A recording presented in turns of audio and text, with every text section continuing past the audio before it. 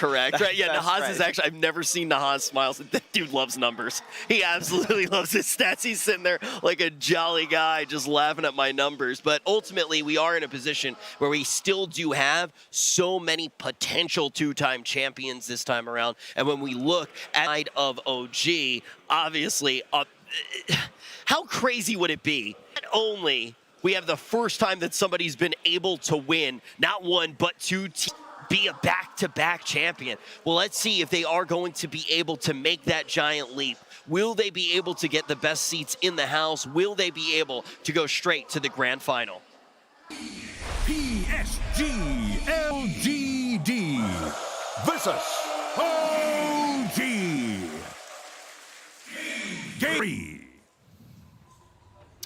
Game 3, the magic number when you're playing on the TI main stage, at least for us. Maybe the teams would prefer 2-0, but luckily they don't get what they want. Well, we do. Yeah. So here, game 3, OG got picked first pick. They won the coin toss, and LGD picked Dire. I think first pick has a huge advantage this TI. You say that so far in this series, first pick has lost both games. Why do you think first pick has the big edge here? Especially for OG, because there's like I said, there's so many heroes. If you just pick it, it has a huge edge. Enchantress, Io, or not Io, but like Io for OG, I guess. Io, Chen. I think they forgot about the Chen at LGD. But like Magnus is pretty high up on OG's priority too. Yeah. So OG has a lot of these like first pick heroes that LGD don't want to give, but LGD don't have like a lot of first pick heroes. I think the LG draft was actually really good against the whole OG draft. I thought LGD outdrafted them, besides one fact, which was the Chen Alchemist. I think that was the one trump card for OG. The Alch got banned, and even they picked up the Spectre second phase. I don't think this Chen Spectre is as strong as this Chen Alch. Yeah. I think the game would have went a lot different. Because those first bans, you're normally thinking about what you're giving up, and it does feel like maybe they forgot about the Alchemist, particularly the synergy with the Chen in that second ban phase when they're banning Spectre and Void. Right. They're deciding whether they should ban Magnus or Chen, and they just stick with the Magnus. They're probably also thinking Alchemist, because OG banned AA in the first stage this game. So last game it was second stage, they banned the Protect and Alchemist, and guess what? OG's first pick Chen, Alch is still in the pool. Alch here. Or ET, they might pick ET. Or both. Yeah, what are the heroes you're picking to deal with an Alchemist in the first stage if you're expecting that second pick? I don't think you can. The Alch Chen is so strong, I don't even know if I've seen it lose this whole tournament. Like the two, maybe they've lost one match together, but every match I've seen, it's a stomp. The 20% more healing works so with his ult. His creeps can protect your jungle. You kind of go back and forth. There's all these they make up for each other's weaknesses. You know, they're like one of the best duos in the game. I think you can pick. Well, they do get the ET you suggested, Febby, the most picked hero of the tournament so far. Yeah, second most played by LGD actually with a 86% win rate. Mini Nahas here. It's meant Febby. Yeah. I think they have to take the Alch here. I think unless they have a set idea of how to beat this Alchemist, it was too strong last game. I think even if you kind of contest him in the early game, he's going to get a Radiance, and they give up the Alchemist. They have a different idea. It's the Tiny. We had last game as well. I mean, as far as heroes that look the best of the best, I feel like Tiny is in that category as well. Yeah, it's just so versatile. It can play as support, but nowadays we see it more on core with the tree volley. Just coupled with some AoE stuns, this tree volley can do a lot of damage late game. Yeah. The scary thing about this Alchemist Alchs are going at least one bracer, if not two, which means that he's not going to die to this Tiny combo in the early game if it's a core Tiny. Maybe with the ET aura, the magic. Yeah. But even then, I think it's kind of pushing it. We could see some of those combos around ET, like the ET gyrocopter where you run people down with the magic damage. Of course, OG now have two bans to protect themselves from some of the heroes they're worried about.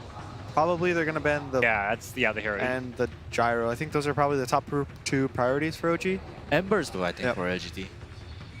Lifestealer is okay. As we said, like last creeps, you can eat the creeps. It's decent against Alchemist, I think.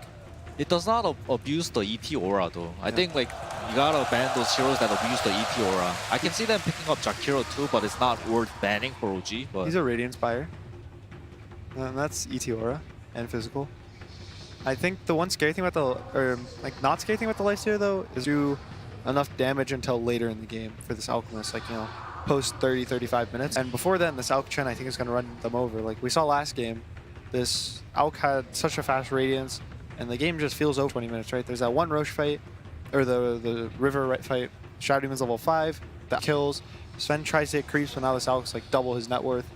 And the game feels really over. Yeah. And Lifesteal's gonna be in the same position, right? Like sure, like him, like the Sven can scale against this Alk. You know, 3-4 items, maybe 5, they're gonna be evenly matched, but this Alk's gonna have 3 items on you at that point. Well, yeah, how do you beat it? And the Chen synergy with the Alchemist is not just the amplified heal. There's hero in the jungle that's stacking for the Alchemist, can stack with his hero, can stack with his creeps. Something OG efficient about getting Ana as much farm as possible when he's playing Alchemist. One of the issues with like this multi-thing stacking is you can only micro so much, right? So it's like you can kind of try to get like 2-3 camps as well, but it's kind of hard. So I think what a lot of teams can do is they Chen creeps to their other players. So he can give like 2 creeps to this Alk, and the Alk can also stack 2 other camps, you know? Yep. And they're just maximizing their efficiency. It's the gyro ban, so PSG LGD do have Faceless Void open to them if they want to go for it. And Ame has played a decent number of games on the Void. He is comfortable on the hero. Yeah, it's one of Ame's favorite heroes.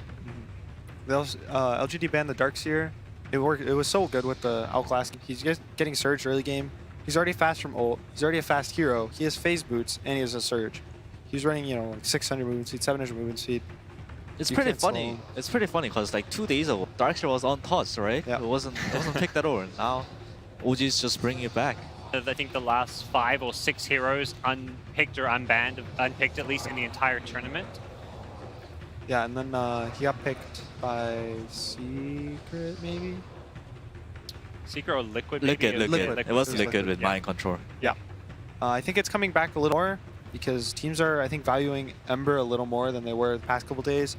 Alchemist is also getting up there, and Tiny. And Darkseer with those 3 melee heroes in particular are really good for the 15 to 20 mark. Ember, for obvious reasons, his ult's faster. His Flame Guard just becomes a better flame.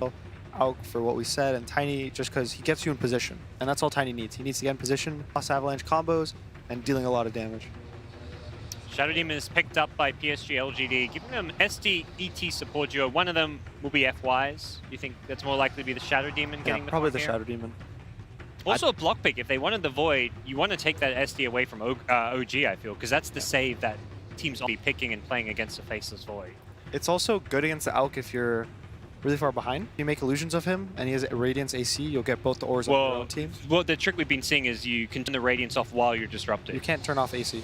Oh, true. You could Yeah, they can turn off the maybe Radiance. backpack it, but there's also... Yeah. But as far as the Radiance goes, I feel like the SC, we're seeing all these Alks now just, you can spam it and turn inside the disruption. Tida turn made it to the second phase. Ooh, it's a really good game for LGD, I think. Yeah. I saw Morphling, it's okay. I think I had a little too much pressure in the mid game for Morph, but it lanes really well against the Tide, but I think they're just going to give Ame last pick. They needed critical damage, so they opted for the Sand King, even though they lost with it last game.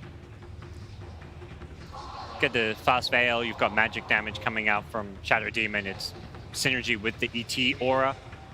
Yeah, there is a lot of damage for LGD. Yeah. right I now. guess they were happy about how their first 5 in the offlane went with the Alk pressure. But as we saw, that didn't really slow his Radiance timing down, so he got the 4th highest, right? Yep. So I guess, they're feeling confident last game. They're probably saying, maybe our mid pick or our carry pick was a little off. Maybe we gave them too much. So maybe now they're kind of thinking, what we did with our other 3 heroes is fine. Yeah, but we their got to mid change pick up. has changed from a DK to a Tiny who is kind of faster paced. It's at least a hero that can get in the Alks jungle and steal stacks, I feel. DK doesn't really farm enemy jungle stacks or stacks at all. Not until he's even level 12, right? Now Yeah. at that point, it's too late. So someone that can go in, threaten to kill Alchemist, take those stacks, and OG now going to be wondering about what they're going to get. Probably going to pick a Thompson here right now, unless he has multiple. Usually on this pick right here for first pick, you want to pick the hero that you think is more important to your draft. So in this case, they picked the Rubik. And that's because they're probably going through yo, Jerax, do you have options? And he goes, nah, it's really, Rubik's the best. Everything else is a tier below. And they go to Thompson and they say, and he gives oh, both of these heroes are good, right? Because now they have the choice between 2 heroes and only one will get banned and the other will be good no matter what. And only this one a Rubik. So OG is going to pick up the Rubik. It's really good against Sand King. That's one of the classic support counters to it. And Thompson definitely a player, quite a big hero pool as far as unconventional mids go. So Yeah, Dazzle ban. I think they're scared of the mid Dazzle. Yeah, game of this 3-game series, we've seen the Dazzle ban, so clearly something That's interesting. they believe can do. Maybe they've seen it in scrims. Yeah, maybe OG played a mid dazzle and it was pretty scary, stalling out the game for the Alchemist. You got synergy with the Chen. You get more healing on your team. If you ever grave the Alk, he's gonna heal back up to half health by the time it's over. It's a lot of minus acid, gush, dazzle. It's a lot of AC. variants. Void Band, they're still scared of that.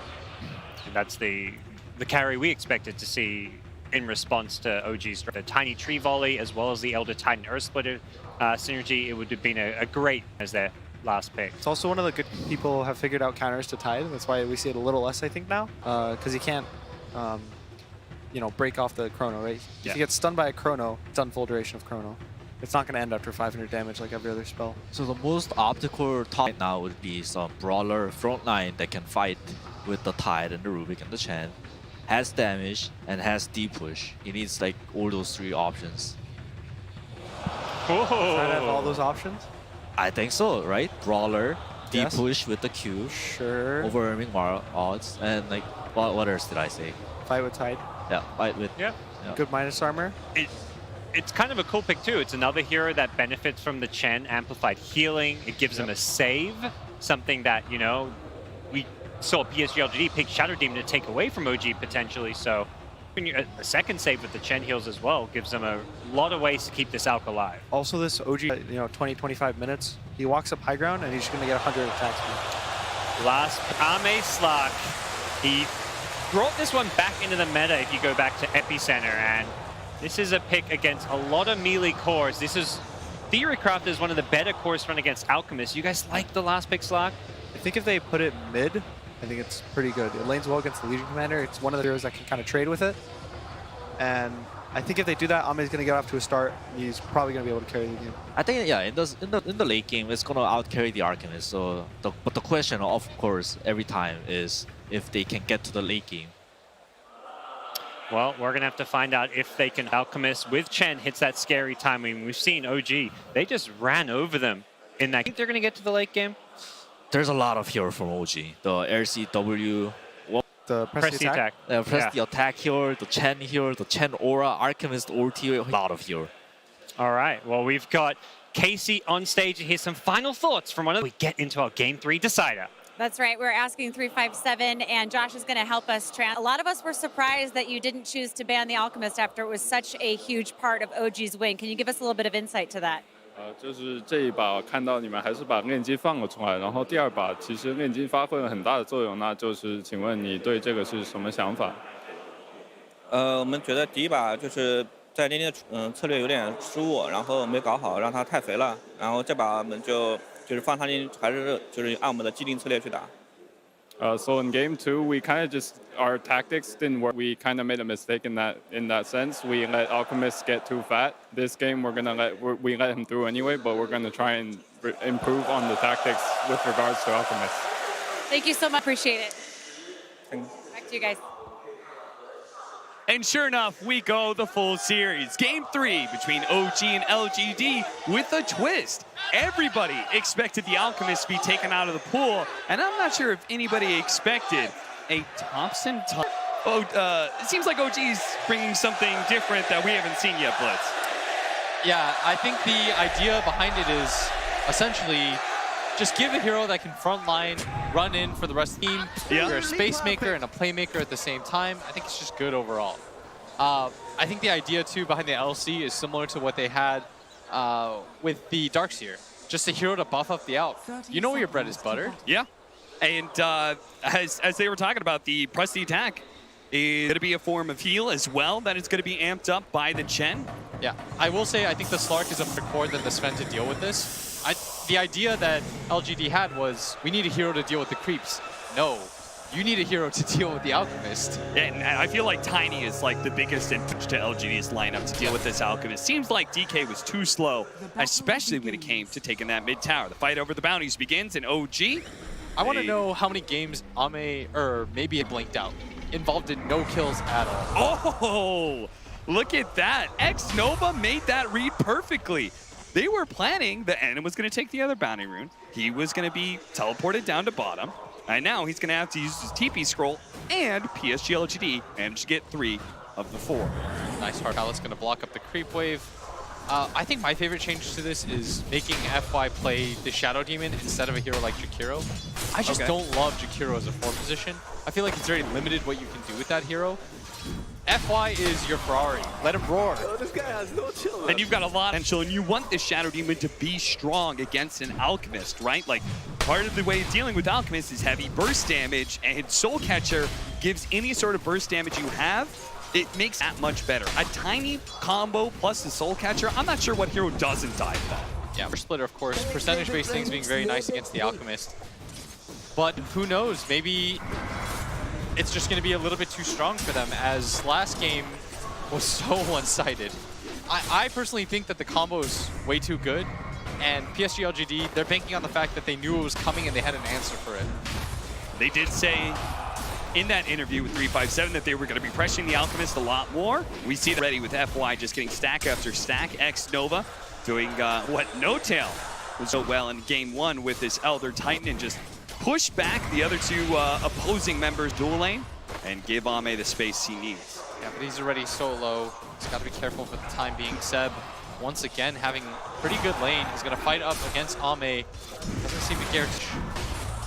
But now that X-Nova's here, he's got to be a little bit more cautious. It is a pretty cool idea, right? Is that like Tidehunter and the Alchemist are very well countered by the Slark. It's just a terrible lane for a Tidehunter. So being able to get the hard counter of Legion Commander against that Slark instead, and swapping Thompson over the mid lane. Do you feel like it's a hard counter? I think when there's Legion Commander against Slark, I think it's relatively open. When there's a save, it's really hard. Top lane, X-Nova getting quite low. The Duke from Seb. Right click from Jerax. We'll finish this off as Ame has to back out, reset himself, leaps away over the tree line. First blood going to OG. It's good starts. That aggro dual lane. Our mid lane, 12-2 for Thompson, is Somnus struggling a little bit with CS, but a wave is pushing into him. And he also has an Arcane Rune in his lane, pushing out into the favor of the Shadow Demon and Sand King. Going to be some neutral lane shenanigans. We'll see how FY tries to deal with this, but a top lane, the Stomp goes out to hit at least the Rubik. Jerax is going to be quite low. Can he finish him off? X-Nova gets him in the end. Seb will return fire and bring down X-Nova. Support for support. I almost feel bad. Bottom lane, Sand King doing a very nice time of thing. NS Farm hasn't been slowed down either. Courier almost goes down. One more hit would have done it for FY. Boy, Thompson's just fearless here. Maybe he's going to try and put some pressure on him. Does manage to get the toss on the and a solo kill like that. You know, I thought Thompson knew better, but sure enough, he was way too low. Yeah, that's the one thing about Thompson is it does feel like he dies the most out of any of the top mid laners. Yeah. He doesn't seem to care too much. In fact, I don't even know if this guy cares about deaths, farm. It just feels like he cares about getting into the enemy jungle, forcing you out, and being frontliner for Ana.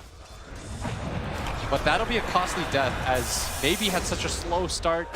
He's already eclipsed his kill mark total from the previous game.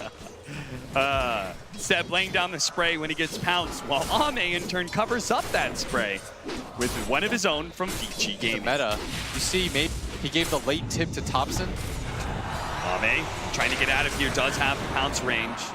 They were trying to block him in with Seb, but he actually juked the wrong direction.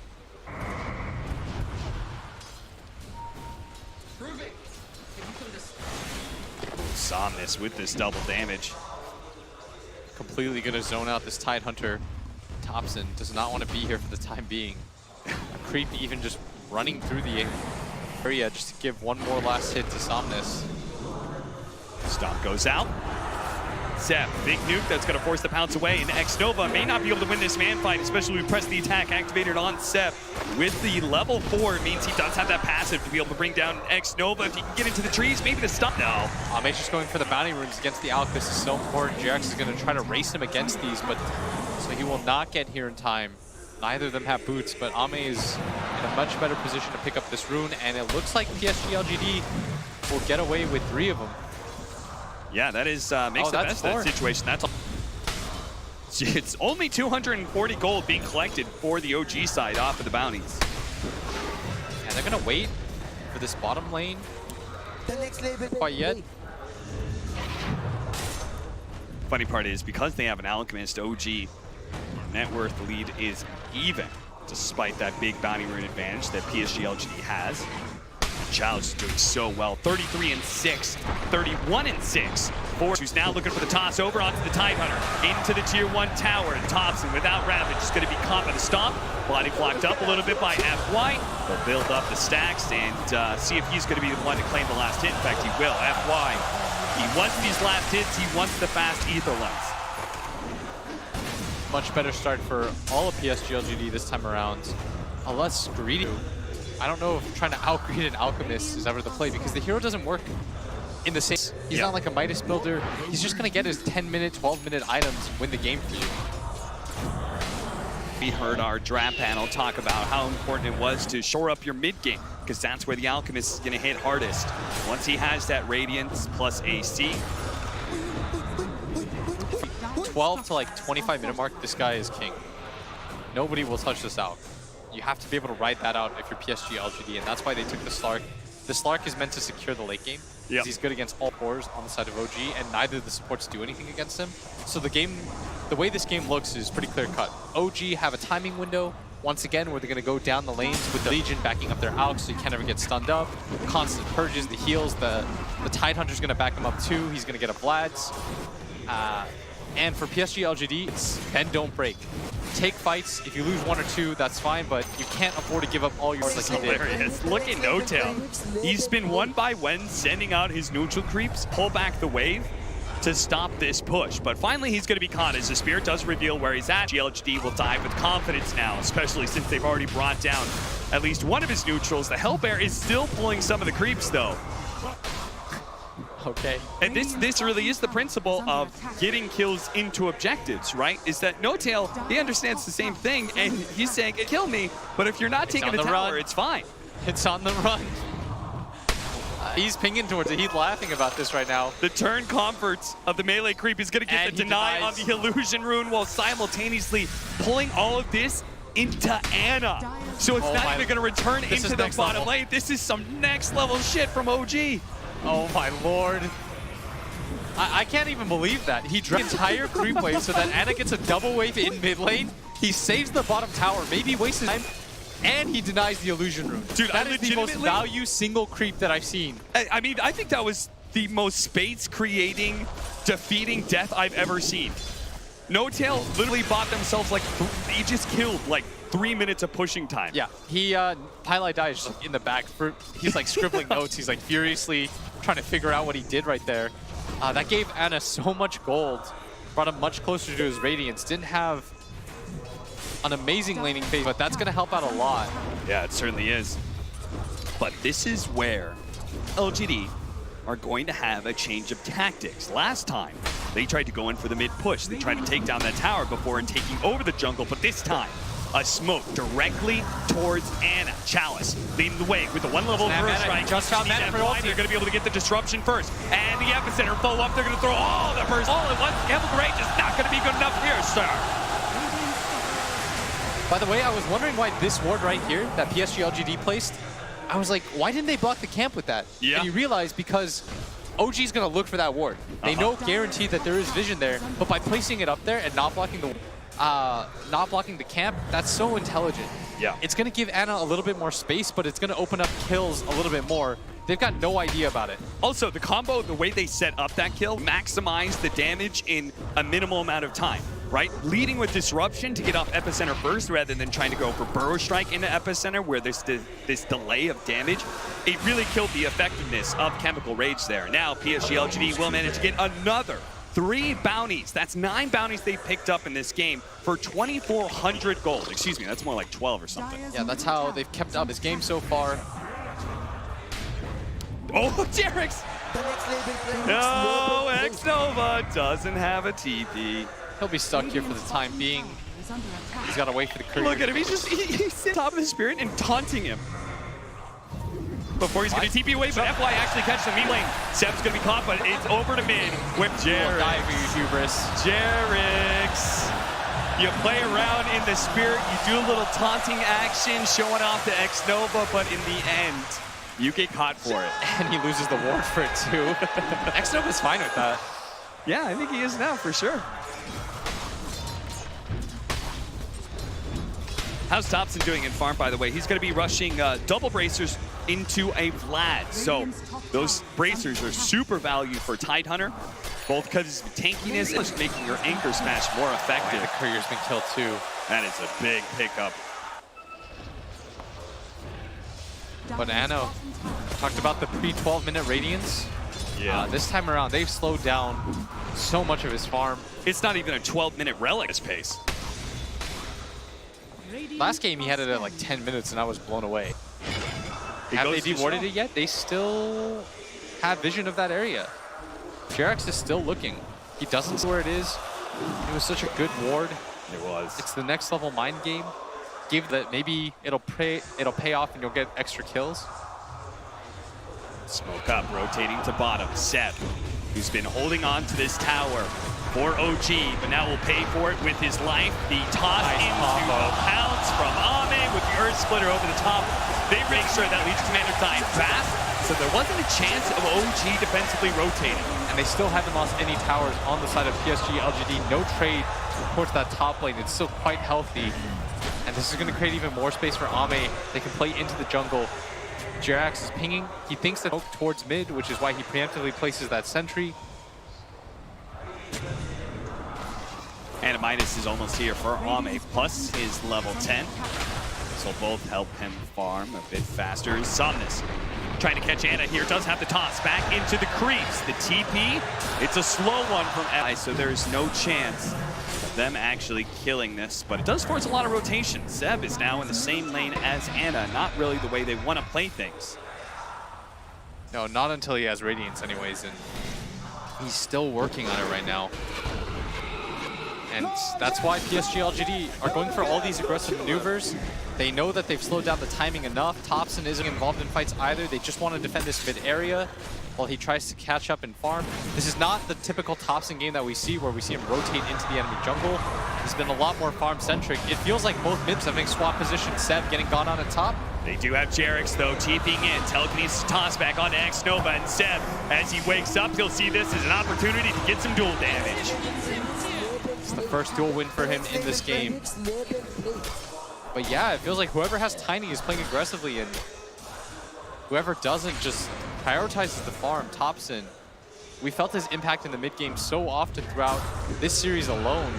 Looks like they don't want to give up this tower. Chalice, he's going to show himself. Chalice, bail out. Not actually trying to get any extra damage off the epicenter, surprisingly enough. Here, trying to catch somebody with the disruption, does get him. That's going to be the Chen caught. Chalice ready to go with another round of the Burrow Strike. But even if they don't kill Seb, will get a kill at the top lane. Still, though, I'm sure OG is quite happy with the space created as they took the mid tower. Ame forcing Thompson out jungle right now, who just continues to plug away this farm. Maybe he's going to go for... Actually, not sure. The Radiance is here. You know that OG, the time they picked up this Radiance, they immediately barreled into PSG LGD. But the time better last game. Yeah. That was almost a full 4 minutes ago that they got it. It just delays up everything. The AC timing that he got, the BKB. So he has to continue to just farm up, and PSG LGD are in a much better spot. In fact, at this point in the game, I believe they were down 3-4K. Oh no! He still managed to get the long-range Burrow Strike onto No-Tail, but that is a maxed out Presti attack. Still not good enough to be able to save No-Tail. On to Chalice with the Ravage out. Disruption though. Barely saves in time. They have the Earth Splitter over the top, and now Chalice looking to be able to get the kill on the Seb. Maybe more as Thompson. Burst goes down. Toss forward. Chalice, he's going to die. Somnus actually accidentally killing his off-laner, and maybe he may have just got himself killed as well as Anna chasing him down with the Radiance. Somnus is going to need another beautiful toss away. Looking for it. A long creep, but it's going to be too long. The Avalanche is there. The gun slowing down Somnus, and the Radiant down. No chance for a blink. And Anna finally decides to participate with his Radiance. He is the strongest hero in the game. He's got to make his presence known. March his way towards the top lane, and it looked like it was going to be so good from PSG LGD. They got the disruption on the Sand King. They were fighting under the Sandstorm for so long, but it sorted out. one of the advantages of this Chen is being able to pull on the map, and we see that with Thompson. Ready to go with the TP somewhere else in the map. If he felt like he wanted to go top, he could have done so. Yeah, and for the third game in a row, OG is going to take the mid tower first. They prioritized it so heavily in their games. Oh, Arcane Room going to be left behind, and Anna sees it. Thank you very much. That'll mean sprays. Top, going to be taken. They see all these heroes rotating over. PSG LGD really want to take the fight, but Seb is going to try and get the initiation onto Somnus. They have the unstable concoction, but the rest of PSG LGD is on their way. There goes the duel, but Challenge going to be able to get two-man bro strike. Ame pouncing in as well with the two-man dark pact on top of everything else, on top of the Sob, and now they have Seb dead, but Anna is still so tanky. He gave him with his dying breath the press the attack. The level 4 press the attack with so much regeneration means Anna will be able to bring down X Nova. Now he looks for more, but Chalice, he's just trying to pull the creeps away. A buyback over to the side, the buyback. Chen is here as well, X Nova trying to catch him, FY. Disruption will Ame taking stacks after stacks, but he waited out the dark. Ame's gonna die here. Oh, the Chalice save! Trying to get away, the toss over onto the Tiny, but it doesn't matter. Ame lives! Anna dies, and now Thompson's going to be run down underneath the trees as he tries to juke it around, but eventually it's going to be able to find him. They have the Burrow Strike there as well. Back over to Ame, who managed to finish off top of everything else. 7-14 LGD win a massive fight in the top lane. And OG, I thought that Ame was dead for sure, but they find the save for him to follow up. This is going to be a value shrine to continue to play faster, smoke up, attack that triangle area. You're together here as 5 right now. Looks like they're going to back out, farm through. Ame still in a really comfortable position, about to pick up his Diffusal Blade. Medallion on Chalice. Feels a little bit like game 1 now, where OG had that net worth, but once LGD were finally able to reclaim it, things started snowballing heavily. LGD can do that again, or if they're going to play it a little bit more passive this time around, because they do have so many items about to flow in. Ame almost has a Diffusal Blade. They're going to work towards Aghanim Scepter on Somnus, though he needs the full kit still. And if you're PSG LGD, you probably want to take a fight. They've got to be a little bit cautious, though. And they did end up going to the triangle area. They just didn't smoke for it. OG, they've got the Ravage. They want to take this fight too. Both teams feeling like they're stronger than the other. Where Thompson shows up is all important because he doesn't have a Blink Dagger.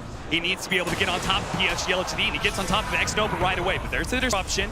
Thompson dodges the stomp. Seth still trying to close the distance, wants to be able to catch X Nova, but he completed his TP. Anna was done himself. They'll surely know about the vision on the high ground now, but OG did not get the successful smoke gank that they were hoping for. Yeah, both teams battling it out for position right now. And now it's going to be an immediate run into the road. Feels like deja vu of game number 1. Yeah, that's because Somnus TP'd out to the bottom lane. He thought that was spaced as OG failed to find a kill, but now he has to run all the way across the map. And it's got a BKB too. They should feel pretty strong here, but they don't do it quite fast enough. Can PSG LGD actually take a 5-on-5 against BKB and a Ravage? If they're looking like it, I don't think you can give this Aegis up for free, because I feel like it's going to be then a repeat of game 2. If they find an opening like this, it's going to be massive with the Soul Catcher taunt. Again, who can survive against that combo? Certainly not good. With the pipe, it looked like he was strong enough. You were wrong, friend, and now the crowd coming back alive. Seb said, where you at? And they're responding now. Top lane, gonna get caught on now. He's gonna use that last bit of life to kill the Observer Ward, and he does manage to pick up the Bounty Rune. So Thompson grabbing the 3 on the right side of the map, but if they can actually kill this Alchemist, he still has BKB, but he doesn't pop it fast enough. He's the Bro Shark instead. Thought he had more time. But that is a limited resource against PSG LGD's aggression. Pickoff after pickoff, they're finding course around the map. You still haven't really felt the impact of this Tidehunter either. 0-3 and dominant in game number 2. 7-17. Still LGD holding that slight net worth lead against Alchemist. You're not feeling good right now if you're OG. Your Alch Chen combo should be the strongest at this point. You picked up a pipe on Deb, you've got a Vlad's. a medallion on Thompson. This is almost the exact same situation as last game. They've itemized in a very similar way too, but it just doesn't really feel like they've got oomph. There's so many that I mean, Seb maxed out press the attack first, for example. Him going for the pipe, as you said, it's like they're all showing that they're trying to synergize around making this Alchemist the strongest he can be, and that may just get caught again. Thompson's gonna be here, ready to go with the Ravage. Two-man Burrow Strike, Earth Splitter as well. Beautifully placed. That's gonna be a lot of damage to start things off. The Stomp, though, will allow them to retreat. They're just gonna back up as they rightfully should. They don't quite have the mana for this, and it looks like they're just gonna walk into Roshan again. I heard Ana, he did pop his ulti. And yep, if you toggle it off, yep, it works. He managed to do it in time, so LGD won't have that easy way. You just have to spam press it, I believe. Yeah. And it's it off, because he definitely had Radiance turned on when he was under, when he pops out. Neither of the illusions did. Gush, as well as the medallion. Oh, this is a nice room for him to pick up the illusion. This is gonna out for him, stop any blinks. The initiation up from the Sand King as well. Disruption onto the illusionist. Not able to turn that radiance off. Of that observer ward as well, but everyone is a little bit too scared to be that far forward. Jarek showing himself at top, Ana showing himself at bottom. LGD have a little bit more confidence that they control this mid area. The BKB soon for Ame. If OG doesn't take that Roshan soon, I fear they may miss their timing blitz. I'm not really sure. I'm trying to figure out where they go from here, because once he gets the AC, that's one of the strongest power spikes in the game for this Alchemist. Yep. You can get items after that, but the 3-item timing of this Alch is used to be, it's so powerful. That's what they rode last game, and this game it feels like they're still going for the same play. It's just not really there for them. It's harder for them to push into PSG LGD's lineup. They haven't taken enough tier 1 and tier 2 towers. Thompson, I think, has had the roughest game. We're not really feeling the impact of this Tidehunter. It feels like he's having a similar performance that maybe did. It doesn't feel good going all these items that are meant to empower your Alchemists, and you're not winning team fights behind that hero. So they're gonna go for it again. Spirit revealing and slowing things down. Hope until the Mud Golem stunning up X-Nova. But Ame's really far away.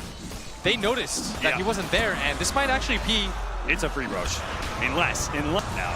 Something's not going to go for it, is he? He's thinking about it. He's hovering around this area. He's going to go for the blink. Gushed up. Won't be able to anymore. The Earth Splitter going down. Challenge. Who got tries to get in, but the Age is picked up by Ana.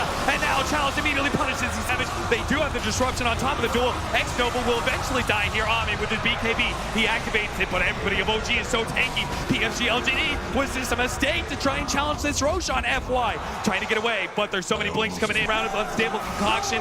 Catches FY. LGD lose the Roshan, and they lose 3. I'm so surprised that they took the fight in that way. They held for so long, and then they just gave up. Ame decided he was going to go bottom, and then TP's back to base. And he's just going for it. That if you give them this opening, they're going to push it in a hurry. Agnum Scepter for Somnus. This is going to be rather important in being able to defend. He throws a Burrow Strike. That's going to be a lot of damage to start things off. The Avalanche followed up. Seb, as well as Ana, knocked down to half health. But that was the buyback from the Sand King. Going to be able to finish off the Sand King. No buyback from him. There's going to be one coming out from X-Nova. But these heroes are rapidly regenerating up, thanks in part to No Tail and his healing aura. And Ame, he's trying to build some messenger charges. More volleys into the back line as he goes. But this is looking like Ana is up. Jarek spying them the time with the Sandstorm, making sure everybody gets out except for him, and yeah, that is going to be Jarek's con. Thompson thinking about turning around. He doesn't have Ravage. They're coming back in. Mana coming back in. X-Nova going to be saved by so much damage, but in the end, he's going to be left alone. Somnus does manage to finish off. Support for support trade-up at LGD, still down 2. But there's no more racks for them to take. They know there's bounty runes. They're going to reset off of that. That'll be a 2-for-1, and the racks taken. Ame's decision, and whoever's call it was on PSG LGD, that might prove to be fatal. The decision to split up, give up that Roshan area to deal with the rest of the waves. Yep. You had to have known that OG was desperate to take that Roche.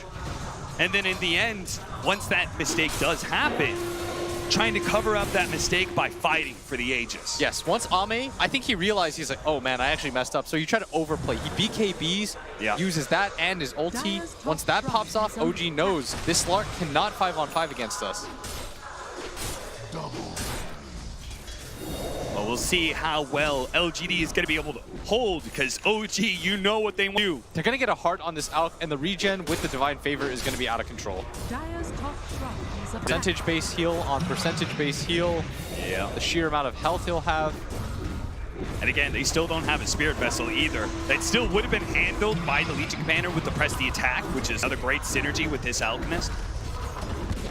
So even if he does get chain stun, they always have a way to be able to break it. And somehow they find themselves in the exact same position they did in the previous game. It's a little bit tougher to go high ground a second time, though. Oh, look at this. Seb went back for drums, so they... Nice. He knows, he smells blood right now. He's going to be pulled in soon. You only go for this item, you go back for this item because you think to yourself, this game's going to be over real quick. Yes. Somnus. They have the Sandstorm DPS, they have the volley, they have these little things they can throw out, but they have to be able to address the back. OG, and look at where Thompson is. He's trying to break smokes right now. They're going to sneak over with the Slark, but he's been spotted by. They are going to make the entrance. Two-man Pro Strike. Immediately Raps going down. The unstable concoction. Cog ready to go. On to Chalice. Well, the duel. On to Somnus. He's trying to get the cleaves in, but it just dies. The Earth Splitter goes out, but it's not enough. Ame's building up the damage. Seb is up. Maybe they can finish him off. Chalice actually managed to get away, but at the same time, Ame could not commit to it in the end. It's just Somnus who died with no buyback. And that was everything PSG LGD had. They committed hard for that fight. They still have the epicenter, but a lot of this damage just being negated by the heart. Anna's just going to go back in. He needs 60 gold. 60 gold for the buyback on Somnus, or 30 seconds. Which will it be, LGD? Or they have to give up 2 lanes of barracks against look at Jerax. Jerax throwing down some volleys of his own. Chalice in the epicenter blink. He's going to be able to get the 2 in the back line. Can they actually finish him off this time? They're just so damn tanky. There's no follow-up damage.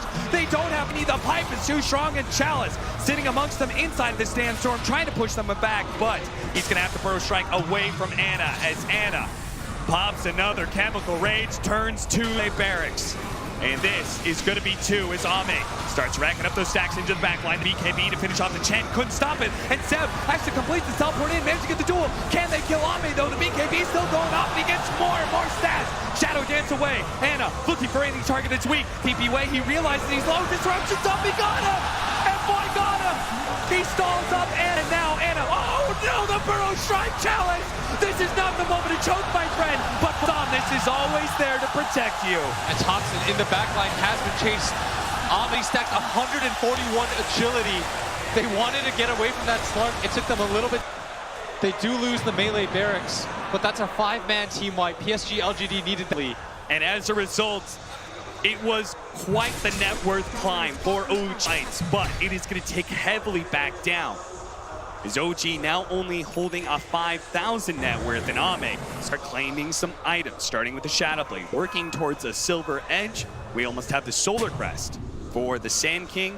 Somnus now has a crit with the Crystallis. Ellie just gets more and more dangerous, but OG, they only really need 1, maybe 2 more fights. Look at OG. They're hiding so far behind Jerax. He's being patient right now. They understand that PSG LGD with the numbers advantage is on the hunt. That's why Ame's going to go all the way around. He's got the Shadow Blade. He's still got the extra ability he's stolen from earlier. And with the Dark Pack going off, Jerax, that is not a steal that will get you away from Ame. That's 123 agility that he still has, and the 11 perma. That's quite a bit of it. And all the values. That is, look at that, 2,000 net worth. That's it. And the gold lead is swung now the other way. Titans just swinging for the fences right now. And OG has to be careful. Every other team, Mega Creeps does not end the game. If you are consistently getting wiped for just racks, good. At the same time, though, the PSG LGD does not have buyback on their Shadow Demon, Chalice, as well as X-Nova. Do you try and force it anyway in this fight, or are you just waiting for Roshan? I think you're waiting for Roshan. That's probably your objective, for both teams, in fact. Okay. For OG, it's how you get potentially the last set of racks without having to hard commit. For PSG LGD, getting it onto Ame so that he doesn't have to use his BKB would be pretty nice. And remember that OG is still on the timer. a lot of these items that they've opted to go for, they're not meant to scale. I mean, you said it perfectly with Seb, right? You went the back only for reason drugs. you go back is all inning right now. Yeah, you think I'm gonna win this fight, they're gonna break, we're gonna go for the throne, I'm gonna pop my drums active repeatedly. They've got like 14 auras. Oh boy, Thompson.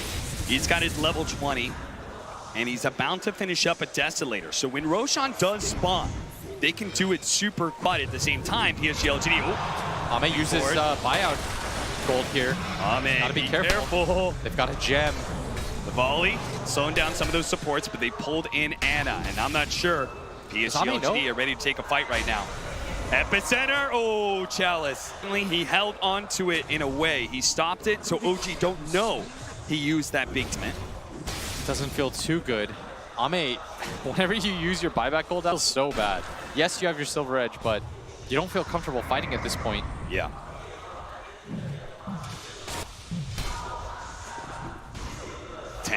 A tense game 3 for OG and LGD. This determines who's going to be heading to the grand finals. Will it be a repeat? Will OG beat LGD in the upper bracket finals and go all the way through grand finals for the second year in a row? Or will it be LGD changing history, changing the fate, the path that laid before them into Shanghai? You're about the last TI if you win this one. Yes. This is the biggest one by far. It'll sting a lot less. In so many ways, whether it's the prize pool or the pride of fighting under your home nation. The only thing that matters is being the latest champion. 15 to 25, 33 minutes in. We're going to have a split push. OG, they've got 2 towers to take bottom lane. Ame plays the other side of the map. PSG LGD, they're not looking for a fight until Roshan. And Roshan, it's up right now. Surprising that OG be willing to play the other side of the map, but maybe they feel like LGD just can't do Roshan quickly by themselves. I think LGD is just waiting for their opportunity to just hold out another high ground assault like that. Yeah. That's where their Sand King's going to be the strongest too, is when OG's going to push into him. Plus, PSG LGD, I think they make the right read on the game.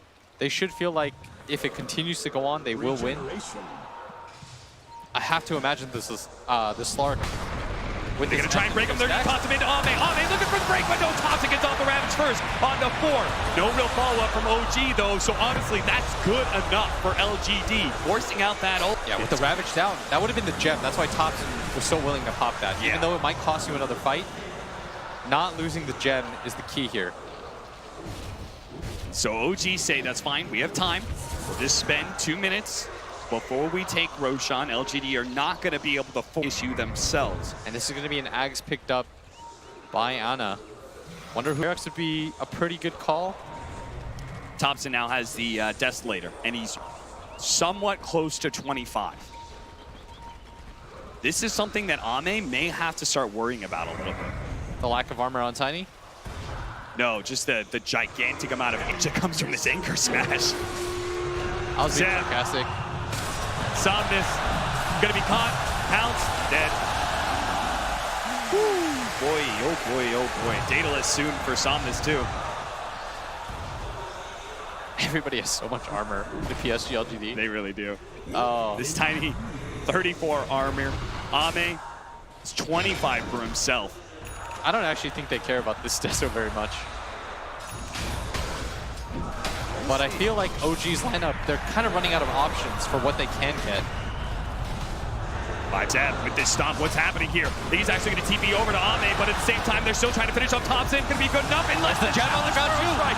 Gem on the ground. Chalice not able to grab him, but look at the jam, the volley. Ame's now here, the BKB activated, and they quickly realize that with the BKB chemical, Anna is too tanky to go for. X-Nova thought he was going to be able to get it. Couldn't get the gem. Gem drop. Thompson reclaims it. They don't want to give up this Roshan area. Ame's going to hop in. Somnus is going to bottle up that invis. Not that good because of the gem that they still happen to have, but PSG LGD in a really good position right now. The buybacks were used by OG, but of course, as we saw throughout this game, all that really matters is who gets this Roshan.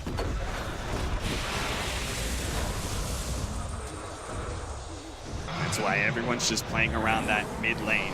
They gave the Axe to the Tide, by the way. One of my favorite Axes. Yeah. It's so awkward, and it's like a better version of Venge's Wave of Terror. I mean, you've got the Gush Armor talent for it too, so that's minus 12 in a line, plus the Acid Spray. Plus, you know, Solar Crests that are being thrown around on both sides. Disable Concoction popped, a momentary stun onto Ame. Doesn't want to blow his BKB, so he pounces down into the river. Building up those stacks. He's got 12 perma Agi. That's so much. They're looking for the backline right now. Thompson does have. He's been confident himself, and he's been a 3-man Bro Strike. The Ravage goes off though, controlling up Ame, and he gets down by Thompson.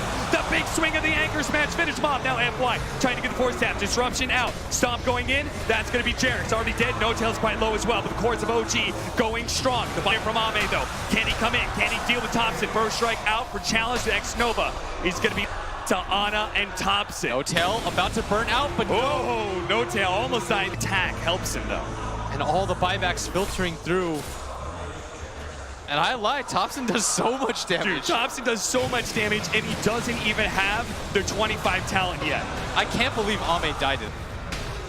And Roshan's getting really low. We talked about how important this was. The volley's up, they're going to throw it in, but it's going to be able to claim Roshan at least. LGD going to have to do another one of their famed high ground defenses. OG just figures it out. They find a way, they dig deep. They figure out a way to win. Look at the net worth and the XP slowly start to climb back in their favor.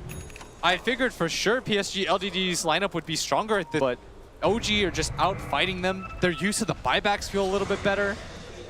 It all starts with Jarek's, right? He gets the telekinesis, the follow-up Ravage, then they Solar Crest the hit him with the big anchor smash. Yeah, this is just one team outplaying another at this point. This should be where PSG LGD is stronger. OG is just looking like an opening here, trying to jump onto Ana, force something out, Bro Strike out for the duel. Immediately used onto Tiny. Saw this. Is there a save? There's no. Oh no, there's no even here. Chalice is going to go down too. Chalice is dead. They both buy back. Ame, he's out here breaking Ana. No BKB for him, but he does have cheese. Oh, and the epicenter, and the Bro Strike, they're going to try and finish him. He dies, immediately bites back. Ana fighting up against Ame. Ame with the Shadow Dance though. Cheese immediately pop. They're going to try and back themselves away, playing the high ground again. OG, will they assault the base again? Or will they just play it slowly? I think they should just go for it again. They've got Ravage in 20 seconds. They've got Aegis. I think Thompson's just going back for mana, and they're going to go for it again. There's no buyback on a lot of these heroes on the side of PSG LGD. All it's going to take is one more swing, one successful team fight, and OG will have won and secured themselves a top 2 finish at this TI. 250 damage up for Thompson, and he's got Ravage. He can play the front line now. He can be the one hitting the tower if they want. Ana doesn't have buyback himself, but just going to allow Thompson to swing away at this tower.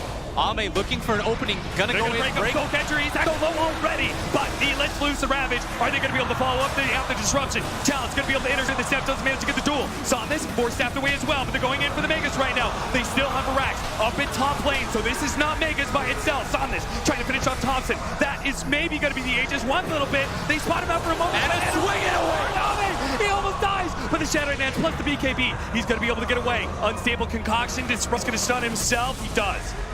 Thompson, though, making his way up to top lane, has to force half away. FY in danger of that anchor smash. The finishing blow. OG all in. One last chance to make their way to the grand finals here. Get those megas, but don't lose your lives for it, as they do not have buyback. They don't have the Ravage anymore. Can they get this range barracks? Can they get the megas? And can they get out afterwards? PSG LGD. They're going to have to do this 4 on 5 with no buybacks. Disruption leading things off, trying to get those loose. Stomp into the backlines, doesn't hit anything, and immediately Chemical Rage, that's going to be Megas. PSG LGD will try and hold against Mega Creeps. OG, they might not be done yet. LGD is saying, if we can just draw this out a little bit longer, maybe we can win, but OG may not give the chance. Mega Creeps isn't good enough for this team. They're going to go for the tier 4s, and will this be the blow that ends the game? Will this be the way that they get to the grand finals, or will this be their fatal mistake? One tier 4 down, a break, onto Jarek's, immediately Disruption going out. Ame, he's been disrupted, his illusions, got to stay away from those. He's going to go for Thompson here. BKB activated, Soul Catcher on him, press the attack though, helping him out, Earth Splitter. Oh, but they caught the duel. They caught Ame, and he's dead for 2 minutes. The volley's coming in, but it's not good enough. Now, out. The physical damage will overwhelm the throne, and PSLGD in a 3 versus 5 can no longer hold. OG in the upper bracket finals bring down LGD. OG are going to the grand finals for the 2nd year in a row. They will have the opportunity to defend their throne. If you Kings, you best not miss. G have done it again. Absolutely unprecedented. The most stacked TI field that we've ever seen. Probably the best top 4 that we've ever seen. And they're still gonna do it. Unbelievable, especially with what a great way to start this series too. LGD taking the win in somewhat of a tight game. The crowd backing him, but OG come back twice. They don't with care. the Alchemist, and they don't care about the crowd. They won. Oh my lord, I can't believe they get the opportunity to defend. It's incredible. You can see the relief and the happiness. So many doubters On it. It was a fluke. They just sort of like lapsed their way in. 2 fluke. OG is something else. And the crowd, they will give their due. Or maybe this is the best team in Dota. Who knows? They're certainly the best team in this tournament right now. What an unbelievable race from OG, winning 2-1. A fluke. A fluke. You cannot call it a fluke anymore as we see OG make their way to another grand final. And we're going to take a look into the coach's room of OG when they actually see it happen. Such a huge achievement. And the question is, will they actually get an achievement that no one has gotten before? Will they not only win 2 TIs, will they win back-to-back TIs? I mean, we're really staring at that potential right now. If you were going to pick a team to take them down, would it be LGD? Is that rematch happening in the grand final? Do you think that that's the best chance they have of being dethroned? It feels, I mean, they took a game in this series, and then they got Chen out twice in a row, and it feels like, you know, they thought they had this counter, and I could definitely see them coming back through the loser's bracket and being the grand finals opponent, like 100%. You lose to Alk, you play next game, you don't ban Alk, profit, right? Okay, Yeah. So why does that happen? Sometimes the captains and the coaches are just stubborn. In the end, it didn't happen. It's the evil you know. I think it's kind of the thing that you're going for there, because that was one of the first things that caught my ear, and obviously probably the 2nd lowest MMR out of all the casters. Yes, sorry, and I'm hearing this interview, and you see the out go there, you see the out go through, and you're just like, wait, why? And the coach says, okay, we're gonna let the out go through. We have a plan for it. We're gonna try to shut it down. Alk seems to be one of these that we're going to be saying consistently. Like Alk and are the 2 that jump off the page to me as just being the nuts. It feels like every time that we bring up this point of, well, better to fight the enemy you know, it's because we're talking about someone who just lost to that, right? People have tried to fight the IO. They've tried to fight the Alk. Has it looked good? No. No, not really. Nothing those ever guys, looks good. how do you fight them? I mean, they banned out that AA. I can see that maybe working. Even that's not a surefire victory for the Alchemists. So let's do some quick math, right? Okay. Oh, I love quick math. and I'll use correct. my So fingers. stacking minus armor, AoE gush with the Aghanim Scepter talent, 7 plus you want to do 5 7? talent, that's 12. Oh, Solar here, Crest. wait, you hold up 10. I got the 2. We need more fingers. We're at Plus 12, that's 24, and plus 7 from Acid Spray. Hey, that's 31. 31. With all of that, I only need 1 finger. You know why? All right. Because we're throwing it over to Casey. How you doing, buddy? I'm pretty shaken. I'm feeling pretty good. Pretty emotional. Can you walk me through? You made it to the grand final. That's fucking wild. It's crazy. It's still sinking in very much. I think we talked to you back in January and we asked if you had dared to start looking ahead to TI9 and the possibility of being in a grand final. And you all said it's way too soon. We're not thinking that far ahead. And we're here. Before this tournament, things were a bit dark. My dog had died, and yeah, it was really rough for a couple of weeks. Sorry. My self-esteem was pretty low, Now we're here. I mean, honestly, I dedicate this tournament to him. Oh, fuck, this is so crazy. You're making me cry. Stop it. No, but really, thank you, Sebastian. And of course, everyone. Just feeling so fucking lucky. Feeling so fucking good. Yeah. Fucking adrenaline, I'm shaking. It's like the full range of every emotion that you can imagine. And I know you have a lot for the fans here who obviously have been really excited to watch LGD play. Such a great team, such a great matchup. How did this lineup and matchup feel to you compared to a year ago? I mean, we're literally watching history repeat itself. I mean, the LGD guys, they always give us these Fantasy games, and we feel so honored that we have this opportunity once again to play on a main stage in front of so many people. And the crowd has been absolutely wonderful. Like, we know they cheer more for LGD than us, but there's a lot of guys in the crowd who are showing, I mean, love for the game and love for... it was a blessing. I mean, I'm vibrating, and I think a lot of it is that energy from the crowd. And yeah, these games, it's crazy. It's just wild. Freaking love it. You mentioned Seb, but what about the rest of your teammates? I know that you formed quite a tight brotherhood in the last year, even with Anna leaving and coming back. This group of guys, I woke up the other day and I thought to myself, like, what would it be like to play Dota with another team? And that was a very depressive thought, because I wouldn't change a single thing. I wouldn't change anything. These guys, they got my back, and I can feel it. I love them. I have so many Dota questions, and I'm just not going to ask them, because I love being able to see this moment with you, because so many people have been following your journey as a player and the team's journey, and this is what Dota is all about. It really is. Oh my God, these games are so wild. Whew. What a good feeling. Are you going to watch tonight? Of course. Secret Liquid? Not missing a single game, not missing a second. Who would you like to see in the grand final? Last year, I really, really wanted to play Liquid, and I still feel like they owe us that game. I mean, we owe each other that game, really.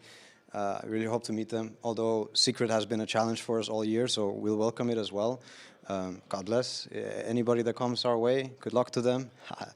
Not kidding. We're staying humble, respect to all the teams. LGD, fantastic games. Liquid, I die to play them. Secret, they've been the best team this season.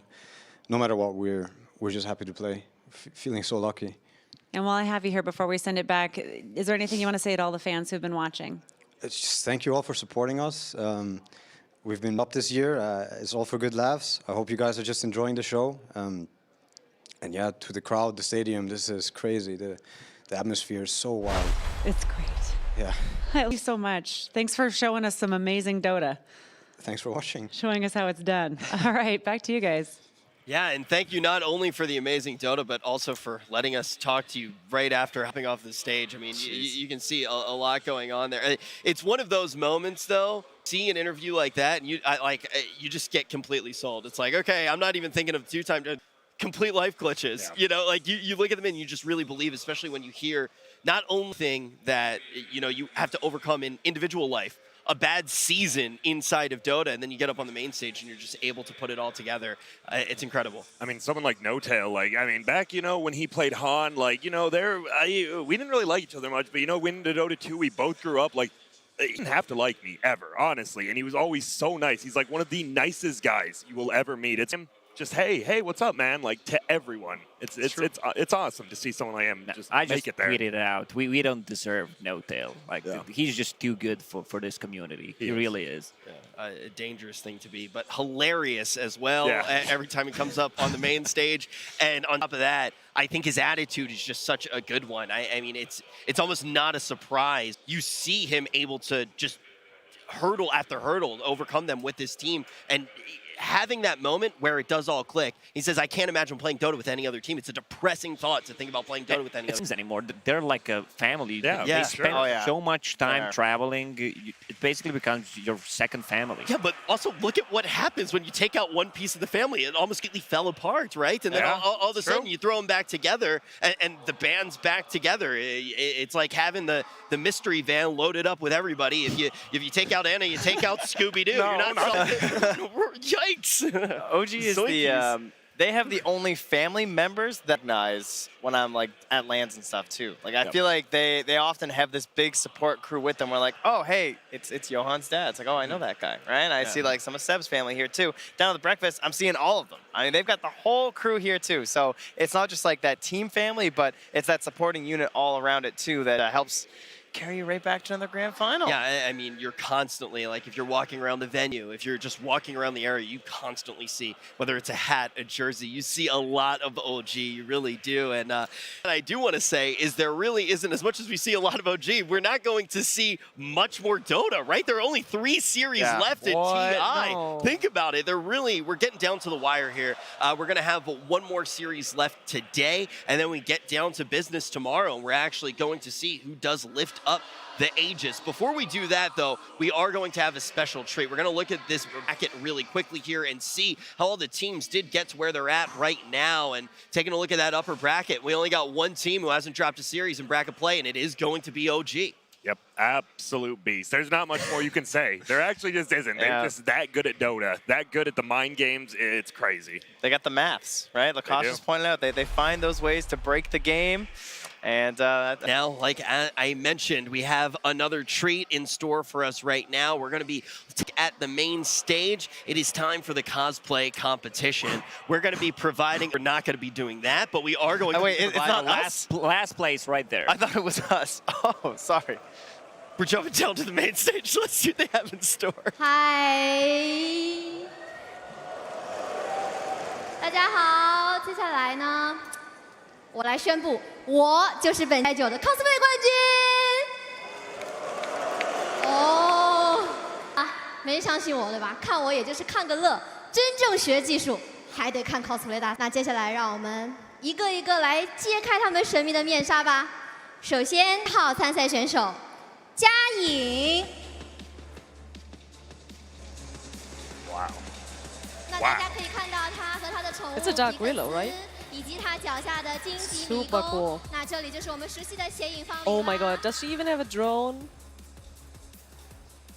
好，接下来我们来看 Shepherd， 这位来自 It's Rubik.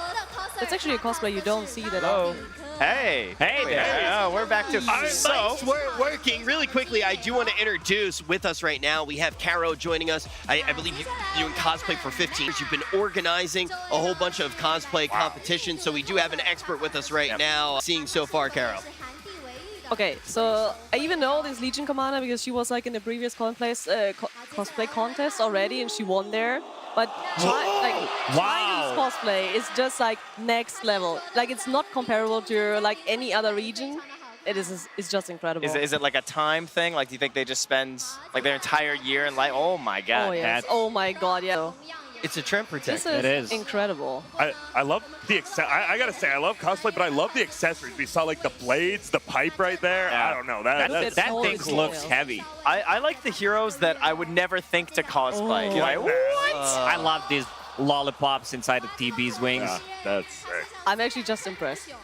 I mean, they had a lot of criteria for this cosplay contest, like creativity, for example, then the material, stitching, how does it fit, like does the proportions and stuff like fit the hero? Then of course attention to the detail and complexity. One of my best friends, he's very of anything that anybody would be wearing, and he has a popular saying where he goes, "Wrong belt," and we any of that here. No, these are right belts. This is amazing. It looks like a robot. Like this is. But I don't want to be anywhere near them. Walk? It's like this is actually insane. They look like exactly as they would have taken, you know, like out of the in-game scene on the stage. How much time does it need to build like this? Really depends on how much time you put into it. Like when you're working full time, then sometimes it needs heavier. I think those guys are working for us, you're pretty sure. Love the name 10,000 MMR. Wow, Planet Fall Earthshaker. Oh my god. He had it on the explosion on the ground. Yeah. Oh, is that the Crimson Witness? Yo, there's my boy repping Canada. Well, not really, but we got the Maple Leafs, so I'm down. This guy's got my vote. My favorite thing, I don't think you get a vote, by the way. But I do say, I think my favorite thing about looking at cosplay is when you look and you're like, wait, where's the person? How is there a person in there? It's so cool. Oh, I like the movement here. This Doom is repping hard. Oh, that play. That's Arcana right there. It's really hard. Like I don't want to know how the judges like will decide in the end because it's so tough when you're having like such good cosplays, and then you have to decide like for 4 winners in the end here. Yeah. Never want to be Hey, the one to choose. Did this set even come out that long ago? Isn't that like a relatively new set? That seems. It's pretty new, yeah. See, I think like the thing right now too is Oh, like, she's my God! Shoot me, please. Man, this is a winner for me there. That's awesome. I actually, That's not a real tiger, right? So short. No, You never know. Little story. This morning, we were actually pulling up in the bus. We saw in the tiger, and we were like, "Wait, what is going on?" I'm so glad I finally know. I do want to say all of these are just on the same tier. Like these are just top tier cosplays. Sure. They're amazing. Yeah, they will have the top 4. There's one best in show, best technique. One is the best transformation and the innovative award. But it's really hard to tell like who will be who actually. So for innovative, would that be the one where it's like kind of a hero you don't expect? I think it's more about like I think it's more something like the Terrorblade, you know, where you saw the circles and something where like moving parts of the cosplay. It's like the tinkery cosplays, right? Like got moving parts, laser beams, stuff like that. What were the other awards? So you got innovation, Technique, best transformation, and best in show. Okay, so okay. Oh, she's the best technique. Oh, amazing! I've seen this cosplay like from a close up, and the materials she used, and even the wig. The wig, I don't know, 7 kilograms or something. It's insane. Wow. It really looks heavy. It does. Meta 获得了我们的最佳技术奖，那他的军团指挥官呢，也是他纯手绘，他自己染的布，他自己插的绳，所以说呢是我们的最佳技术奖，可谓是手工技术啦。好，那接下来我们还有一位，依然是1500美刀的最大转变奖。让我们恭喜芥末修补匠呢，是完美的还原了修补匠的所有细节，所以叫做最大转变奖。Oh, yes. 获奖男手。Most amazing, yeah. Is that for the strobe? Like, look at everything. He has the full back here, like the strobe light. It's actually so good. That's and like the dance moves as well. Yeah. 最大的奖项了。 That's the best transformation actually. 最佳表现奖。 Very well done there. We're gonna get to take a look at the next one. This has been really cool. I really like the siren. That was really cool. She also had like this body paint, which is like a super hard job because it's always dropping off and it takes so long. Some cosplayers have to get up like 7 hours before the cosplay contest to actually apply body paint. 7 hours? Yes, because it takes really long. I haven't even been awake that long. You're still hoping for Mirana. Okay, I think this might be the. 那我们也是再次恭喜他。 好，让我们把掌声送给所有的 Sir。 I'm wondering where are his eyes? Like, 所有的 Maybe the mouth? Oh yeah, I agree. 都是他自己花费了8个月的 that's 时间 crazy. Like the paint job and all the parts with the details. What do you Just- usually The make? shoulders. So I've watched some like videos on Twitter of people making cosplay, and they like take like this like I don't even know what Like it a is. white foam? It's like a Yeah. foam, right? Foam. And it like gets hard. You like heat it up and it gets hardened. Is that how they make most of No, it? this is Warbler, like what you're talking. Oh, yes. But this is like not popular anymore. Oh, okay. Like almost everything is now like made of like craft foam because it's very light, easy to work with, and also your costume is not that heavy in the end. Okay. So that's all right. Well, congratulations to everybody in the cosplay competition. Now we're gonna be jumping down to the floor with Casey and. Look at all this. This is amazing. These are some of the best cosplays we've seen ever. I gotta say, cosplay competitions, any one of those could have been a winner at any other one. I can't believe they were all here. The Chinese community, man, they love cosplay. It's nuts. Nuts! Yes, but, you know, we've been having some fun with this. We could have a little bit more fun. I've got a little blooper outtake reel from one of the teams at EG. A lot of fun. I will say, mature content. Children at home, cover your eyes, cover your ears, because there's a lot of naughty words in this one.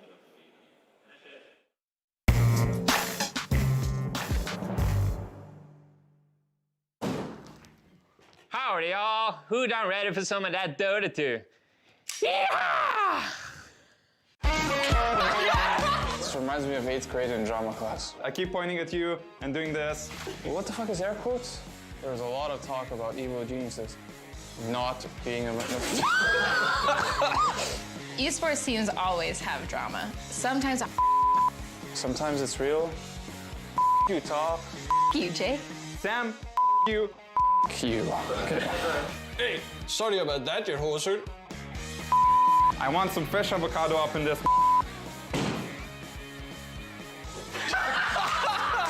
I can't stop smiling. 1 second. We'll draw this amateur to my set. One more time. Get the camera out of here. Holy shit. Well, as I told you, some fun guys. We will miss EG from the tournament, but It was really fun to see. I think throughout the entire tournament, it's fun to see the human side of these players. Like, these are guys who play high level. It's easy to forget that they have funny sides, emotional sides, and it's what makes this community. Absolutely. But funny side and emotional side is over because we got two of the best teams in the world. Guys at the panel, let's get this thing started. Yes, let's get this thing started in March Casey Slacks, and I'm sure we'll be seeing a lot more, but I am very excited. This next series started here with BlizzCap and Grant. Gentlemen, we got some time to break this one down, so let's get into it. Grant, when you think of Team Secret and Team Liquid facing each other on the main stage, where does your head go to first? I mean, you just say that, and I'm just thinking two of the best teams in the world. Like, these are world-class organizations, world-class players. You can't just pick a player out of there. This guy's not tier 1. They're all super, super good. And it's great that they're in the top 4. Like Liquid, they're 7-0 on the stage right now. That's probably what comes to mind first. They just haven't lost. For the last 2 years, they have been like the leaders of Western Dota. Yeah. OG, they showed up at TI last year, and they've obviously shown up at TI this year. But for most of the DPC season, it's Liquid and Secret that year 2 is the front runners. It really is. I must say, though, you mentioned last time they faced, or rather last time Liquid was playing on the stage, they're 7-0. Last time Team Secret and Liquid, very stage in the Mercedes-Benz Arena, it was the grand finals of the Shanghai Major. Let's. Oh, don't remind me of that. It was a rough time, let me just say. Oh, you guys got banged. People, yeah, we did. Yeah. The Dota that was played was great, though. Yeah. Oh, no, we only won 1 game, man. Yeah. It wasn't too. All right, here's what happened. Yeah, it wasn't great, though. We casted that final, for people too. unaware, Will was the coach of Liquid at that time. Yeah, and we felt great, too. What ended up happening was we go into game 4, and I was like, what are we doing? And Curl was like, I have no idea. And we picked Dro. I talked to Boba. I was like, what was the Dro about? And he's like, there's nothing left in the gas tank, because the problem is we started in the lower bracket after losing to MVP. Once you have to make that climb, everyone starts figuring you out, and every potential opponent on the way is just danger. You have to, there's no holding back strats. There's anything you have left in the tank. You empty out. You try not to worry about what the finish line looks like, and it's just exhausting from a mental perspective. And so we last picked Dro. We have we've never played it before. The Slark Doom was too strong from Team Secret. They had a concept that was really hard to beat. Mm-hmm. That was Liquid from the lower bracket. We have seen them later on in their career again make a run and finishing first at the International, actually, through the lower bracket. Right now, as Grant says, they have not yet been figured out. They have no single game after a pretty abysmal group stage. I think that's fair to say. No, definitely. I mean, just them being in the losers bracket, it doesn't matter how many games they won, just them being in the losers bracket, I think, was a super big disappointment for Liquid and probably most of their fans, right? I mean, you're Liquid. You should be in that upper bracket. You really should. What's up? Oh, there was something that Mo said to me about, because before this event, he said, what do you think we're going to get? I was like, maybe you can get to the finals. But I laughed and I said, you're losing the Secret. Because I was sure that Secret was going to win this event. I said, you're losing the Secret. And he told me, he said, if we're in the finals in a best of 5, yes, I think we will lose to Secret. He says, but if we meet them any time before that, we're going to win. Ooh. I can't believe the situation's actually happening. He said, if we meet them beforehand, he said, we're going to win. Okay. Well, I do have to also say something here because, there is obviously a lot of history with the players and all that. But before we even get to that, the last 2 internationals, 2017-18, Secret got eliminated before their time, or at least that's what a lot of people will say, considering their potential going into the tournament. And which team eliminated them both times previous? Team Liquid. That's crazy. Every time. In the lower bracket, they meet. That's what he said. Secret's out. Anytime before finals. He said, we want to play them before the finals, knock them out before they reach full strength. That's crazy, though, because what is there such a massive difference from a best of 5 and a best of 3? Yeah, it's the extra game or 2, just simply because Secret have that depth that they've shown throughout the entire DPC season. I mean, that was always like secret strength, right? It's the fact that they're able to play everything, right? I'm not sure. I think he just.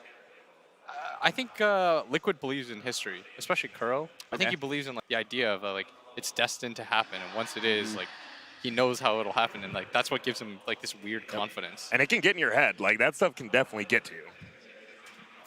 Now, we talk about Dota 2 rivalries. Everybody at the moment thinks of No2 and Fly. But before that, there was still is a bigger one. Because you got Kuroki and Puppy. There's a lot of history just alone. Both players have made it to all 9 internationals, which is mad, by the way. Before that, they were already playing Dota 1. They have had it from over a decade. They play together a lot. Yeah, they did. I actually was lucky enough back in Dota 1. Look at that. I mean, that is, yeah. Someone's breaking 200 no matter what. No matter what. Someone's going to break 200. That is crazy. That is such a high number. And these guys really haven't changed that much. I actually was very lucky back when, I was playing with Murni in like 2009. Like he invited me to play, just stand in, scrimmed a couple times with, I believe it was Kuroki, Puppy, Azin, Merlini, and me. And I was there and I'm just like, what the hell's going on? And it's just funny. They're just normal people, just like us, though. What the hell's going on? He says, I can tell you what's going on right now. The players are ready to take the stage.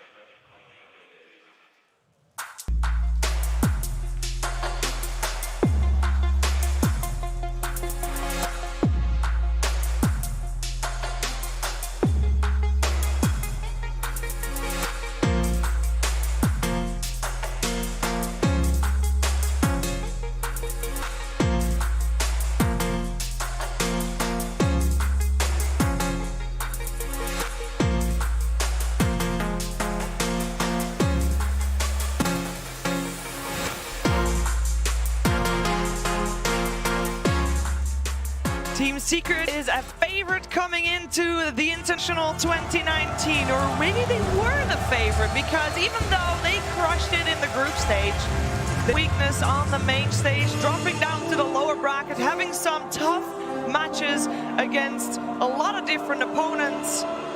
Although this morning, when they played Vici Gaming, it felt like something changed, something has clicked. I feel like this team to face their ultimate challenge so far, Team Liquid.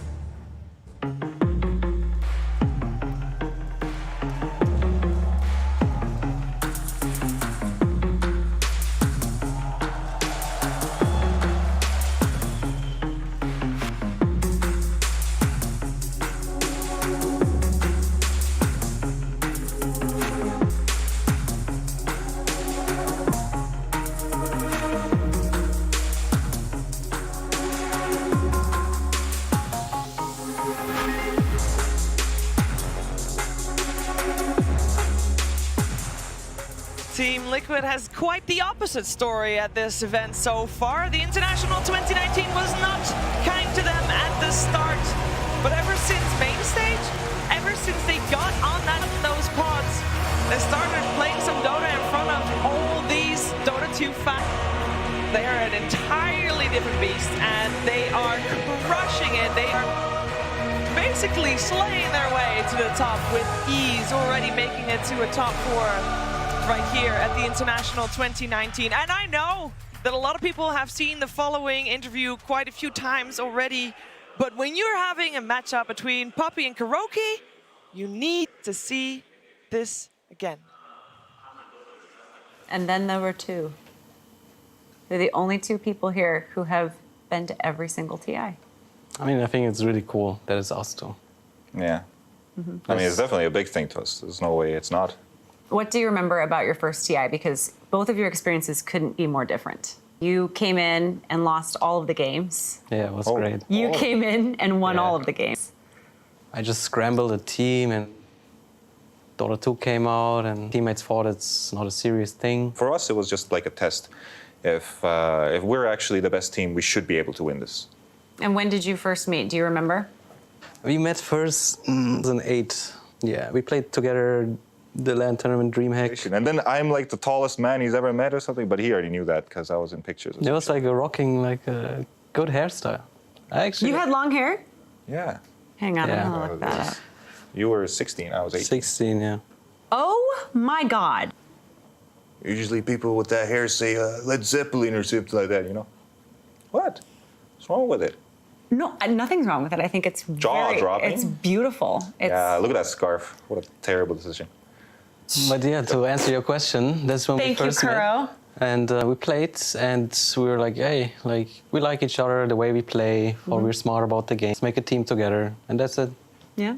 Yeah. So there was a mutual respect kind of right off the bat. Yeah, for sure. Yeah. But TI3, you're both on Navi. What was it like to actually be there playing a TI on the same team? I came with no expectations, personally, but we just did very well. I mean, we were close to win. Alliance were quite a dominant team, and their meta was invincible during that time. There was no beating it. You would just have to copy it. Yeah. Really? Yeah. They were the best. I mean, what Alliance did is, till today, it has an effect of how Dota changed. They just broke the game apart and reinvented the game in a lot of ways. What made you decide to leave Navi together and form Secret? You know, okay, we got like second place at TI3. We almost won it, but it wasn't a happy moment for us during the grand finals. There was a lot of conversation between players and stuff. Not nice. Poppy and I are just extremely ambitious, I would say. And when we feel like it's not being followed up by our teammates, you know, we'll go forward. We're going to keep going forward in this game. And just came to that point. So what do you think happened in T5? You were heavily favored when you came in. I think you finished 7th. Great. And then you decided not to play on the same team anymore. I think there's a Dota part and the human part. I think Dota-wise, we were not prepared to win. Team had weak chemistry, to be honest. Yeah, for sure. We were actually all the best players, I would say, individually. Yeah. It was just a raw skill team. Especially in that team where we all knew that we were all really good. Criticizing is a hard thing to do.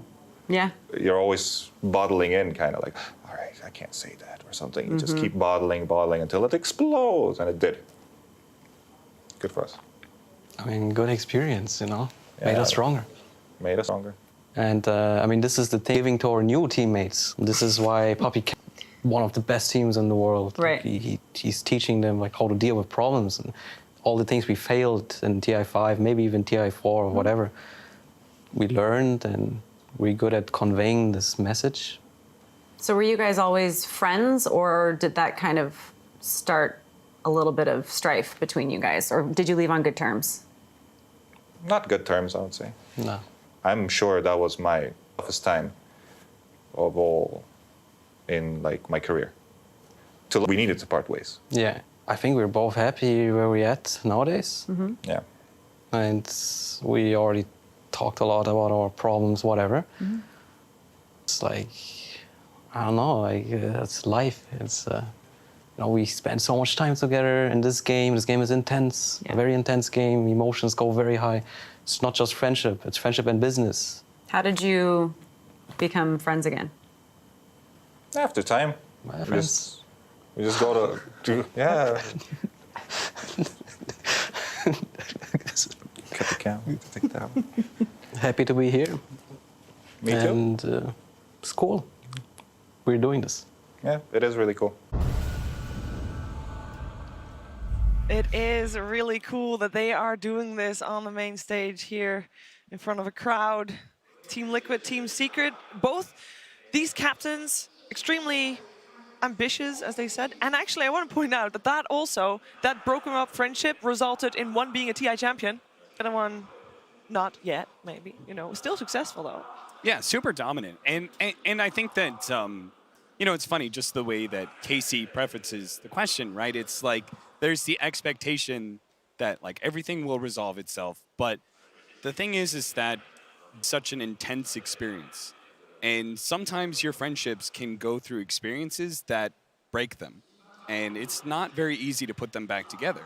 And, you know, it's okay. Sometimes these experiences get broken down, and it is something that both Kuro and learn from. And now they've become some of the best leaders that Dota 2 has. Friends, but definitely Respect respecting each other. of each other. For sure. Yeah. Absolutely. What is going to be the most important thing in this matchup? Because we talk a lot about, you know, experience, mental warfare in the case of OG mostly. What is the most important factor in this game? Is it going to be the heroes? Is it going to be the mindset? What are we looking for here, Grant? I think it goes like hero just play style, right? We actually saw through most of the early stages of Secret's tournament, they were just drafting the Omega late game. And then in the last series, they're fine playing early game. And I think it goes back to Blitz timeout, BO3, BO5. They're showing they can play every single style of Dota. So it's, do we want to play early game? Do we want to play late game? That is the question. Any final words, Will? Let's not see Alk Chen again. LGD showed you. It's all good. All right. It is time. Game 1 is about to kick off here between Team Liquid and Team Secret on the main stage of the Mercedes-Benz Arena. Team Liquid versus Team Secret.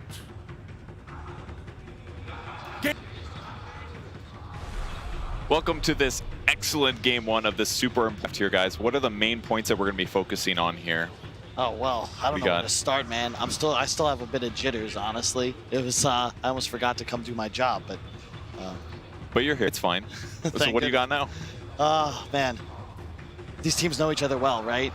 Kuro and Puppy, they've played together at 3 TIs. There's history here. They're the only 2 players that have been at every single one. Like, you gotta look now at, like, the legacy of these teams, of these players. Because it's not about the memoir. It's about, all right, what do we believe in? And I honestly don't know. I'm surprised. Yeah, there you go. They let the Wisp through. I mean, there's a lot of really strong heroes right now that feel like auto wins, right? You got like Wisp, Alchemist feels too good, Tiny's extremely good, maybe not first round ban, Enchantress is super good, so you got to let somebody through, right? Even Chen for good Chen teams. Yeah, that's true. But Wisp of all heroes. Yeah. Like, this is the one, you know, people trying to theory craft, what do we ban against G? You know, Wisp is a must, you think about, but... Do you feel like do you feel like any teams have really IO a good try, though? It kind of feels like they draft lineups, but they're not like, okay, we got to beat the IO. I don't necessarily know what it is, but there's got to be something you can do, right? There's an example, Chen. You can take over the neutral creep that he's tied to. Yep. It's going to force him to tether to somebody that's slower. It's going to leave him defenseless in the early game, potentially. That's one option. It's true. It used to be like the good heroes were heroes that were good against like 2, right? Like Grimstroke and Ember, these heroes that have like a double spell built in. But now this Wisp doesn't need another hero. He gets Ags and a creep, and that's for you to link to, and he's just dealing, you know, hundreds of magic damage per second. Yeah, it's pretty insane. I'm not to see the Tide Hunter as well picked up by Liquid. Every game where it's available, they tend to go for it. Earlier in the tournament, it was a second phase for them. Now, you know, main stage, you want about that AoE lockdown that your draft's going to need. And one of the better ways to counter against a Wisp, although this is traditionally you only conceptualize Wisp as a 4 position, whereas now it's most likely to carry. You want to have team fight. You want to prevent the Wisp from being able to play other ends of the map so that you're always able to press your advantage as 5. So Secret, I think they played Omni in their series today. They did Omni Bristle as their 2 cores. I think Omni Wisp is kind of a similar idea. You have this really core, and you make him tankier. It's going to be a lot harder to kill him too, because status resistance is halved, so combo initiations against him is less likely to work. And bursting this Wisp is really hard. Overcharge, you have suction. And if you try to get somebody else, IO's probably going to tether to that guy, give him overcharge. And then if the Omni heals the IO, they get extra heal. There's just a lot of cool combos with it. But what's a weakness, though? It depends on how they finish the draft, because these 2 heroes are arguably the best at supporting in a lineup. And the cool thing about it, I don't know what role either of these heroes are. It could be a traditional Wisp. It could be a carry Wisp. That could be a Puppy Omni. It could be a mid one Omni. We actually have no idea. I think it's not a mid one Omni Knight, but it could be a mid one Wisp. I think he's played that before. I've seen him playing in pubs. I think like Oracle is one of the heroes that you would think are good against these 2. Chen. You have the Fate's Edict to kind of defend against the, you know, the balls from the Wisp, and then you can purge GA from the Omni. But they already have a Chen, so maybe he's looking forward to getting the purge creep, like the small satyr.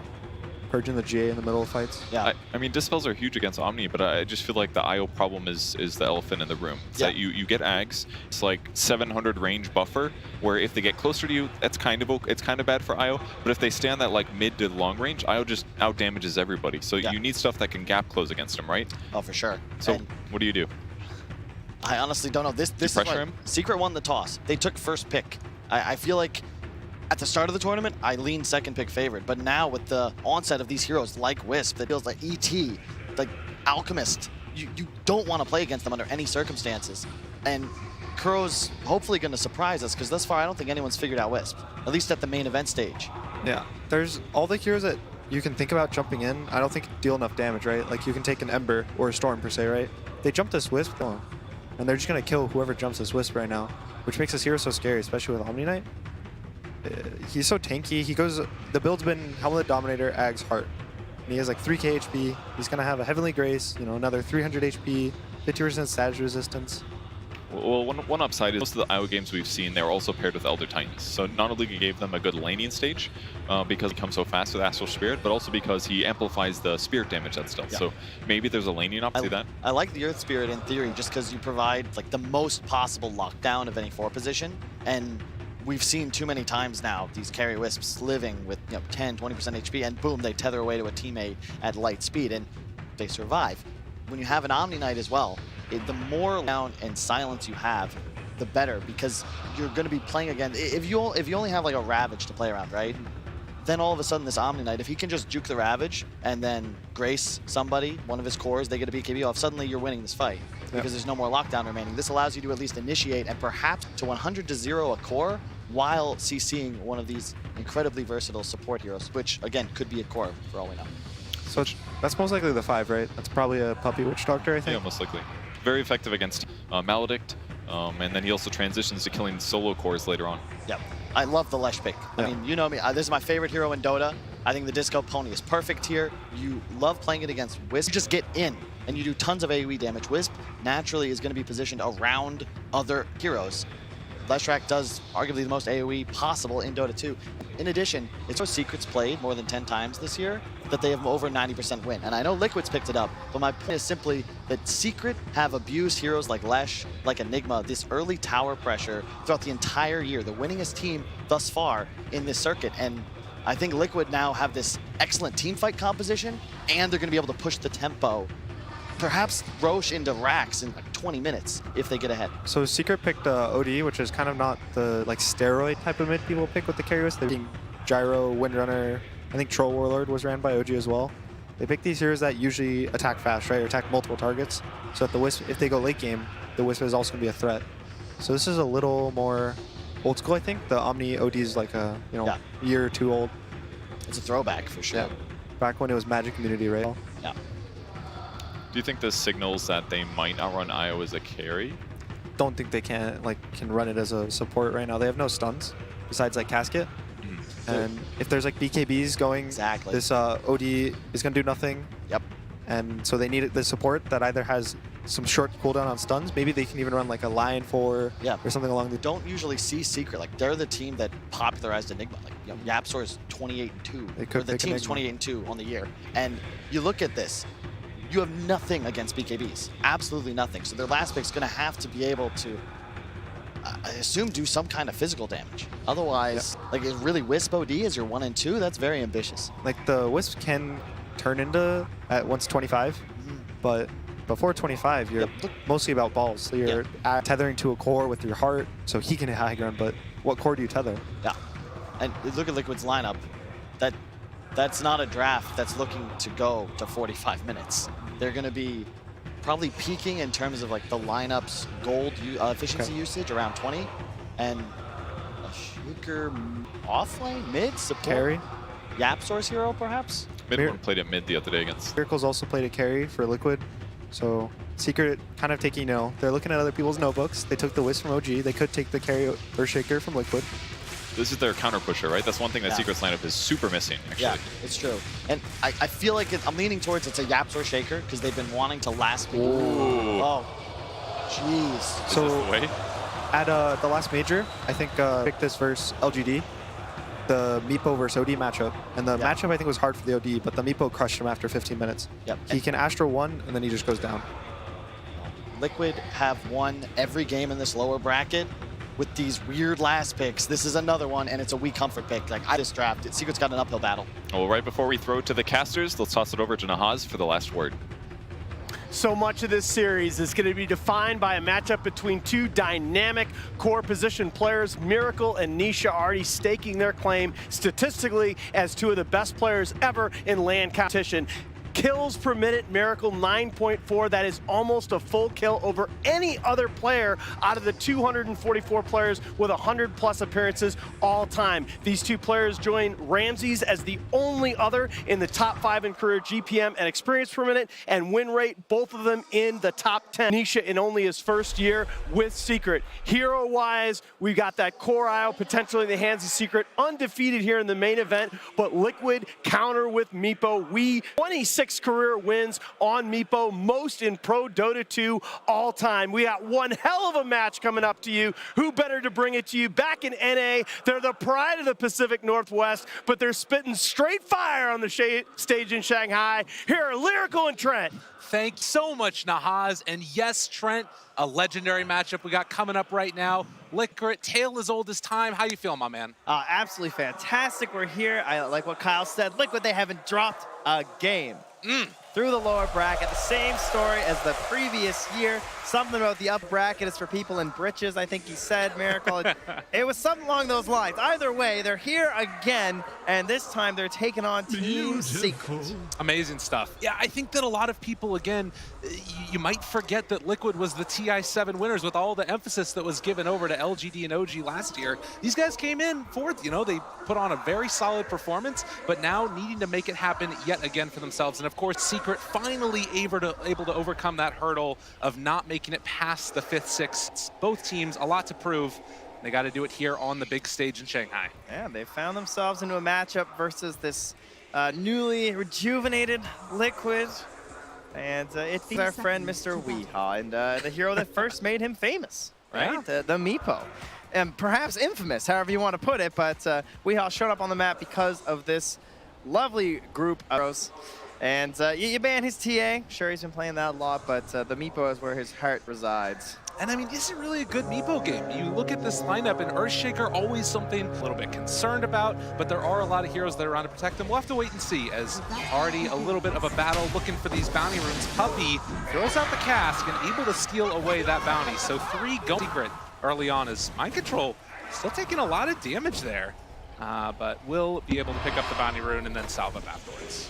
Yeah, this Earthshaker, it's kind of like that classic, like, noob counter almost, of like, versus the Broodmother. Oh, I'm gonna Echo Slam all these spiders. Surely this will be good. That casted out bounce, and Puppey now in some trouble as the punch down comes from Curl. Fairy Fire to heal back up, eats his way through the trees, and that's enough to get the captain away. Ooh, keeping it nice and easy peasy there from Niche on that core IO. As this match, we heard Gunnar talking about it as well, where into that mid and late game, that's where this Meepo versus the Odie's really going to shine. Meepo, of course, a hero that loves to build just stats all around, and doesn't really too hard prey to the sanities unless mid one gets like super farmed, right? Yeah, that is definitely a problem. Mid one starts to build a lead. This hero's so good at snowballing. Lane we haven't really talked about yet is Miracle and GH down bottom. That Earth Spirit and Leshrac trying to stand Omni Knight. As Weehaw, again, going to take some of those pot shots. But yeah, kind of an interesting little roll. Zai just going to waltz away. Yeah, at the same time, mid lane, they're threatening with Yapsor here. Low. Just waiting to see if they can find that one moment. The Astral was just coming up here. Need the block off. They have the setup for this perfectly with the Banishment running out. It's going to be the walkover from Yapsor and first blood drawn by the Earthshaker. As is tradition for Yapsor, he will take the most gold possible at the very beginning of the game. And that's fully completed Tranquils, I believe, actually. Already this early, not opting for those earlier Soul Ring builds. Okay. We'll have to watch and wait and see how that goes for him, but obviously in this top lane as well, Nisha and the Witch Doctor just going to try and lay out whatever damage they can, but there is a wraparound that's coming up top as well, as we do see Yapsor move over into position to try and save Puppey, who again was just taking a beat. He's just like, can I please just get to level 2? I can get this double heal action going on where you can really abuse Sex. But he's struggling to get there. Just one more creep. Oh, okay. Life's good now. Oh, and we'll have a pause just to consider exactly. Of course, we got some sort of a technical issue there for the teams that they'll work on. But yeah, Secret keeping the the cards close to their chest throughout that draft, right? So some questions of exactly what was going to happen with this IO. As they started picking through their heroes, you weren't exactly sure where he was going to wind up. Is he going to be the core? Is he going to be the support? It was kind of sketchy throughout it, but then with that final pick in the Earthshaker, they did fully confirm that it would be this core IO once again. And you heard Sunbi say after their first game earlier today while they were playing it, just said, yeah, you know, it's Nisha. He can play it, so we play it. Totally. Very firm response. I mean, that's the thing, right? Is like, it sometimes just comes down to that. The player feeling confident on a particular hero, saying, I can do this, I can win for my team, understanding the matchup and making it happen. You can see already 79% win rate here at this tournament for the IO. That is absolutely insane. IO and Alchemist. Whew. I don't know. I look forward to seeing if someone can defeat it, because for me, this core IO is, as far as I know, the core IO hasn't lost. It's only been support IO that's taken the nosedives there, mostly with like IO Gyro and stuff, who isn't quite the same matchup it used to be. No, definitely not. And I think a lot of that comes down to the change of the Aghanim Scepter talent. But, you know, these core players, they're saying, all right, let's just pick up that Aghanim Scepter, get ourselves farming like crazy, and then eventually we're going to be able to take over this game. Oftentimes, though, that does sort of hand in hand with a lot of other heal, which is why you're seeing that Witch Doctor get taken here for the Voodoo Restoration later. As the Omni Knight having some more spam out there of the heals and status resistance and all that other good stuff. And we talked a lot about Secret Strap, but on the side of Liquid, too, I feel like I haven't seen GH play Earth's Wild. He was picking up at Epicenter, but at least I haven't caught any of his games here where he's been on the hero. But this is one of his big ones, right? This is like his top 3, more than his Keeper of the Light, which is one of those like most iconic ones that you even think about when it comes to GH. So the man's got a mean green machine, and currently after Zai there, whew, the blocks. They can get the rundown, but it's not quite going to happen. They have the Split Earth afterwards if they manage to hit it. But Zai just gets on those and walks away. Ain't no problem. And yeah, those Tranquils do indeed get delivered to Yapstar in the mid lane, so gonna use that newfound speed to rotate around here. Weehaw comes in with his other Meepo and able to try and scare some of those last hits, but so far mid one 13-6, just giving him the business here in the mid lane. And Arcane Orb trade-off there as Yapstar moves into position. They killed off Zai elsewhere. Yeah, we were watching mid, of course, because you can see they're obviously going for that gank, but looks like Zai goes down after salving back up. Had only used one more Tango, so hadn't quite gotten back up to full HP there, and Miracle finds with GH. Weehaw definitely knows that Yapstar is over here. He has not shown back up one of the other lanes and can anticipate that this movement is over from the Earthshaker, but mid one not wanting to go, fear of reprisal. And IO up top. Yeah, got quite a bit of harass on him, but in the end, you have to get that like perfect chain stun lockdown happening there. As long as you know he has the tether up, there's not a whole lot you can do. Picking up that ring of Silius as well as Yapstar again going to make this move up here toward north. The pull gets off, and Yapstar trying to make things happen. Was able to get that early kill, but now kind of just regulated to running around with Tranquils trying to make stuff happen. Yeah, he's going to check the rune. GH rolled all the way home, and so he's now going to TP back down to the bottom shrine and then roll to check the bottom rune. And the 50-50 coin flip goes the way of Yapstar. Struan in the top and immediately starts rushing his way there. Pretty fearsome trio. He wants to try and find something. Could be nice for him. Already getting the spirits rolling, but he's heading back towards mid again. So yeah. It looks like he's trying to find Kuro, right? He's checking inside that Radiant jungle. He's like, are there stacks in here? What are they doing? But oh, well, he's in the Dire jungle, and he is actually spotted by an Observer Ward, so they do know that he's up here. Yeah. Soaking up some of that experience. Kuro already level 3. On the Chen, off to a hot start, has that headdress, so he is pretty farmed. And right now, it's mainly just Yapstar that's sitting bottom of the pack in terms of levels, just level 1 still.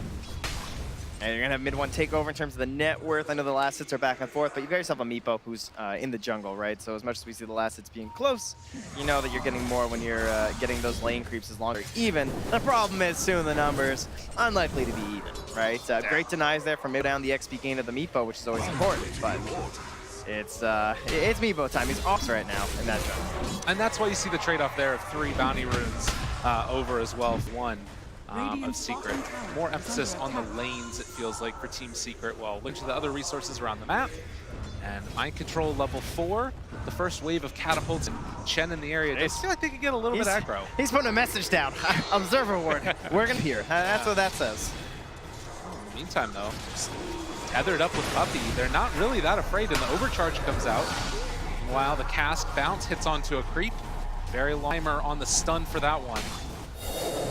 And again, relatively so Sart. Does he feel like you need to get a lot done with the Chen early on at this point in time?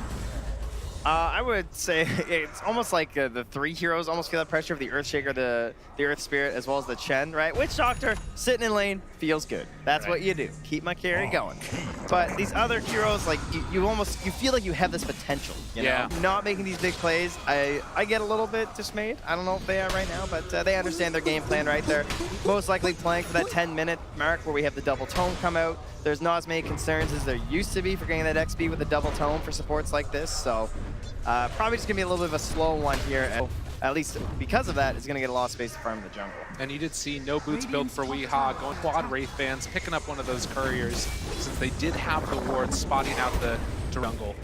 And still only 200 gold behind the OD after this laning stage. Yeah. What I do like about the Shaker versus the Meepo in this sort of a matchup, though, will be if he can just get a Fisher block onto the Meepo and just give like a little bit of space to the OD, that Sam's still gonna be big, right? Okay. We talk about like Meepo does buy a bunch of stats, sure, but he mostly buys that. You know, maybe the Scythe and Savvy get a little bit of int here and there, but you're stacking quad Wraith Bands right now, so there is a chance if mid one gets those big items that he can still blow them up. But the problem is if Meepo gets the initiation, it's gonna be bad news bears. Yeah, particularly around like that Hex timing or whatever. And Weehaw's completely been obstructed so far, it feels like.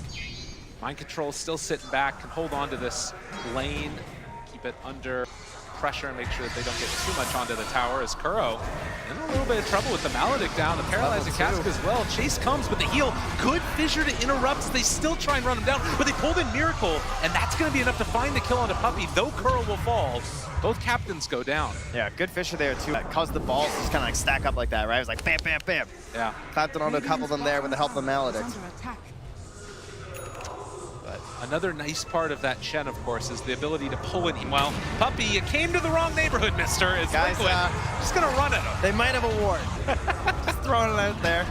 It was nighttime, so I think he thought he was safe from the creep vision. And instantly punished there. So that's going to be some tower pressure. And they do have BSJ's boy in the dead lane. It's the Tide. I mean, you plant this guy there, most dangerous part of the map. That's where teams maybe like to rotate down, trade that tower. Tide, he's okay. Yeah. He can set up for the counter rotation because you're using that Chen, like you pointed out, to bring a hero in. What does that mean? That hero still has a teleportation scroll. So you try and go on this Tide Hunter, he gets that Kraken off, and suddenly release the Kraken. Y'all get comboed by his allies TPing in. Release the Kraken indeed. Ravage, obviously a terrifying ability at these early goings. Kuro can do that pull too if they want to defend that tier 1 tower, but for now at least, Liquid just going for a little bit of an invade into the jungle as they coming back in. Always slippery. With that relocate, and now the chase down coming from Zai as they look for this one. Paralyzing Cask only going to connect on the Miracle, but that might be a nudge because, well, the rest of Secret is here. Yeah. And they kill him off. Close to finding that kill on the Nisha, just not able. He like tried to next level the play, I think, with the split earth. The Nisha just went like right towards the Leshrac, thinking hopefully he doesn't stomp his own feet. So they instantly deward the Observer that was there to try and keep an eye on Nisha farming because they know how the strategy works. They've seen several teams do it.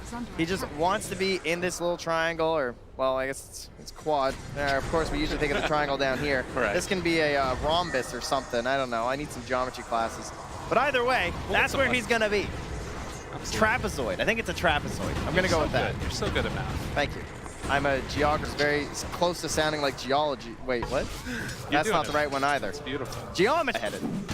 So 3-3 so far. It is kind of an interesting little dynamic too, using that to be able to get back to base, pick up some more items. Of course, now Nisha having that completed Helm of the Dominator, he's just going to start running around and finding GH. Pearl Boulder not going to quite get there in time to interrupt, but it will still punch. What a strat. Anna, what have you done? I mean, this mug just hoofing it. Look at him go. He's a monster. He's a terrifying. It looks like Slacks when he's late to a segment. that's around the arena. You're not wrong. Oh, God. Well, already the Kaya completed now for the OD. In the mid lane, trying to push this one out another time. And again, you look at this lineup wanting to make stuff lead. You've got the 4 points up in Diabolic Edict. You've got the Chen creeps there to help soak up damage. Gonna rotate now, move Zai into the area, and that kind of puts the kibosh on the pressure. Lying down there for a long time too with mid one, right?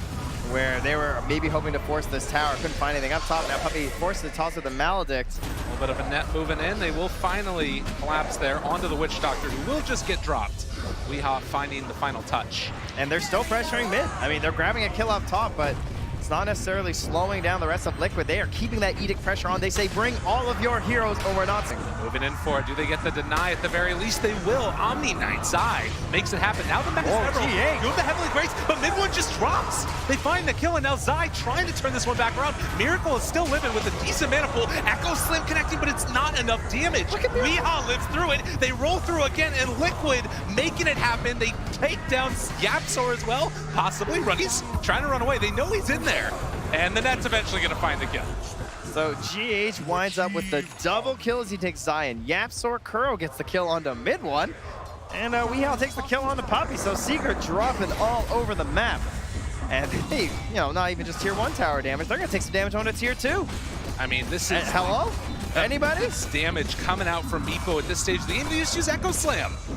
This is 11 minutes now as they pressure onto this tier 2 tower. I mean, mind control's still sitting here with Ravage. Haven't had to use it. They know there's no sanities. The net. This is looking like some Alchemist Dota. It is a monster. They just take that tower, back out afterwards. Oh, pressure on Yapsor, I think, this game to try and get that blink. I mean, the blink's not an end-all, be-all sort of an item, of course, versus the Meepo. You still need a lot of follow-up damage, but he is racing towards it, already up to 1,250 gold. I mean, in a way, it just feels like the bigger thing he needs, too, is just levels. Like, getting up to that level 2 Echo, if at all possible, which is obviously a far way away. He's the lowest level in the game. They just don't have the control or the damage to deal with it. And another tower taken. I feel like I see a bunch of Liquid gather around a tower, and it falls, and then instantly they're just somewhere else. Yeah. Right? This Chen, he still has Divine Favor red for any of these Meepos if he needs it. GH is actually going to TP top to try and support Weehaw, but he doesn't even need it. He just solo killed Nisha. Dude, this is... That's a lot of gold. This is disgusting. They're just running it over and over. And again, this is before that first big item comes from Weehaw. When he gets the E-Blade, the amount of damage that you pick up on it is absurd. I am definitely a big fan of the position 1 Leshrac, something that China's been doing quite a bit over the past couple months, right? They love to flex this hero across all the roles and all the lanes. I mean, probably the only true hero I feel like that can be played 1 to 5 right now. And it feels good to me. It's just the ability to pressure like this and just take down towers with such ease gives you so much strength into that mid game if you can keep it. Fissure for what? As Liquid take a 5,000 gold lead, 13.5 minutes. They have not taken their foot off the pedal, and Secret have not come up with an answer. Well, now the question becomes, where do you go from here? Possibly up towards that tier 1 tower, I guess, invade the jungle, get ferocious early? Right, well, we're what the hell do you do? Secret, they know. They've seen the IO, right? Okay. We've had games exactly like this. The first games that the carry IO came out, I heard Grant and Kyle on BSJ, and they're just like, guys, they're really losing with this core IO. How does this thing work? And, well, eventually it kicked into place, right? And to get the level 15 talent, once you have the Aghanim Scepter, those are massive tools to actually get some damage out from this hero. So, Secret, they're trying to get there as fast as they can. Taking away this space is super important because knocking down towers makes it harder for Nisha to farm, so that's partly why he's so far down on the net worth chart. This is so important right here as well. Moving in and taking the first Roshan. There's no way they're getting in on this one. I mean, the Meepo being able to pick up this Aegis is just so key. And actually, Puppey might just die. He's getting hit by an illusion. You can poof onto those after. Puppey going to get controlled up for the moment as GH still has him in the sights, and they're going to be able to poof in afterwards if they want. Yeah. As Roche already goes down, Weehaw finds Puppey, and now an Aegis, an E-Blade. Weehaw is doing whatever he damn pleases. All right, so E-Blade, this game, what do we have? Yapsor, oh, he's still 400 gold away-ish that Blink Dagger, so Planetfall, gonna have to figure it out pretty soon here. They want to stay in the mid ones. BKB gonna be a good tool to try and actually fight into these engagements. He's still gonna be backed up by Zai there on the Omni. He's trying to split push, get away from this, but you can see, I mean, I think 37% is a little generous considering like the pace at which Liquid are going, but that's basically the idea of respecting the high ground, right? It is hard to go high ground versus some of these heroes.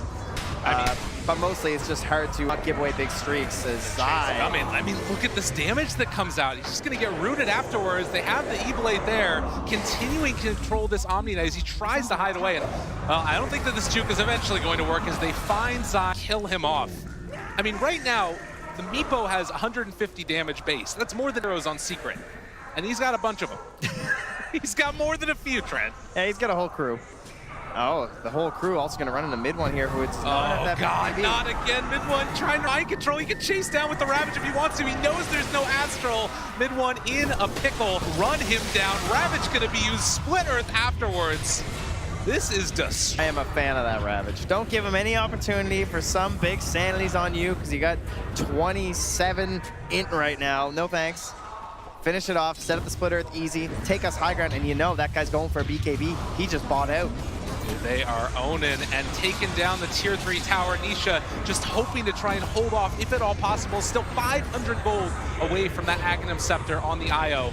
As Liquid timing just that much harder. Wow, I can't wait to see how strong IO Aghanims is. Because if it bring you back from this, it is truly busted. And they're trying, they're hoping, they're waiting.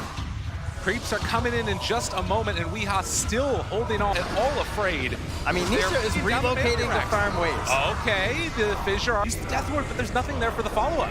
Astral used as well, now mid one in a lot of trouble. Is they're healing back up from the ransack? They're not doing enough damage. Is it quite enough? They can't even kill him off once. Hand of God comes out. Secret is getting completely run over. The balls are online. Are you kidding? Possibly. They need it. They need it right now more than anything. The roll through as well. Side, they try to take down Weeha. He is going to pop. But in the meantime, Secret now. Can you kill him a second time? Round 2, ding, ding, ding. And Secret not ready for the fight. He's trying to drive them back, but indeed they will have to just give up that mid lane of Rax. Zai gets the deny at least. Some small... Oh, Liquid? Oh, okay. I like this. They want to test it themselves, I think. All right. How good is this thing? You know, what can Nisha really do here? They don't have Ravage. They do have the pipe, though, on mind control. And I believe, as you saw earlier in the IO game, it was about 90% of the damage from Nisha was magical. This moment, they're scouting with that Helm Creep. And again, how often have we seen teams fall to the high... Well, they didn't fall that time. That's for sure. But there will be some more high ground pushes out here from Liquid. And I think that's why you see Liquid hold back there. You know, wait for items to come online. They've already got a 10,000 gold lead. They've got the Aegis a while ago. They're ready to go again. Yeah, next big items will be the BKB for Miracle, so he can try and play up in the fights alongside Weeha, who is Scotty, to give him some more balanced stats here. Uh-oh. Mr. Zai, they don't quite catch him, but Weeha now spots him out, and the root's going to be there. Zai is also going to be in trouble as they will just beat him down into the ground. Team Secret just getting rolled on by GH and Liquid as a whole. They play today. Oh, they did indeed. Is Nisha still just struggling? I mean, he's the big thing. You just want to see, can he get to 15? Can he add that additional spirits damage there? It's gonna be a grind, but it does feel like this possibly could be the answer for the IO draft. Oh, just play Meepos? Just hit harder. Play faster is certainly, I think that's what we saw tried earlier today too, right? Yeah. Well, actually that's not true. I tried to play faster and then they last picked a Medusa, so that was not what was attempted by BG Gaming. Liquid kind of flipping that last pick here with the Meepo instead, and indeed playing very fast. I mean, they kind of telegraphed it even with the Leshrac and the Chen, right? You knew what was coming here. No surprises for Team Secret. Well, right now, IO about 800 experience away from getting that level 15 talent. And he is going to TP back now to try and home in the base. I think it's his. Yeah, that's what that's going to be. Yeah. Oh, yeah, Puppy. Oh, Puppy even buys for him. Wow. The support life, I tell you, in a pro game is really rough. I mean, you got to do what you got to do. Game very emblematic of things being rough. Well, I mean, does it really even make that much of a difference I don't know. I want to say no, but I don't want to doubt this thing anymore. You've been burned one too many times by the core IO. I mean, it's a Scotty done on Weeha right now. He is so far ahead. Another 5,000 gold item above the next core on Team Secret. There's just really big timings coming up, right? The BKB, the next Aegis, all of that should be coming together for Liquid. I don't think anything in that same window will be as powerful for Secret now the IO has already reached level 15. Right. So if you're Liquid, you just hold out, control the plateau, keep both those mid and top lanes going in your favor, control Secret, use the lanes for information, as well as these great wards, by the way, that are just outside the Secret base, right? It is spotting exactly what they're trying to do. They know when they're going up to up top to farm. You can see they're trying to de-ward right now from Secret. Be wondering exactly how Liquid know what they're doing. Yeah. I mean, you need to re-establish map vision if at all possible, but so tough to make happen against them. And yeah, Miracle nearly into that BKB. Mind control now with the Blink Dagger there too on that Tidehunter. And even GH has almost completed his BKB. Yeah, this is terrifying. They have it on the OD, like you're talking about, but it doesn't feel like it's really going to be enough at this point. They need the Sanity's Eclipse to be huge. YapzOr is getting closer to level 12, which again could make a bit of a difference, but that's predicated upon Meepo being in a position where he's going to get echoed poorly. I mean, for reference, he's got what, 100? He's got 112 in there. Quick maths, no problem. On the OD, and our Meepo's way up there, 91. So it's like Sanity's does nothing to Meepo. Yeah, is the point we're at here with all these. Like, it's little bits of int all the way, but it's still a lot more than most heroes get, especially most Agi heroes, right? Yeah. Well, and now the plus side of this, if your team's Secret, you found a plus side. This I'm excited for. So, oftentimes, you know, they get countered by the Earthshaker because he's got that instant initiation. And now, speaking of which, YapzOr back behind. He can jump if he wants to. Thinking about it, Fisher to open up. GH, the Echo Slam. Is it quite going to be enough? They have the Ravage to try and turn it. Weeha so freaking low, but not looking quite low enough. They do manage to kill him off, but they lose the Earthshaker and the IO mid. Falling low, the Hemp Stomp, it connects as well as they all are getting torn apart. Nisha ended up buying back into this fight, and Miracle trying to take him down. Is it going to be quite enough? Yule Scepter lift up at the very last second to keep Miracle alive. Puppey wanting to take down the mid from Liquid, and he does die to the Maledict. 3 gone. Last one left alive, but the buyback comes. They know there are buybacks coming from Secret. Jeez, Puppey played his hard on that fight. He actually did so much damage on the Witch Doctor, 4,798. He was only second. And now the jump forward, looking for a bit more. They've gone a bit too far, though. There's a fissure to open it up. They find the rolling boulder stun forward, and they can't do it again. It's too much. It's far too much. Weeha taking a lot of damage. He's got 27. It's trying to make it work, but it's not quite there. YapzOr needs another fissure. The chase forward, looking for the finish, and my man Mid1 with one last Astral, desperately trying to hold on. He does manage to get the walk away again, but the root's there. Turn around the BKB. He's actually living through this one. Mid1 can't with the right clicks coming through. It's all too much damage. And Weeha can just walk away again. Cathartic to watch this IO strat be defeated by a Meepo with 30 HP regen. I'm not. They just don't have the damage. If they don't have all of their tools available, there's no way they're gonna kill him. And so you just see this Meepo living with the Divine Favor, and I'm like, you know what? It's a little gross, but I can live with that if it's versus the IO, because that has been the bread and butter of this strat, getting the IO to that ridiculous agonist and then buffing someone up to a degree where they're just unkillable. And right now, come up with an answer to their own. Team Secret. Liquid just going to run into the pit and try and finish off run. In the meantime, Nisha can go for some split push plays with the relocate, but this is another Aegis and now Cheese on Liquid as they find YapzOr, the one hero that was supposed to be a solace for them, but his Miracle pops the BKB and is just going to walk at him. Secret don't really have an answer for it. Find the split earth there. A quick jump in for the save coming from Nisha. As they get the fissure, the follow-up is there. A lot of damage onto Mind Control, who is starting to drop with that Maledict down. Might be enough for the Miracle. Also, very fall forward. They do manage to bring down the ledge. It looks like MC will get out. Oh, Pearl's found. Okay, and that follow-up. They found themselves a fight out there, Meepo. Perhaps so Liquid just a bit too ahead of themselves. They're going for some kills. They do also have plenty of time left on this Aegis and Cheese, and you could even argue these guys are up there just ensuring that nothing was going to be interfering at the same time. So not the worst for Liquid. Still obviously a gargantuan lead, but it is some solace for Secret to get a couple of kills here and know that they can bring down these heroes surrounding the Meepo. Well, and again, it was a buyback that came earlier from the Meepo where they did manage to get the other set of racks. So possibly a way that you could see a path to victory with Secret have abilities up. But again, there's a tier 1 tower mid. It's just so hard to keep the pressure on. And so you don't have to kill him 4 times. Yeah, there you go. Oh, okay, he's passed off the Cheese to Mind Control. So there you go. So Mind Control just making sure that he won't have any mana issues with the Sanities, I would reckon is one of the big reasons for this. He's even got a Mango now. Mind Control's got the big brain plays here. The Watermelon, the Mango's keeping a healthy diet for himself. And there is a smoke here, GH2, as they push out the lane. So yeah, they're going to pop that.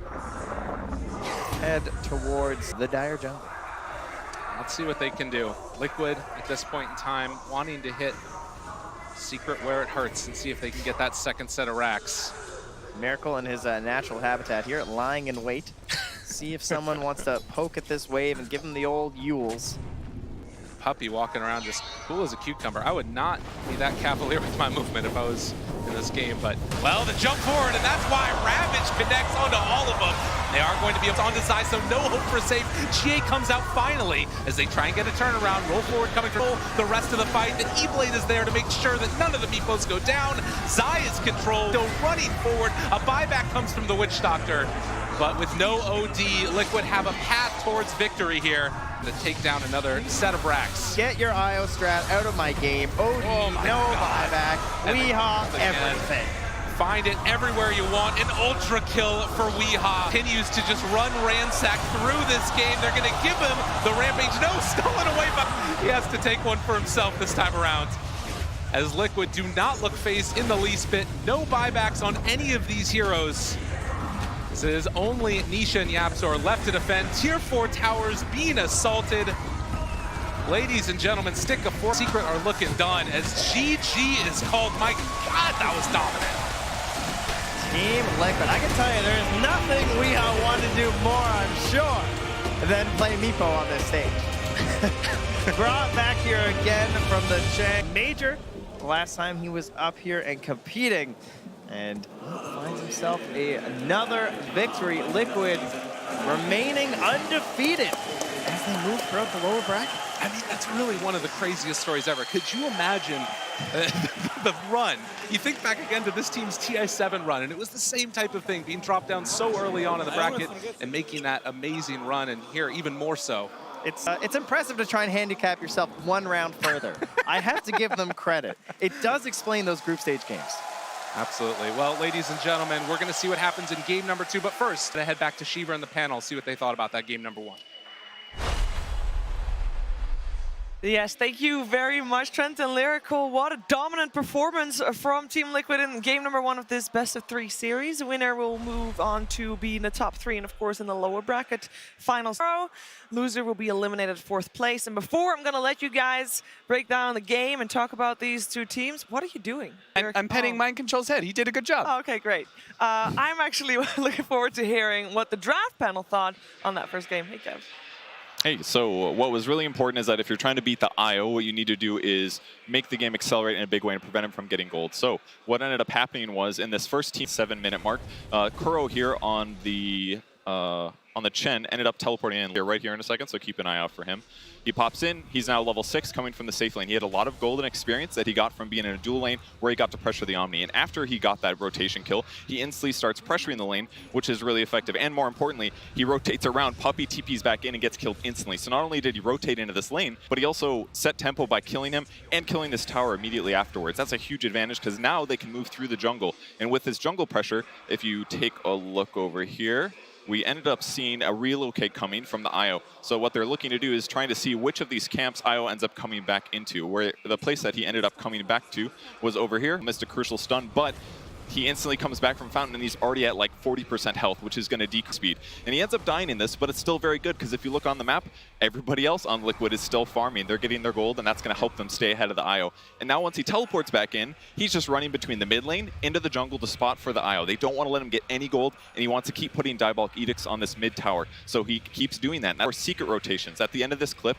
the Omni Knight ends up having to teleport here and they use in the next rotation over. Look how many heroes are here. It's Miracle and it's a support. And when this fight starts, Meepo TPs. They're doing this tower push and they kill the tower with just 2 heroes. It ends up going well for them. They kill the OD and now they're just in a rundown situation. So they end up staying ahead, killing all the outer towers, and that means that the IO just doesn't have a place on the map to farm.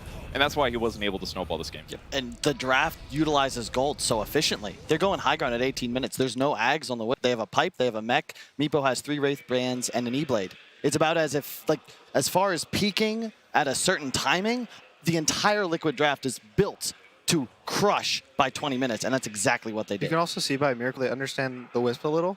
A lot of teams are kind of using the Wisp on Dire a lot better than Radiant because of how the jungle is. You can pull 2 large camps much easier. So since he's a Radiant, he's playing in the dire jungle and stopping him from farming. Yeah, well, that's they won the game. We'll send that back over to Sheever. All right, guys, indeed, that IO did not work out the way that Team Secret was expecting to. And I mean, we talk about the Chen. Weeha's Meepo definitely showed up on the main stage there too. And again, it was Weeha that got kicked right after the Shanghai Major. We haven't really mentioned that, but there's a little bit of beef there too. Got kicked right after winning the Shanghai Major, and apparently it was a rough one because it was 2 days or something before Warlock, and Weeha was forced to join a Misfits team of Lefto that, by the way, ended up coming second at the International. I feel like there's a trend here too, Yep, people getting kicked and or left out. But a great performance by him, 12, 2, and 7 there, as you can see on his KDA. Like how they did the lanes, right? Because usually you think about, oh, the 5's going to go bottom, the 4's going to go top. You had the Lesh Earth Spirit bottom, so you had kill potential. You had the Chen up top, so who went early head breath, no boots. So Tidehunter wasn't taking any damage because he always had the Ice Ogre. They just won both side lanes because they laned it perfectly. And I'm glad we get a chance to really highlight Weeha's play in this, just because, he's a player that has had his brilliance, and then, especially with Digital Chaos and what happened afterwards, people may have assumed that, a one-hit wonder, this sort of mid-players are going to be able to come back into the Tier 1 scene again. But Blitz, you got to be with him. He can be kind of stubborn in his ideas about Dota, right? Oh, yeah. He's maybe the most stubborn person I've ever met in my entire life. He doesn't look stubborn. No, he is. He is. One time we did a scrim. I was like, Misery was like, "You got to talk to this boy. Like, I can't handle it right now." So he just leaves the room. And so I come to me. I was like, "Let's go outside and chat." And I was like, "You know what you did was wrong. Here's what he did. He bet a Midas on Quap. He died solo, and then he left the game in the middle of a scrim. We're like, I was like, you know you can't do that, right?" I was like, "It's not good." And he's like, "I know it's not good, but if you tell me it's not good, I'll think it's good." And I was like, what the hell kind of logic is that? And he said, "My father's the same way. You see that car right there? It's red. If you tell me it's red, it's blue." 100%. That was the analogy he used. He refuses. If he thinks one way of Dota, no matter what, you will not break his logic. You think it changes now, though, that he's on a team with Kurumi? No. You really don't think it changes? He just told me that the car was blue. It was like a red Toyota. Like, you think this guy cares? Apparently not. It doesn't matter.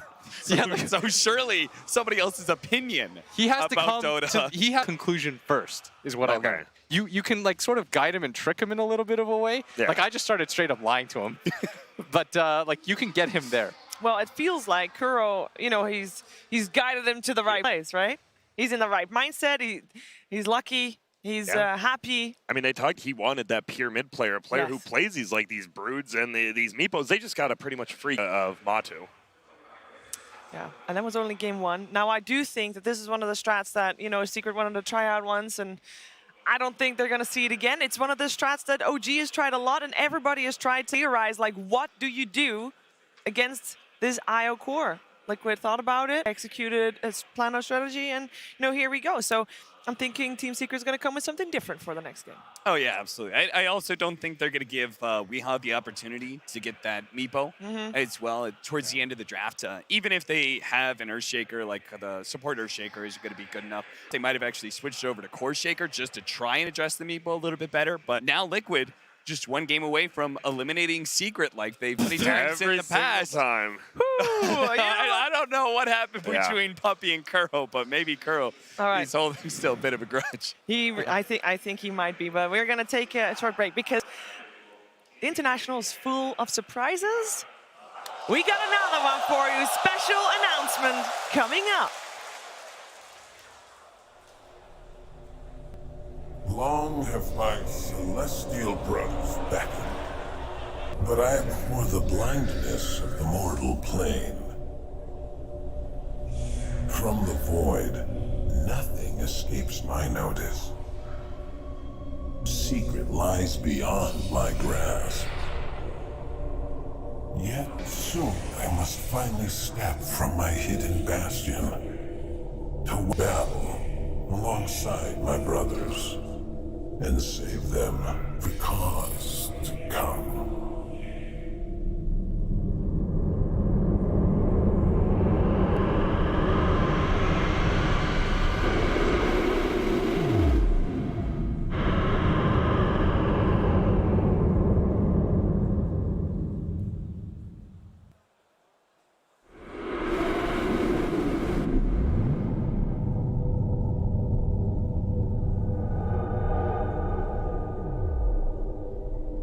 好，凡人们，很快将会惊天动地，而我的时代也终将来临。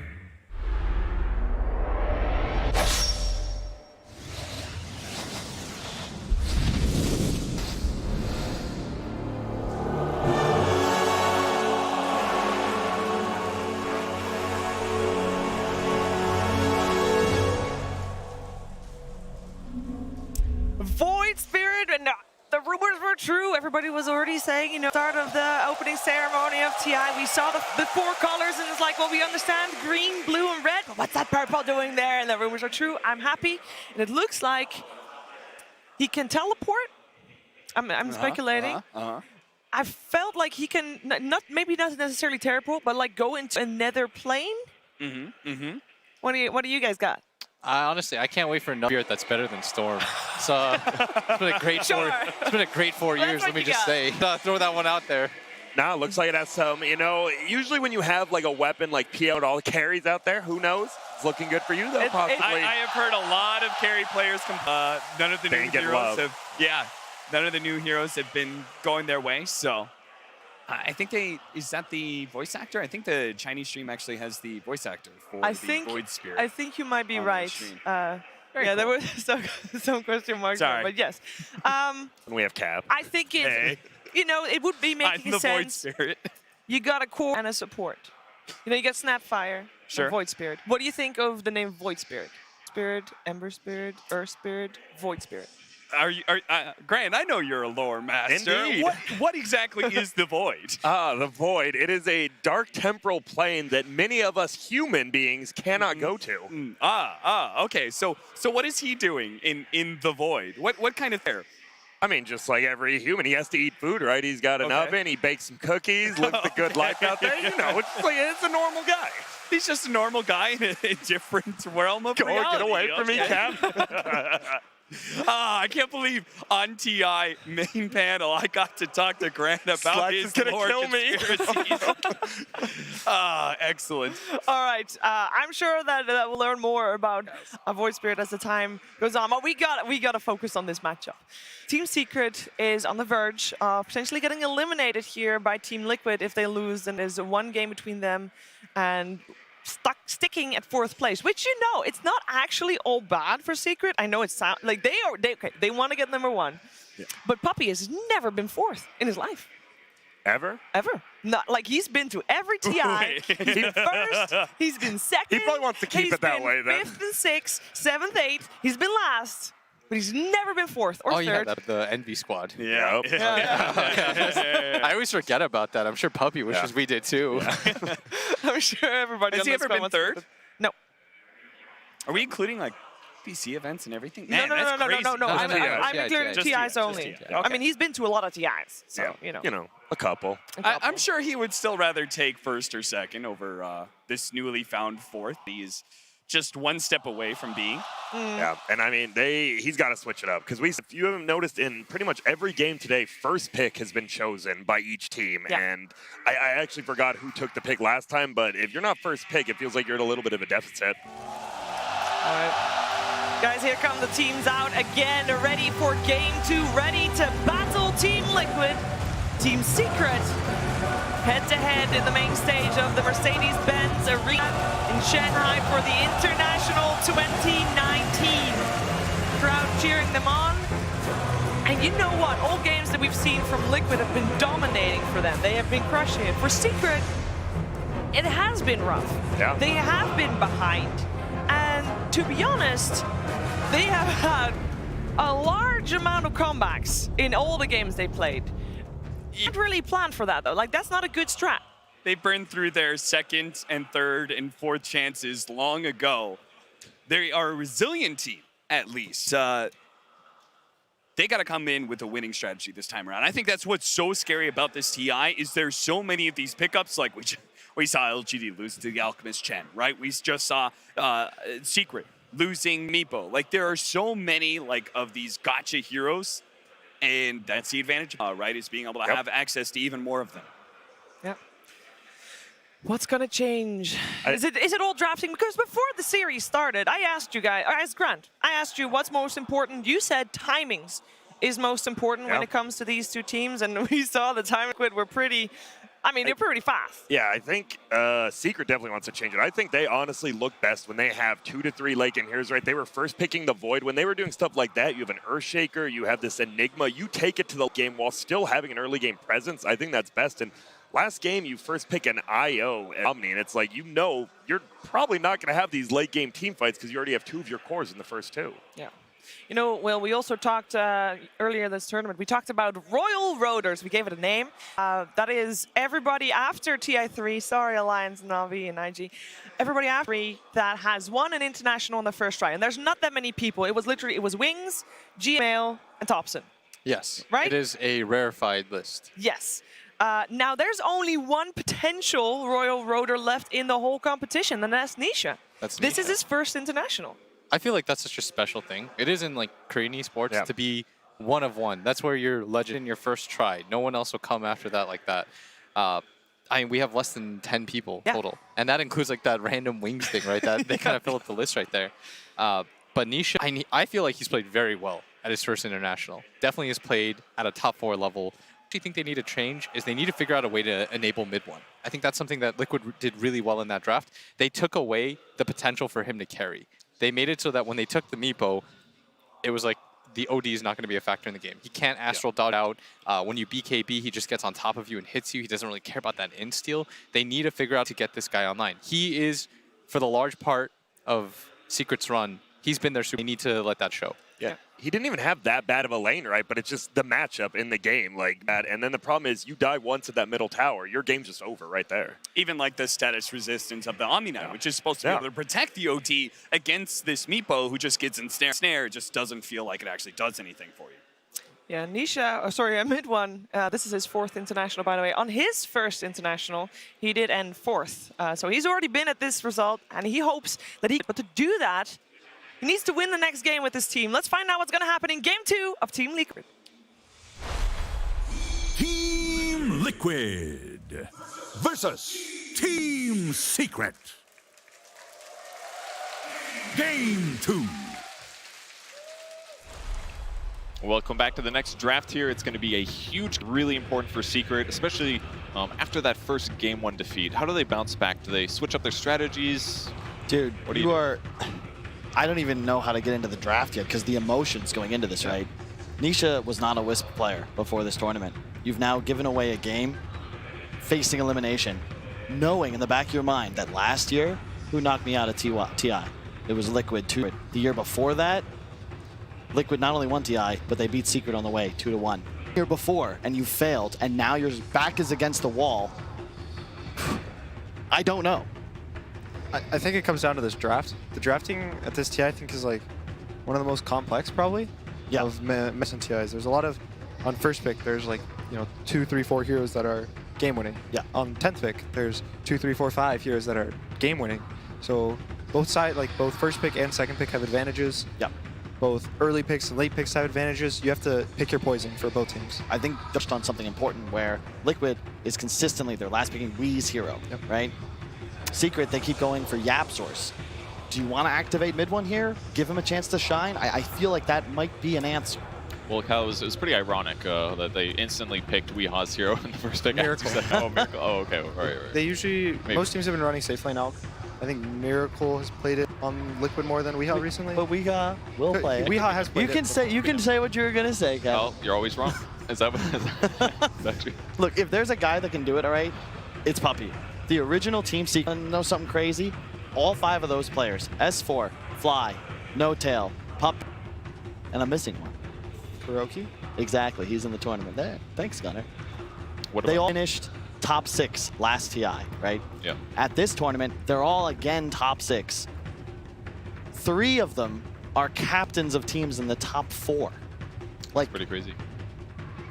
You can't lose another game, sure, but this is a good way to start it off. I think ET is probably the best hero to early phase right now, especially for a team like Secret. Well, this is kind of reminiscent of the OG versus LGD series. OG was running Alchemist, and on the other side, LGD grabbed Elder grabbed a lot of magic damage heroes, including a fast-building Veil Sand King. Do you think that kind of a draft was effective? It seemed okay to me, but is it going to work here? It was okay. I think Shadow Demon's better than anything else they can pick.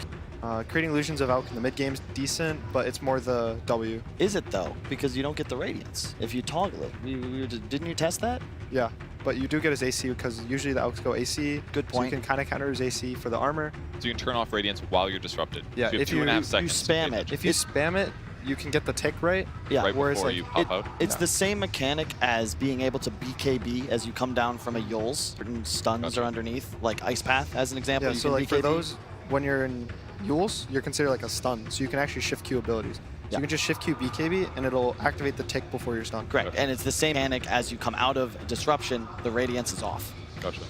Well, they go with the Rubik instead. Juke damage a very early Darkseer pick, and this is going to make Shadow Demon look a lot more appealing, but both supports, so they don't even have to ban it.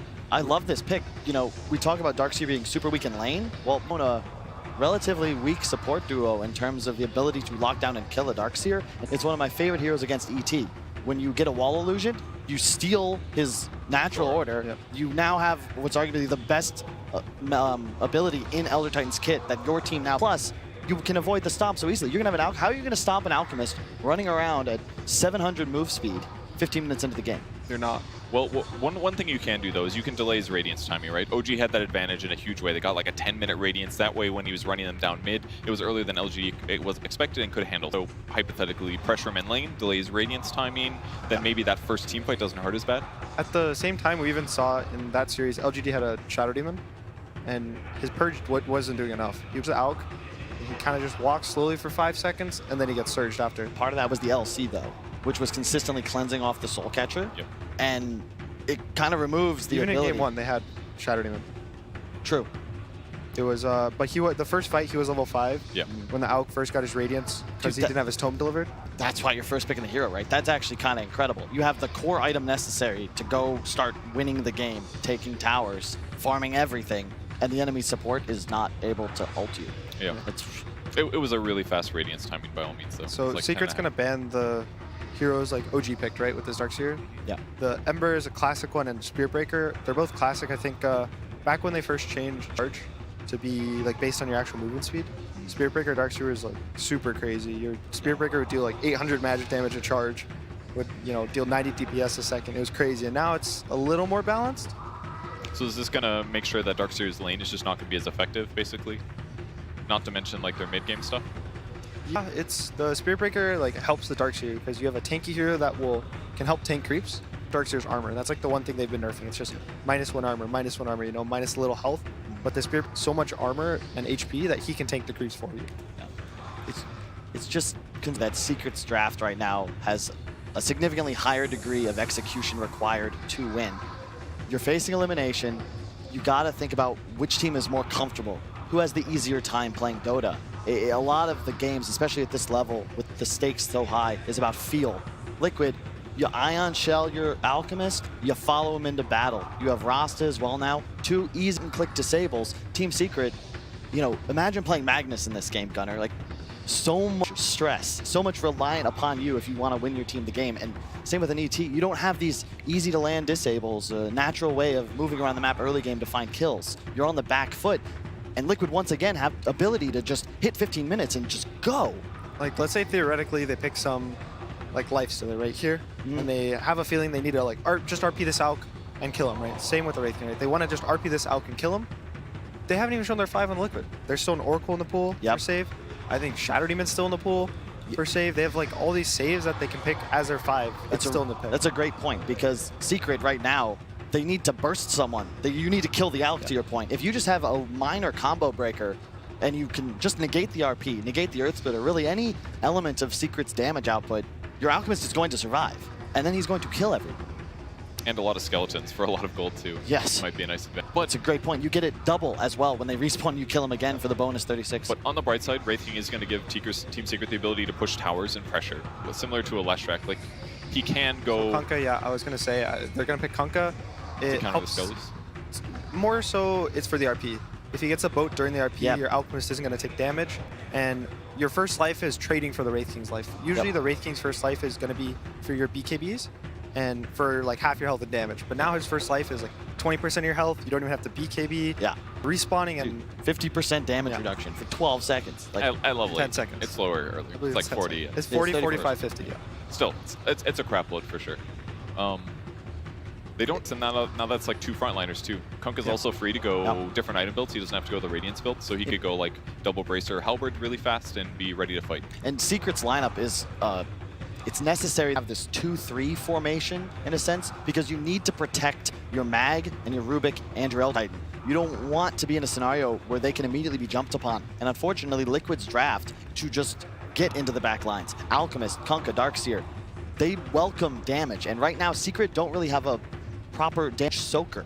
Wraith King, in theory, is to be doing the brunt of your damage. He's going to be empowered. He's going to be an ET. Like, your whole draft is built to get this Wraith King game. However, they will most likely be giving mid-1 overall last pick in this game. I think it's necessary, but man, it's going to have to be a hell of a hero. And another thing Secret's lacking is almost all the ET lineups we've seen today and yesterday were based on magic damage primarily. This team's like heavily into physical damage here between Empower, Wraith King, that kind of thing. So they have some magic damage, but it's going to be a lot harder for Elder Titans or to even do anything because he's got to get in melee range, which is more rare. That kind of, it feels bad they banned their own everything. I think this would have been a good Ember game for Secret.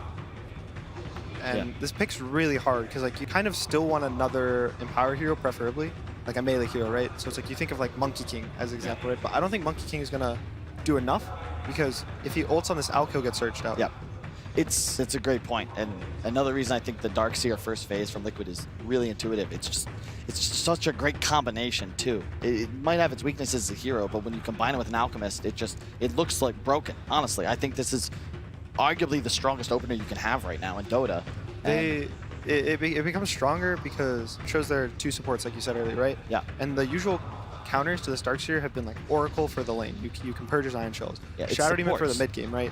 For the purging of Iron Shell and Surge in the mid game. So you have these like support counters, and sometimes it's like carry counters, right? Like a Morphling is a counter because he'll completely free farm, but Morphling's slightly fallen out of the meta, and you want an Earthshaker with it, right? And you can't really fit an Earthshaker into a Secret's draft. Yeah, and the Wyvern's perfect, right? It's the combo breaker you were looking for, but it's doubly effective. You can heal and put down, save from any sort of physical damage, and you have a BKB piercing interrupt. Like, it's crazy strong here. Back, in theory, you get to a point with Secret's lineup, we'll win the game. But Liquid, they're not looking to take this late. They want to push the tempo and once again be threatening high ground by the 20-minute mark. This is a challenge for Secret and a situation, unfortunately, they've been in before. I love what Liquid's got. And on top of that, the Bristol's a lot of physical, similar damage types coming out of Secret's lineup. They've also got a save with the Cold Embrace, so they have some solutions here with the Wind Wine ulti. I think the Wyvern pick was excellent. I did not see it coming. It's perfect. It's going to have RP, you know. Even if the Wraith King goes BKB, you can stop him in his tracks, stop him from focusing this RP target. Save targets, there's a lot of stuff. I think it helps the lane as well. Yeah. You can just, you know, burn them down slowly, push it out for your Alk, he can jungle. You always are going to end up in a 5-on-5 engagement in Dota 2 nowadays. And I look at 2 drafts and see that, okay, if everyone casts their spells and game's even, there's a team that's just going to dominate team fights. And it's Liquid in this game. Secret have to buy time, continue to scale, and 30 minutes plus, maybe they can start to eke out an advantage. Well, we'll see if they can finish out that advantage. And right before we jump in the game, let's hear from Roman on Team Liquid. All right, Roman, we are seeing an Alchemist and a Darkseer for the second time today. Were you in the game this morning? Talk a little bit about your strategy here. I did watch the game in this morning, but to be fair, we played the same combination yesterday. So it's something we've played already. I actually believe they admitted copying that before. So why do you think this has been so successful for the teams at this TI? I mean, first off, there is no shame in copying if it's good. And they're just very synergetic. Everything that Darkseer offers to the game, Alchemist profits from it. I can't go into detail, obviously, but... No, please don't. But you feel pretty confident based on how Secret drafted as well? I mean, I have to say Secret's draft in Game 2 is way better than in Game 1 this time. So they will put up a good show. All right, thank you for your insight. Appreciate it. Thank you. Good luck. Back to you. Oh my goodness gracious, ladies and gentlemen, here on the floor of the Mercedes-Benz Arena, Trent, the coach, feels like it's a better draft for Secret. Do you agree? How you feeling? I mean, it's Alchemist. It was IO before, though, and that's kind of what I was thinking. I was like, oh, geez, I don't want to see this again. But now the Alchemist. I was disappointed. I came back into the stage, I saw that big Alch on the screen, but it's okay.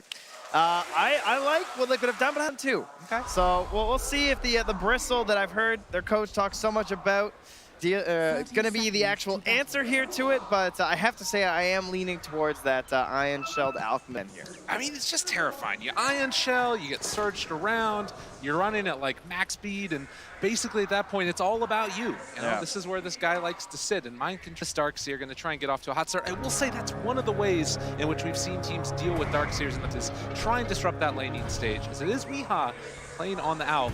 As the battle for the bounty runes begin, Nisha putting up his hand for the high five, and a lot of damage being traded back. Guerrero in some trouble as the punches come from Buffy, but not quite enough. And in fact, Nisha's going to be the one that's going to be, does he go down first, or is it Kuro as the chase continues? One more punch against our fairy fire. Kuro able to walk away and now take shots over to the side as well. Now Yapzar's gone a bit too far. A little bit of a clowny beginning to this game as Kuro's going to salve back up. And in the end, nobody dies. And the bounty rune will just be waiting on the other side of the river there for Secret, so it should wind up being 2 for 2. Now, one thing that we've seen as Wraith King and Alchemist both are rising in popularity has been those skeletons. Tell me about it. You get to that mid-game, those skeletons wind up in the wrong place, and Weehaw runs into them. It is a stupid amount of gold for an Alchemist. You basically get the Grievel's Greed twice off of that whole army of skeletons, so depending on you know, the later this game goes, of course, as Kyle mentioned, Liquid are going to be looking to play very fast, but if we get into sort of an even-tempoed game, that is something that I think Nisha will have to keep in mind. Absolutely, and of course you want to keep spamming out those skeletons because it's what helps you to accelerate so much in terms of farm. Mind Control not quite pulled there into tower range, but this one could be a little bit of a tough matchup for Zai if they'll build up for Mind Control. Ion Shell obviously level 1, the damage has been nerfed significantly, but still could be a problem as you get to the higher levels. I mean, usually it's the Darkseer that cuts creeps, right? But you might see Zai just like going away from the Darkseer at points here in this laning stage. We've seen some off-laners, or in this case, off-laner playing in the safe lane, with creative solutions, some of these matchups like this, where the Darkseer, you know, he kind of has his gimmick with the Ion Shell, but it can be solved. And this camp was body blocked, it looks like, as well. So, ooh, Zai actually losing aggro for a minute. We'll be able to pick it back up afterwards and still secure these last hits, but there isn't a hard camp to pull to anyways, and Mind Control instead is going to pull his camp, or rather his creep wave back into the other camp. It's mid-1, dropping somewhat low. Miracle trading hits with them. And does have a fair few quill stacks onto him. We'll see if mid-1 wants to try and push the... No, mid-1 wants that bottle. Oh, yeah, that'd be refilled nice. there too, so yeah, we'll be able to get over there. Big win for him in the mid lane here as he ups his regen. Of course, Kunkka has his own shenanigans when it comes to TPs and X's and stuff, so he'll have his own sources in the regen battle. Yeah, shouldn't run into too many issues either. Having that magic stick already online, 10 charges means he's got a ton of regen available to himself. So he'll farm out this medium camp while simultaneously being able to get back in time to defend his tower. Top lane, haven't talked about it much, but it's a tri-lane on tri-lane. Yeah, one of these, maybe start finding the sticks, right? Team Secret already has 3. Meanwhile, I don't see any on the side of the... Oh, Kuro's got 1, but the other 2 are not rocking sticks right now. So the spell spam will be in favor of Team Secret. And we talked about this Darkseer pick coming in and the idea of just like, usually it's supports that counter it, right? As a mid-1 Miracle trade the mid lane here. Oh, Miracle even have to play it a little bit safe there with the X-Torrent.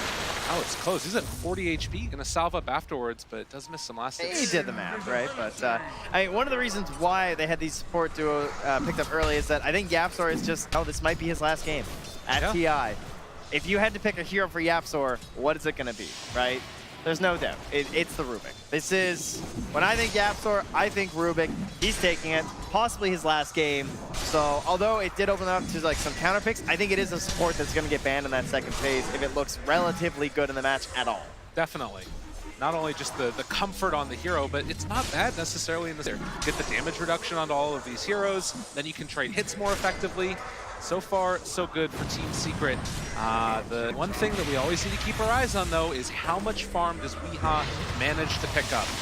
How can they deal with this Alchemist? As Miracle going to step on over and pick up a very fortuitous haste rune and gives him the dance away afterwards. Yeah, I'd say that's worthy of a jinx. Denying a bottle, getting yourself out of a sticky situation there and some goo. So again, 4-minute mark, still no kills. as some of these games have kind of looked like that no-rush 10-minute stop Dota that we became very familiar with in the group stages.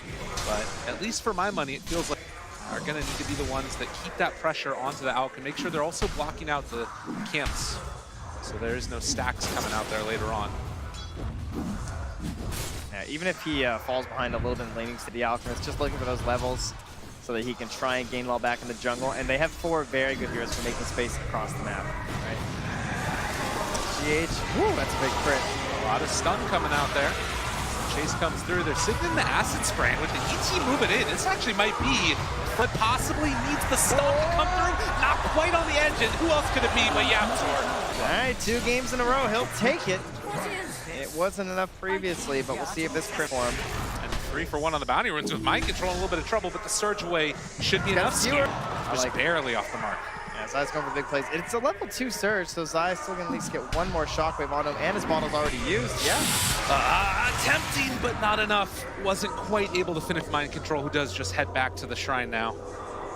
And Zai just getting level 6 after him. You know, maybe, but it is 200 mana, so hard to keep that one going before the Arcane Boots.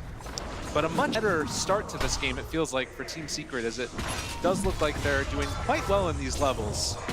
Now, Miracle does have level 6, as Mid-1 is just going to try and keep outlast hitting him here in the mid lane, get 2 range creep denies while simultaneously leveling out that harassment. And it does look like it's going to be Invis Rune up top, spawning and picked up by Mid-1. Torrent still picks it up in the bottle. Yeah. Yeah, so they're just to help protect too. So Mid-1 with his level 6, he's making a bit of a rotation here. Dire Vision, they don't have anything nearby, but they will be able to just say like, hey, he's gone. And then if Yapzor shows in the lane, which he just did, then they're gonna know that something's up. Yeah, be wary. Mid-1, they drop down that sentry ward. It's not quite gonna be on the mark, and turn on to GH.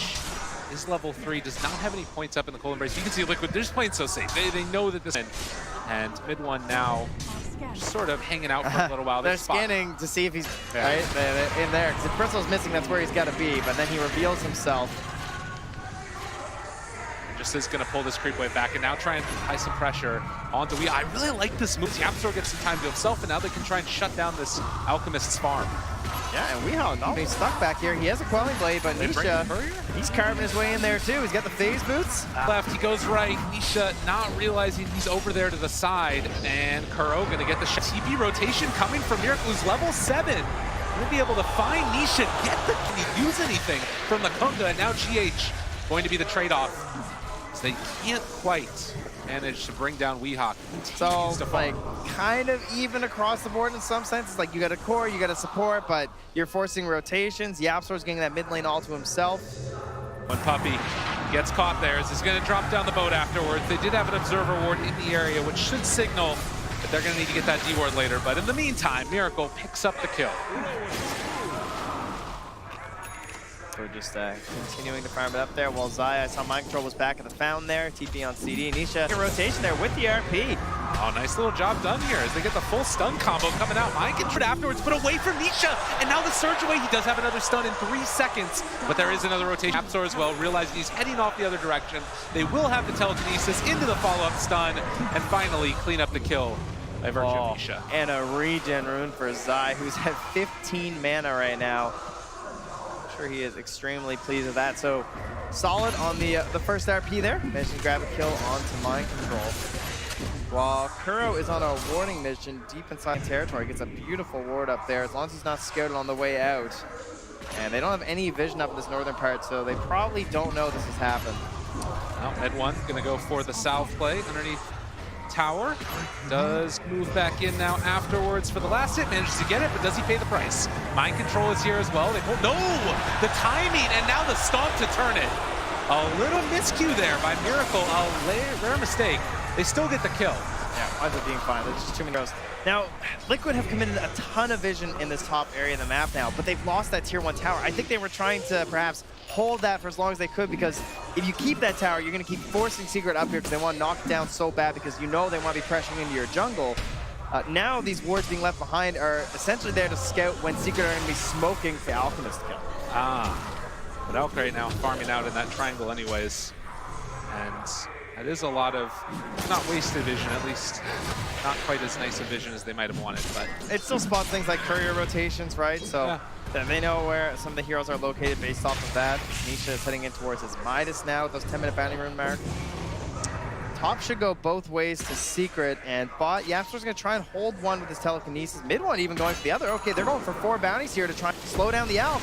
And he walks back away, able to pick it up. Secret. Very important. Great stuff there. And now getting some extra aggro onto Miracle. 3 stacks there of the goo, as well as the chase down with the quills. Miracle trying to make his walkaway happen, and looks like mid one not gonna tempt fate any further. We talk a lot about LGD playing this like perfect Dota sort of style where it feels like when you're looking at this bird's eye view that we're privy to, you have all these ideas like, okay, in order to shut down Alchemist, you have to stop him from farming the jungle. You have to bully him in the lane. You have to make sure they don't get any bounty runes. And I think Secret are hitting a lot of those marks right now. And on top, of course, it's not that much of a lead, right? Yeah. He's not the end-all be-all. Earlier today, we had the same situation, right? With the Bristle versus the Alchemist, and it did work out. It's true. But the other little box that you need to check oftentimes there is not losing a terrible, terrible fight to the Alchemist afterwards. Yeah, well, I mean, and the one thing we don't talk about the rest of that. The thing I will point out is that it's 4 melee heroes right now against a Winter Wyvern with a Darkseer Kunkka afterwards. So you hit a big Winter's Curse, things start to look real scary as we're already seeing those skeletons giving Weehaw the nice little injection of gold there. Oh no, stop. That's the skeletons. That's where things get tough, and he's happy about it. Keep them far away from the Alchemist guy. Nisha already having that hand up completed, now going back for the Radiance that we've seen all so often on this hero. Keeping up in farm right now with Weehaw. Doing a very good job of it. And I think Zai, too, also a bit of a standout here, right? Like, his farm right now, almost 5K. He's well ahead of Miracle as well. As often is the case, Yapsor almost ahead of the opposing offlaner. 3,500 net worth. Wanting to be one of those team fight turnaround heroes. He can make it happen. Yeah, he's gonna have enough for his 8th lane, see if he can clean up these mid last hits. This mid one again, just dodge a torrent, but it will be a bottled ruin up at the top for Zai, who has an arcane and an RP available. Both of those observer wards planted by Kuro earlier on do still survive. Rotation now from Zai up top. They've been seeing Nisha farming here on the Ancients, and that's giving all the space in the world for Weehaw to play freely. Kuro even acting as the vanguard here, up ahead of the Alchemist, in between any potential rotations from the side of Team Secret. Everything from my Alk. Yep. This is the way they play Dota around this hero, and I really like that observer ward placed down on the right-hand side of the map. It's not scout out anything. Mine are doing the mud golems, though, not cool. You know, you gotta leave those for your Alp. That's for sure. But he just leaves 1 for Weehaw. He's like, why is this camp half farmed? That's an immediate ping. You know what's happening. Yeah, but just look at this guy. Like, just a second ago, the Wraithing was basically on par with him, and now 1,500 gold ahead. It's so difficult to be against this hero. And if you're Secret, I mean, is it just try and make a move now, shut down the rest of the map? They don't really have the same tower push that you saw previously from Liquid, right? When Liquid were trying to play the super high speed, they had the Leshrac. Right. And they're just able to destroy them so easily. Secret, it's a longer effort. I mean, how long has Yapsor just been mid? Like, shoving creep waves and everything, and hasn't resulted in that much tower push. Now, he does get the level 4 acid spray, so quite a bit of damage. 7 armor reduction as well, while you have a Burster back on your team is very good. And they do have the siege wagon of mid one. So this is your tower pressure. But even that, look, it's slow and it's very dangerous when you're this tanky. He's alone. Be careful, there's nobody else here, and all of Liquid shows up. In the mid one's just dead. And there it is. Still a 4 against on Alchemist. And he TP's up there to clean up the second round of skeletons that were pushed out. So Weehaw completely alone to do whatever he wants. And Secret needing to come up with answers, because right now they've only been able to take down that one top tier 1 tower. Yeah, not getting the mid lane down, not able to occupy that dire jungle, just feeling like they can't fight the heroes on the side of Liquid right now, apparently. And even holding your own towers is simply not. I mean, Liquid have no tower damage. Yeah. I mean, they're under like 300 total, basically. You know, it's kind of nothing. But they don't need to cross the river. That's on you, Secret. Well, 15-minute mark's going to come in again, and Secret have done shutting down those bounty runes away from Weehaw. But we'll see if they can make it happen another time. It's that fickle timing, you know? Yeah. If you don't hit it for Secret, you just one misstep, and this Alchemist is completely out of control. Or skeletons. God, it's so much gold. Yeah, he's 3,000 gold ahead of the Wraith King now. He just keeps farming them. Still, though, only 1,000 gold lead in total. And as you can see, bounty runes about even. But it is that slow, steady drop-off that you can see in experience and net worth. We're starting to find these contributors to the team fight picking up items, though. You have the Blink Dagger onto Zai before he Vlads. You have the Vlads Q for a long time. You have to his Aether Lens, and now trying to go towards a 4-stack wombo combo that you see from like the Kunkka and the Darkseer, the Winter Wyvern, trying to spread things out a little bit with your clumped up melee team. But meanwhile, on the Dire side, you've got Winter Wyvern trying to get in towards that Aether. She's not too far away when she breaks apart her Arcane Boots, but that's an excellent tool for the team. And well, Kuro's going to get some bracers as the 5 life decrease. Placement, though, is it is keeping it far enough away from that Dire Sentry. So they do see what Weehaw's up to. And if there is another nice thing to say right now about Team Secret, it's they're identifying some of the issues in their draft. They're trying to get those team fight items online like you're talking about, but also they've gotten some farm here on Rubik, about to hit level 10. Also, Aether Lens, completely like you're talking about. And maybe their goal is have 4 heroes that all can fight when Liquid are mainly just playing around this, can possibly take down the big raid boss.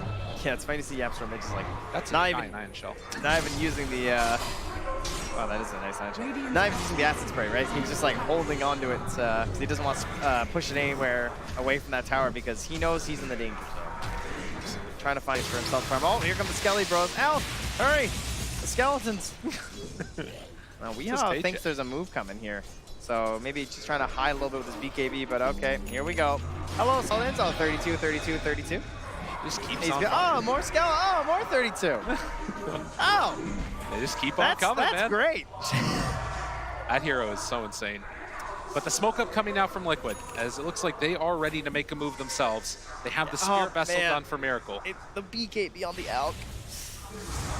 It's very scary. They have to try and kite this, or they need to blow him up before it gets popped. And it is so hard if this Winter Wyvern's going to be there covering him. The only saving grace is that they don't have that Aether Lens yet, but Liquid have done it. They have become their water and passed the river. They've gone upstream, finally. And at the same time, Secret are occupying that territory you hope they would, right? Get to that big farm zone for the Alchemist as he holds the mid tower. Mid one looking to trade a tier 1 bot for a tier 2 top here. Doing what they can. And as Weehaw holds on to that mid tower, they take down the bottom one. 18 minutes in, still only 1,000 gold lead with the Alchemist draft. But it's starting to feel like maybe this group up is going to come very soon. Nisha already out there. They have the Torrent, going to connect onto the Wraith King of the boat for the moment. So they get the surge forward. They find Nisha left completely alone, and Weehaw gonna as well. They take him down one time. Can they get him a second time? Nobody from Secret is here to help.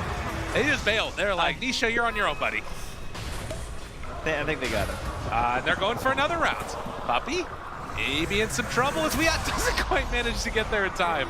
And we'll pick up the illusion runes, start to spread out the things. But you can see Liquid, they're just raring to go. They're ready to fight. Look at this surged up Miracle right now. 4 points in the X. They are so lucky he didn't find anybody. Now he grabs mid one. Oh, there's no shrine nearby either. Already throwing down that acid spray. They have the stun connection. Can they find the time? They don't have the chemical rage, but I'm not sure if it's going to matter. Yapstor trying to play spoiler. The ice. Well, actually, not RP. And now to turn it back around, mid one still barely living. We are trying to run him down. And with the Spirit Vessel, as well as the Radiance Burn, it's going to be enough to take down mid one. And I was wrong. The RP was not good enough. The RP, the Earth Splitter, the spell, they're a lot harder to hit than Iron Shell Surge. You ain't wrong. Little involved and just as powerful, if not more so. They try and lurk behind the tower there, see if anybody wants to come and defend this, but yeah, it ain't happening. And again, you talk about it, it's the ease of execution that you want to have in this lineup. Kyle talked about it on the panel that they group together, they buy the team fight items, get the BKB onto Weehaw, and just run at you. And perhaps the most frightening of times versus an Alchemist when that Blink Dagger, when he's getting close to level 15. Damage or health, however he feels the game is going. Both of those talents just helping him out so much. Holding on to that mid-tier 1 tower still. 20-minute mark. Does look like Bounty Rune's going to be picked up. 2 apiece there. Secret actually able to get on that third one, so Guardian run for the Darkseer, more regen. Yapzor in trouble, jumps forward with the stun onto 2. Weeha does not really care right now. Well, Steel Chemical Rage pops it immediately. Yapzor tries to run away. His puppy is just going to get barreled underneath this tier 1 tower. They do manage to find the stun, but immediately afterwards, there's going to be the vacuum back, the pull in onto 2. Weeha realizes the rest of my team is fighting there. Probably get together with them as the Surge keeps Kuro alive. Zai still chasing, wanting to find this pesky Shadow Shaman. Comes out afterwards, and now the heal coming through. Torrent is going to connect, but they managed to take down 1, and now Mind Control. His Surge should be wearing off soon. Does he still go for the chase down? Do they decide to follow it up? Mid 1, looking for the punches. This is looking okay right now for Secret, but they can't quite find the finish. And a buyback. Okay, they're coming in with the Shadow Shaman. He's got another round of Hex. The Stomp's going to connect. And it looks like with that Secret are going to try and retreat, but they find the onto Yapzor. Another 4-staff save in the day. Earth Splitter comes through. It's not quite enough. He's there. He jumps in again, finds Yapzor, trying to get that kill, and he will be able to get it with the RP onto 3, but the turnaround comes. The curse is there to interrupt, and they don't have an answer. Torrent both gonna connect on Anisha after the sun. The walkaway happens in mid 1, trying to be this big bad boss in the middle of it all, and he good chunk of damage, taking down GH just barely. No, he's able to walk away again. They came away with this. Liquid making the fight last long enough for them to win it as they burn through the ulti of the Wraith King. And right now, Secret, they still can't take that tier 1. How about another X? The pullback gets him again, and Magnus not able to save. Back out of the skewer. Where are you going? Get over here. As the Torrent is going to land, and Nisha trying to run again. Another round of those Spirit Vessels. Liquid, well and truly. These fights around the 20-minute mark, this Alchemist Blink Dagger are just devastating. He's just in and out of the fight. It's so hard to keep him locked down. They're trying to target those heroes on the side. They took down Kuro twice, they get GH, but GH with a masterful Winner's Curse there to stop that big RP that came in from Zai. He caught 3, and he had Nisha right there, empowered on the Wraith King, looking for the damage, and then there was nothing. And you can see Nisha's doing what he can. This has the Radiance going. Yeah, let's just smoke him and go again. Why not? Got an Arcane Rune on our Alchemist. You guys done? You want to fight some more? Sure. This Surged Kunkka is perhaps more terrifying than the Surged Alchemist. This time he's going to have to do it himself, though. Oh my god, and they find him. The Wraith King just going to drop, and that is another thing. With Team Secret, a fight around your cooldowns. Liquid, they can just keep running. And keep running they will as they find you. Get the stun, Weeha, just pummeling him down into the ground. The 4-staff is no savior here, sir. No, and they're just gonna keep the group up alive. Vlad's, Greaves done for Mind Control. Wow. Darkseer. Look at him, he just keeps popping the stun and running at him. Yeah, Weeha has no cares. This guy. It was, what, 5 minutes ago where it was just Weeha and a bunch of Radiant heroes on top, and now suddenly it's Weeha, Nisha, and now Dire heroes. They have eclipsed past those on Secret who were near the top of the net worth chart. Zai has his RP back. Mid 1 has finished the Solar Crest. As we talk about, you need those cooldowns, but in the meantime, when they are down, oh god, mid 1, kind of away from the rest of his team. They do have Magnus behind him. Chasing, Sha wants to get a kill. Shadow Shaman gonna be searched and go for the walkway. They drop the Serpent Wards down, and Burns finds the first kill on a Wraith King. Can they get him again? The Yapzor trying to steal what he can. They already have the boat to him, that bonus, and now the X marks the spot. There's a pretty good combination coming out with the RP, but it's not enough. It's not nearly enough. It's not even close to enough. Zai trying to run. Weeha has him in his sights. Do they dive past the tier 3 tower? No. It's gonna back down to the low ground. Mind Control. Cosplaying this Scorpion right now. Some Ether Shock here from Yapzor, but not enough to do anything. And you highlight these heroes in the team fights. And, you know, he's got the Crimson Guard, he's got the Greaves, he's got the Vlads. They have so many heals working on their side of Liquid. Perfect 5-man Dota items. And just weaving in and out. They know exactly how to play these team fights. Well, and mid 1 right now is cutting creep waves, doing a good job of buying his team a little bit more time, as they do have to come back to escort their creep wave. Now you can see the swing. The swing back into the probability over the last couple of minutes. It's just been Liquid coming online, and well, now they have the shackles on the mid one, but they don't even feel the Shadow Shaman. I mean, they know that if Shadow Shaman is shackling your Bertzel back, there's probably more coming. You know? So Assault Cuirass done. So much gold into the Ka, this 25-minute mark.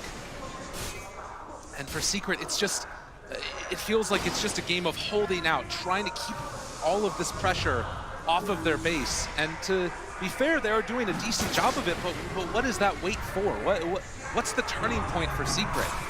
Yeah, the high ground is, you know, you got the Magnus, sure, but your empowered hero, it's not this like Ember or this hero that really feels like you can do something. It's Nisha on a Wraith King here, and maybe he can get that incredible damage into the Empower when they're RP'd. It's just, I don't know, I feel like you're waiting for mid one to get into those wild later on. Yeah, and you can see there on that graphic, just Weehaw completely out of control, 9-2. At this point in time, rocking 800 GPM, expecting that to go up. Oh, it's going up. It might just. I would invest now.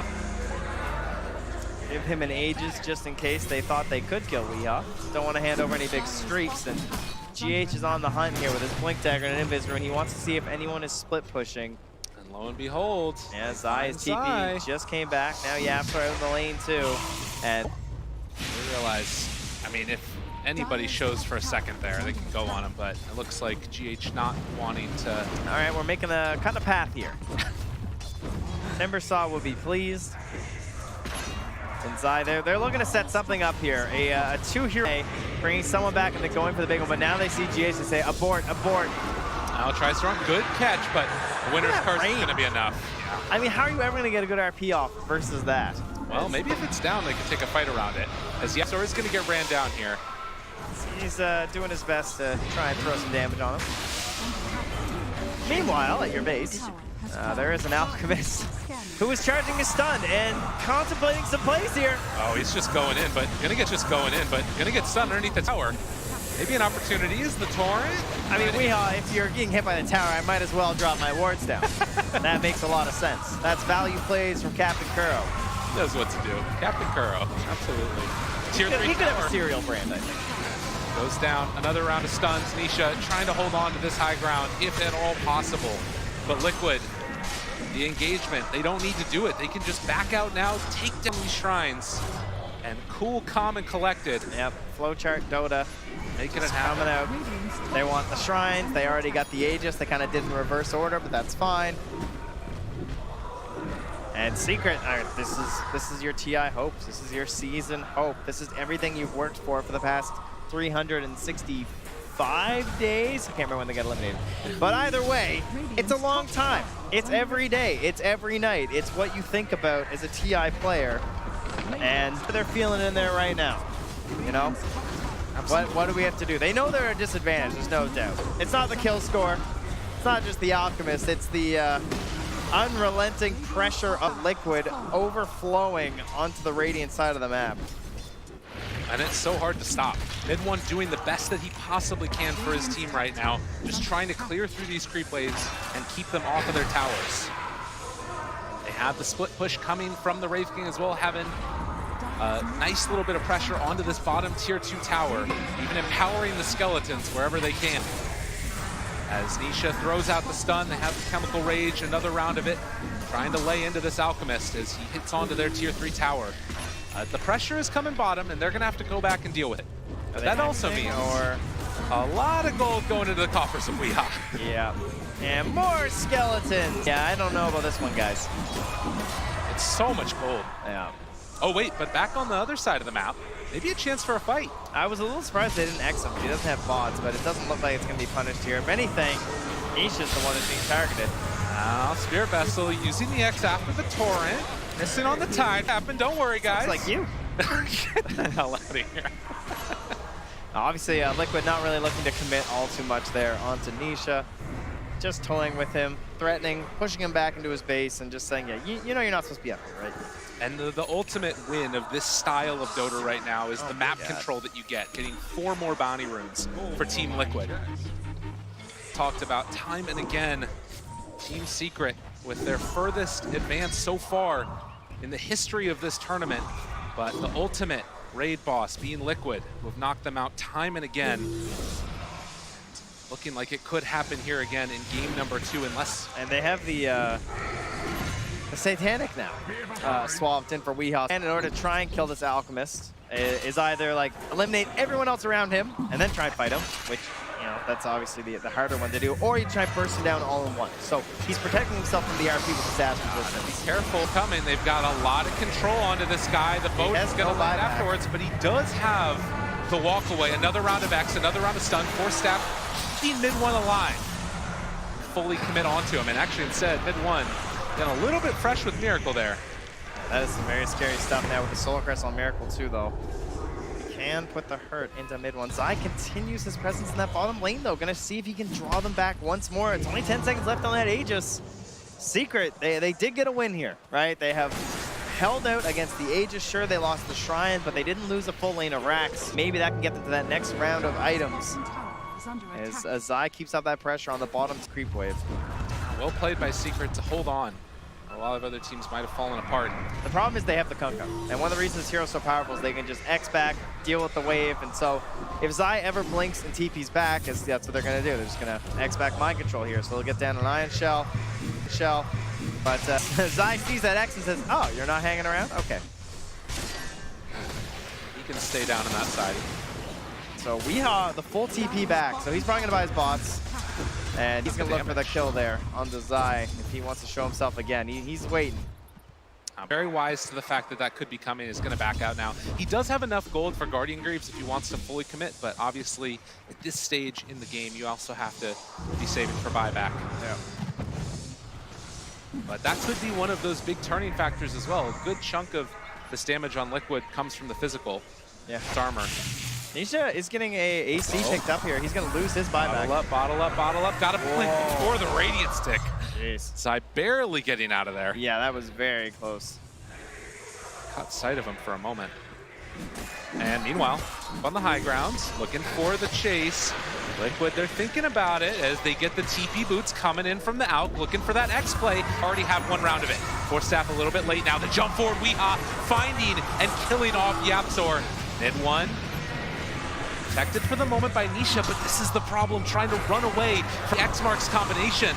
Level 20, he's not going to end up running into any issues with knocking his ultimate off. At this stage is bad enough. Zai pulls back in 1. This is a nice way to start this fight. They have to stop to follow it up as well. Don't want to jump onto mid-1. Nisha able to get the walk away. Zai thought about it. Trying to hold that buyback on Yapzor. They don't want to burn it right now. They just say, we can trade 1 for 1. We'll take it. But that was a great jump by Weehaw, right? Although jumping on a mid-1, he sees that mid-1's being helped out by someone, and he knows I can just blow over that back line instantly. This is, again, 13,000 lead, but maybe a wave, maybe a chance. They're initiating already. The pullback, a pretty nice combination there as they have the sleep as well. So at least onto 1 with the vacuum wall, and now they've got some more heroes of their own. The chase forward, looking for it. Zai in trouble, does not have buyback. He fully committed in with the items. As mind control looking like he's in some trouble himself. Mid-1 popping the BKB, looking to chase, but isn't going to be able to find that out. Now, will they try and turn without the BKB, or does Nisha have enough damage to threaten them out here? I mean, they don't have Zai, they don't team fight items with that. And the Torrent. Oh, to interrupt, makes it happen. Jeez, that could have been dangerous with the Spirit Vessel still there for Miracle. Yeah, really well played by Yapzor to able to make that turnaround happen. So Secret still hold.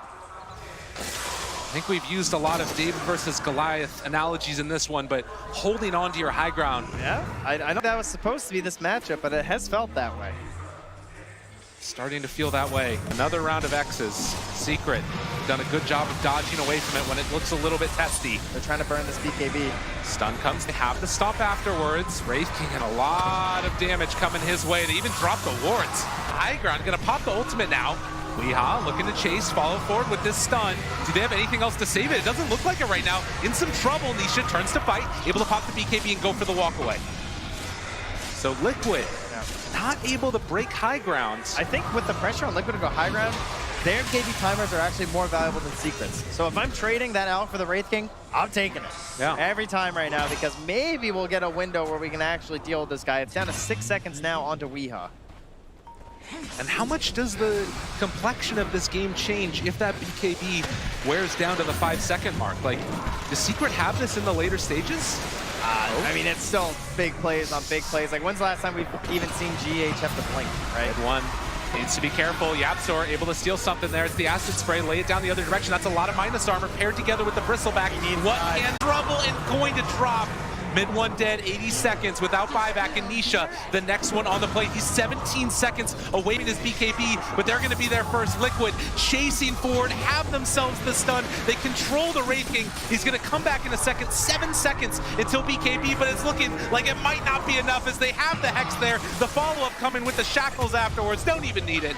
They take down the Wraith King. Oh, 50 seconds still with no Bristle, and that means the Roche will be respawning. Liquid not going to rush anything. They're TPing back top, pushing the wave. Secret went for the push mid because they knew that they were focusing on Denisha there. Might feed for it. Yeah, he's just giving up his life at this point to try and take down the creeps, it feels like, but they will not be dissuaded. He wants more. Doesn't quite get the vision there. He went for the health talent, so not going to have any advantage at nighttime versus Zai. And Zai sees that and says, oh, that was close. Yeah. I'm out of here. Wyvern even finishing off the Aeon disc, so there's no way that... Kuro, he is. Wow, they're forcing buybacks here. Double buyback. Coming through. Bristleback still 14 away. Nisha throws the stun to start. Zai pulls him in a little bit closer. They have the telekinesis afterwards, trying to control, but the Torrent is there for the interrupt. And it looks like the first melee backs is going to go down. Team Liquid able to take it, and Weehaw still as a cucumber, just hanging out in that mid lane. Yeah, very hard to deal with these wards when you only have one ranged hero. And the last thing Yapzor wants to do is reveal his positioning. More than happy to jump right on top of him with Weehaw. So back for an Aegis and a cheese. Team-ending Roche here. And when you have a 20K lead, the opportunity to close this one out with it. Yeah, this has just been such an uphill battle for Team C, just trying to hold on to their structures. They need some crazy Earth Splitter into RP here. I mean, they're moving in. Already Wraith King getting the Hex out mid one there, but they've got the Aegis, and now Secret are fully committed. They've got a ward. They got to go in. This is Danger Town as they find Zai. Forstaff trying to keep him alive, if at all possible. Skewer to run, he's still alive there. They did kill off the Shadow Shaman, but the buyback comes, and Zai another round. Glimmer Cape keeping him alive. Can they make this work? They might be able to find a big RP, if at all possible. Looking for the opening. Zai making the play. It's a pretty good one with the Winter Wyvern ulti to interrupt. The Ghost Ship gonna land. Stolapsor. Everybody from Secret playing their absolute hearts out, and they're able to make it happen. It's only on a Kuro, but now Miracle maybe going down as well. They poppy for mid one. Still looking for the chase. They take down Zai. He buys back. Buyback coming also from Weehaw under fire.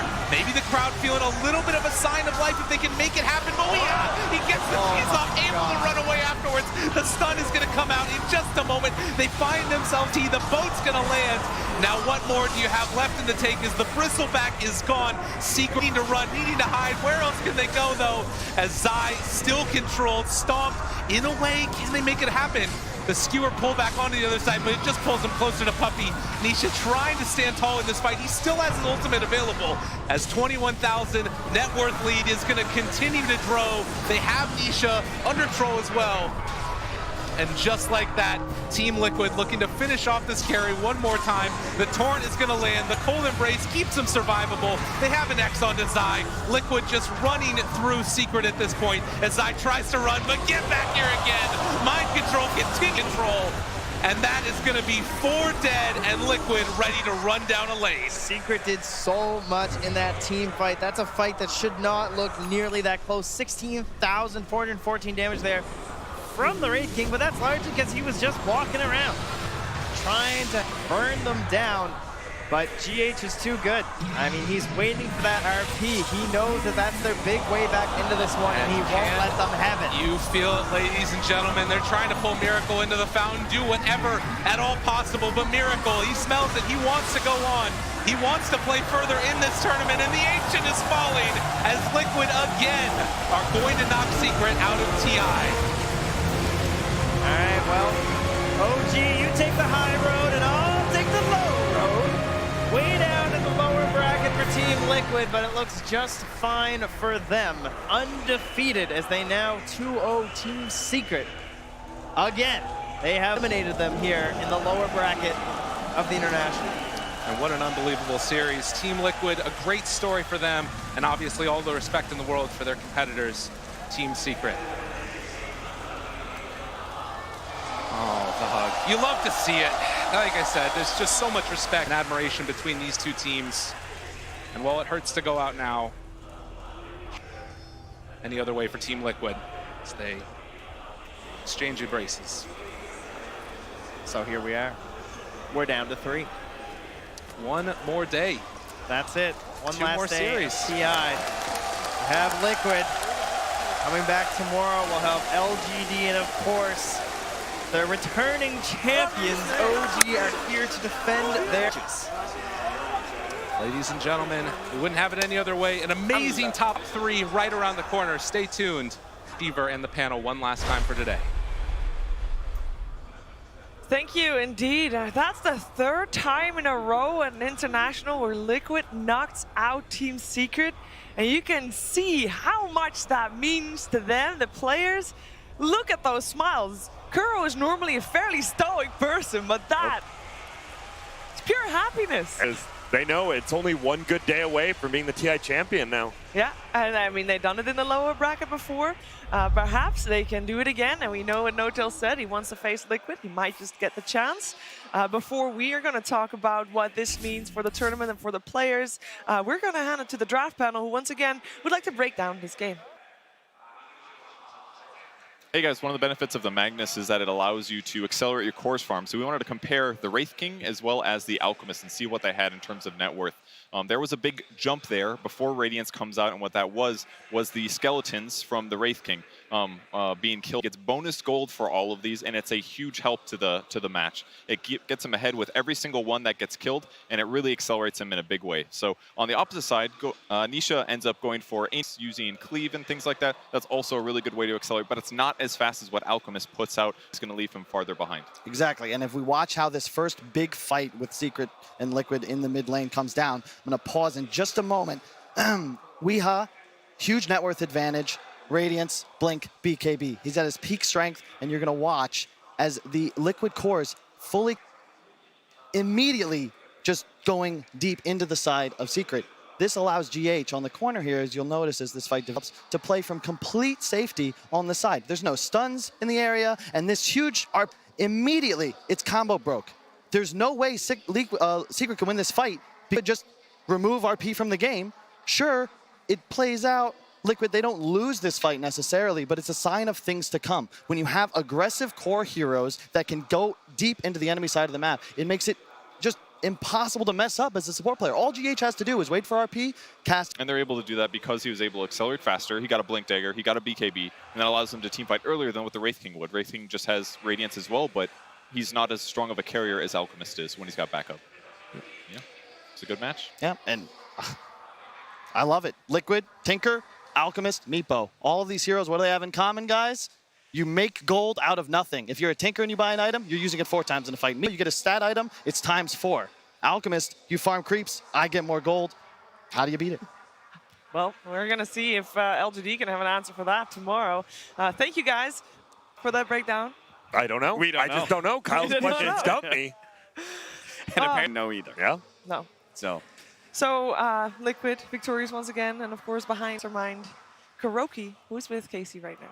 Kuro, you actually have our panel a little flummoxed, at a loss for words. You guys are undefeated at TI main stage. Why do you think you've been able to be that successful so far here at TI9? To put it simple, I think we're blessed. Why do you think you're blessed? It's how it is. Yeah? Do you feel like this is part of your destiny in some ways?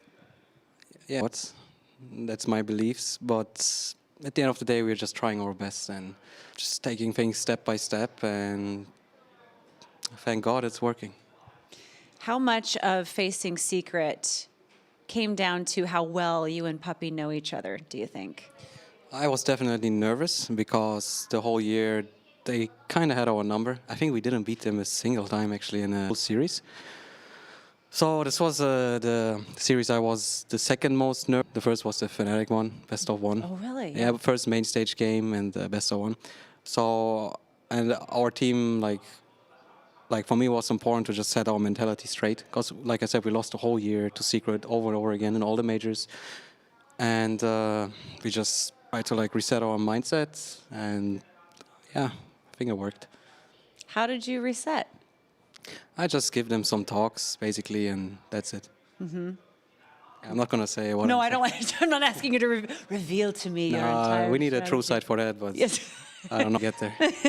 Fingers crossed. You're facing LGD tomorrow. How are you feeling about that before we send it back to the panel? I'm very excited. I mean, I'm very happy for OG to be in the finals again. And that was an epic game, the OG LGD.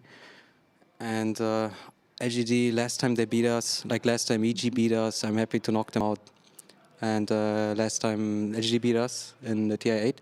So I was really like looking forward to this game. And yeah. No Tail's ready for you. And the Grand told us after in his interview that Liquid is who he's been waiting to face. After the group stage, Note and I met in the balcony, and so he was in the upper bracket. I was like top 60. And I asked him to wait me in the finals. Like I'm gonna like try to go there all the way, and I mean I hope we can do it. Yeah. This is like a movie. Meet me in the finals. Congratulations, Kuro. Thank you very much. Some great Dota. Thank you for treating us all to it. It's just been fantastic. Back to you guys on the panel. Thank you so much. Indeed, Kuro already looking forward to facing Team Liquid. Secret, unfortunately, not in that position. That is the flip side of every match like this. And it's time to hear from Puppy, who is with Rich right now. Yeah, I'm here with Puppy, and the first thing that I talk to you about is just, I mean, you guys ended up in the lower portion of the bracket, the loser side of the bracket. Does playing so many games, that grueling schedule, does that affect your performance at all? Well, overall, I think it made our performance better. We were not actually playing that well when we were in the upper bracket. I think we could have like pretty much convincingly maybe won EG with first and third game. Not the second one, I think. Second one was a tough one. But actually, we screwed up a lot. So we learned a lot from the screw-ups. We had a lot of time to figure things out. Took a game one by one, you know. None of the games that we played before that were like easy. So it was just like winning another grand final kind of after winning another grand final. So yeah, no, it made us a better team. And therefore, we got, I think, further.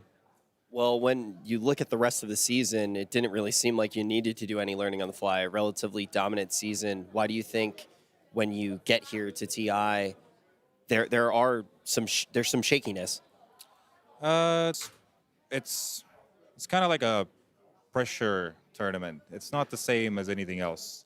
Everybody knows everything's about TI, and emotions take over. If your emotions are very, in the right place, you will play pretty well. You will know everything that you need to do. And to be fair, the international brings out new strategies, like very fast, new paced strategies that are just like, or maybe not fast paced. It depends on the meta, right? And a lot of the times, the pressure is not something that people are used to playing against. And usually it's like the players, like in my opinion, and stuff like they play on pressure in a way where they farm so much and then they go, right? It's style. And these heroes like Alchemist, the Wisp, and Chen, like a lot of pressure on you in order to do, like if you do something wrong, you might lose the game. These things come out. We don't see that a lot of the times the whole year, and therefore we don't get really practice in it. So the best practice for TI is actually playing TI. Yeah, and I mean, you bring up a lot of the game elements like the Alchemist and things like that, and we see that. We hear the panel talk about that, but you also talk about the emotions. And I mean, you're relatively composed right now, but I want to know, kind of behind you were sitting in the seat, was anything going through your mind that made it harder to make the right call? It is somebody actually being the first to win 2 TIs and the very real potential of that happening this time around. Nah, these games were pretty quick in a way. Like we were already making like a lot of mistakes individually and the whole team, and we already made like a big flop on the first game of like actually misunderstanding what hero was better. So in that way, like it was kind of a calm game. Even when we were losing, it was kind of nobody was really like mad or anything. Just nothing was really working out. And in this match, just nothing was working out correctly. Therefore, it was kind of like, all right, it's very hard. We're not really, we're prepared to not emotionally get mad at each other, because what's the point? If it didn't go our way, then we failed. It's not to really blame anyone. The clarity, and I've explained everything, it really shows just how well you are able to look at the game, and I thank you so much for the back to the desk. Thank you so much, Rich. Indeed, Puppy will have to say goodbye to the International 2019, leaving one game short of 200 all-time games at the International. Kuroki will guaranteed be the first to hit 200. Oh, that's one short? One short. One short. Oh, man. That feels bad. Didn't even win this series, just pushed it to a game 3. But, I mean, ultimately, the bigger loss is dropping out. It showed, you know, Puppy showed a lot of maturity, and I think maybe some of that comes from his previous experiences at a TI. There was a lot of talk about, you know, the secret roster and the emotions that went into it and things that were said. And, you know, here he talks about, like, there's no use in being mad at anybody. You know, it didn't go our way, and accepting that. And I think that's really mature. The whole team to be able to do that. I think that is a thing in Dota 2. I mean, not just even in competitive Dota 2, but when you're playing, nobody is intentionally trying to lose in most cases. I don't think you've played NA, man. Oh, goodness. I mean, as I said it, it was like, well, you guys are all NA servers. You probably have different experience. That's completely the opposite. This was the wrong panel for that. Sorry, guys. Glad we ended on a high note. We can take a look also at the stats from that last game. It has been, it started out very even. Actually, it started out me thinking, you know what? Seekers got themselves a 5-way Alchemist, and they know how to deal with it. But as you can see, Weeha, KDA, 11-9, never dying on that. Yeah, crazy. I like what Puppy said in his interview, too. He's like, we didn't ban the right hero. They thought it was the Chen. Like, they straight up thought this Alk wasn't the problem. It was the Chen. If he could admit that, is like, it kind of shows. And also, I'm sure a lot of the other teams are listening to his interview, and they're like, okay, Alk's out. See you later. Yeah, I'm beginning to think that nobody else, surely nobody else, is going to challenge the Alchemist right now. I also want to point out Weeha, like his choice as a player, most of the people have been going for that 25 talent, the attack speed, because everyone's farming on that Alk, but he actually opted for the unstable concoction, and he used it to great success, and that is just, I think, something that individually you can show some of your personality in the game, and I think Weeha showed it with his Alchemist and the way he played the game. Will, did you see this result coming after the first game? I don't know. It felt really weird, because I actually thought, like, Secret's idea of the game, like, they were evolving and they were getting better, but Liquid just feels like a freight train right now. It feels so hard to stop them. 9-0. Yeah, I mean, they feel like they've got these, like, really nice concepts. They understand how to trap teams in the draft. It feels like they have a very good idea of what's good and bad. I mean, you know, they pick Alk. They sort of learned from every other series today that had Alk won, and you know, that stays pretty consistent. But no, I didn't think it was going to be a 2-0. I thought it would definitely, I was almost sure that it would be a 2-1. But you know who did predict it? Is their manager. He straight up told me, if we play them before the grand finals, we will win. And I thought he was bullshitting. I was like, okay, man, like every other time. But no, he said, if we play them before the grand finals, we're going to win. What did he say about their potential for facing LGD? I don't think he said anything. I'm not going to lie. I'm not going to put words in his mouth. So your job today is, you know, to go back and to find out what his prediction is for that. And then, you know, we just don't again. We just accept that. I think that, you know, that, like, adding into that, we heard about, like, you know, he brought up the word destiny. We're hearing a lot of different concepts that are outside of Dota, right? Confidence, not having that nervousness, you know, all these sorts of things. And it really goes to show that the mindset players going into this, and I like Destiny just because you know, Destiny, we have the curse that goes on in Dota 2 that happened for so long until last year. There's you know, there's no player being able to win 2 TIs in a row. There's so many concepts like this that believing in something like Destiny can really empower you and give you this fearlessness that maybe you need at a TI. We have also said indeed goodbye to our Ritter potential, so that his destiny, or it wasn't his destiny. That's how that works, right? Like if it wasn't meant to be for Nisha and his squad. Today has been an exciting day of Dota 2. We had to say goodbye to 2 teams. We said goodbye to Vici team as Secret. And in case you missed any of the matches that were played today on the main stage, here's a recap. Revealing himself with Yabsol, Puppy, Zai, everyone's right. The Stampede will come out. Jara cupped the finger of death. They still can't get through him. And in fact, Relocate pulls him out. Pepperus is already going to go down. Medusa, Fade's also fallen. BG Gaming are falling apart. Yang will try and get something back with this Ravage, but where's the damage? Where is it? It's nowhere. Yang, maybe he'll get something in, so finally they kill a Puppy, but the cost is so great. Nisha wants to move forward, putting the balls into Ori. He's got more of them, and well, Medusa just can't. Got him, boys. You come to me. Gonna cut out more, and now Jarek's gonna try and take some of his CS. They're gonna turn and try and throw the Chronosphere. Oh, perfectly timed with the air splitter. This is just a beauty of a team fight for OG. And picking this off on Ame as well. Rolling over, nails him and tops the finish him off lightning as well. OG just perfectly execute that fight.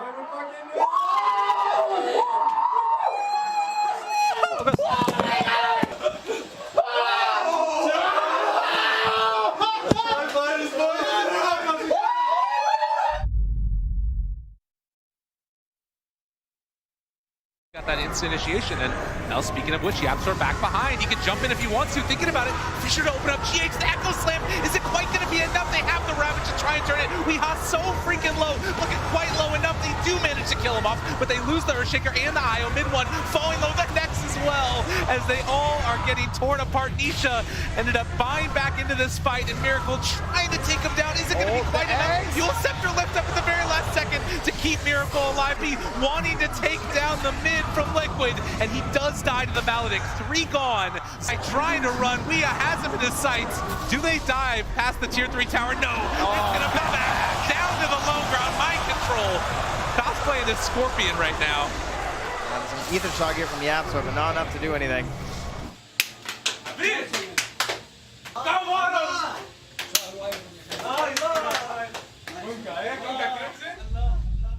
We have seen a lot of emotion today, both good and unfortunately also bad, and that comes with the playing field, right? There's so much at stake.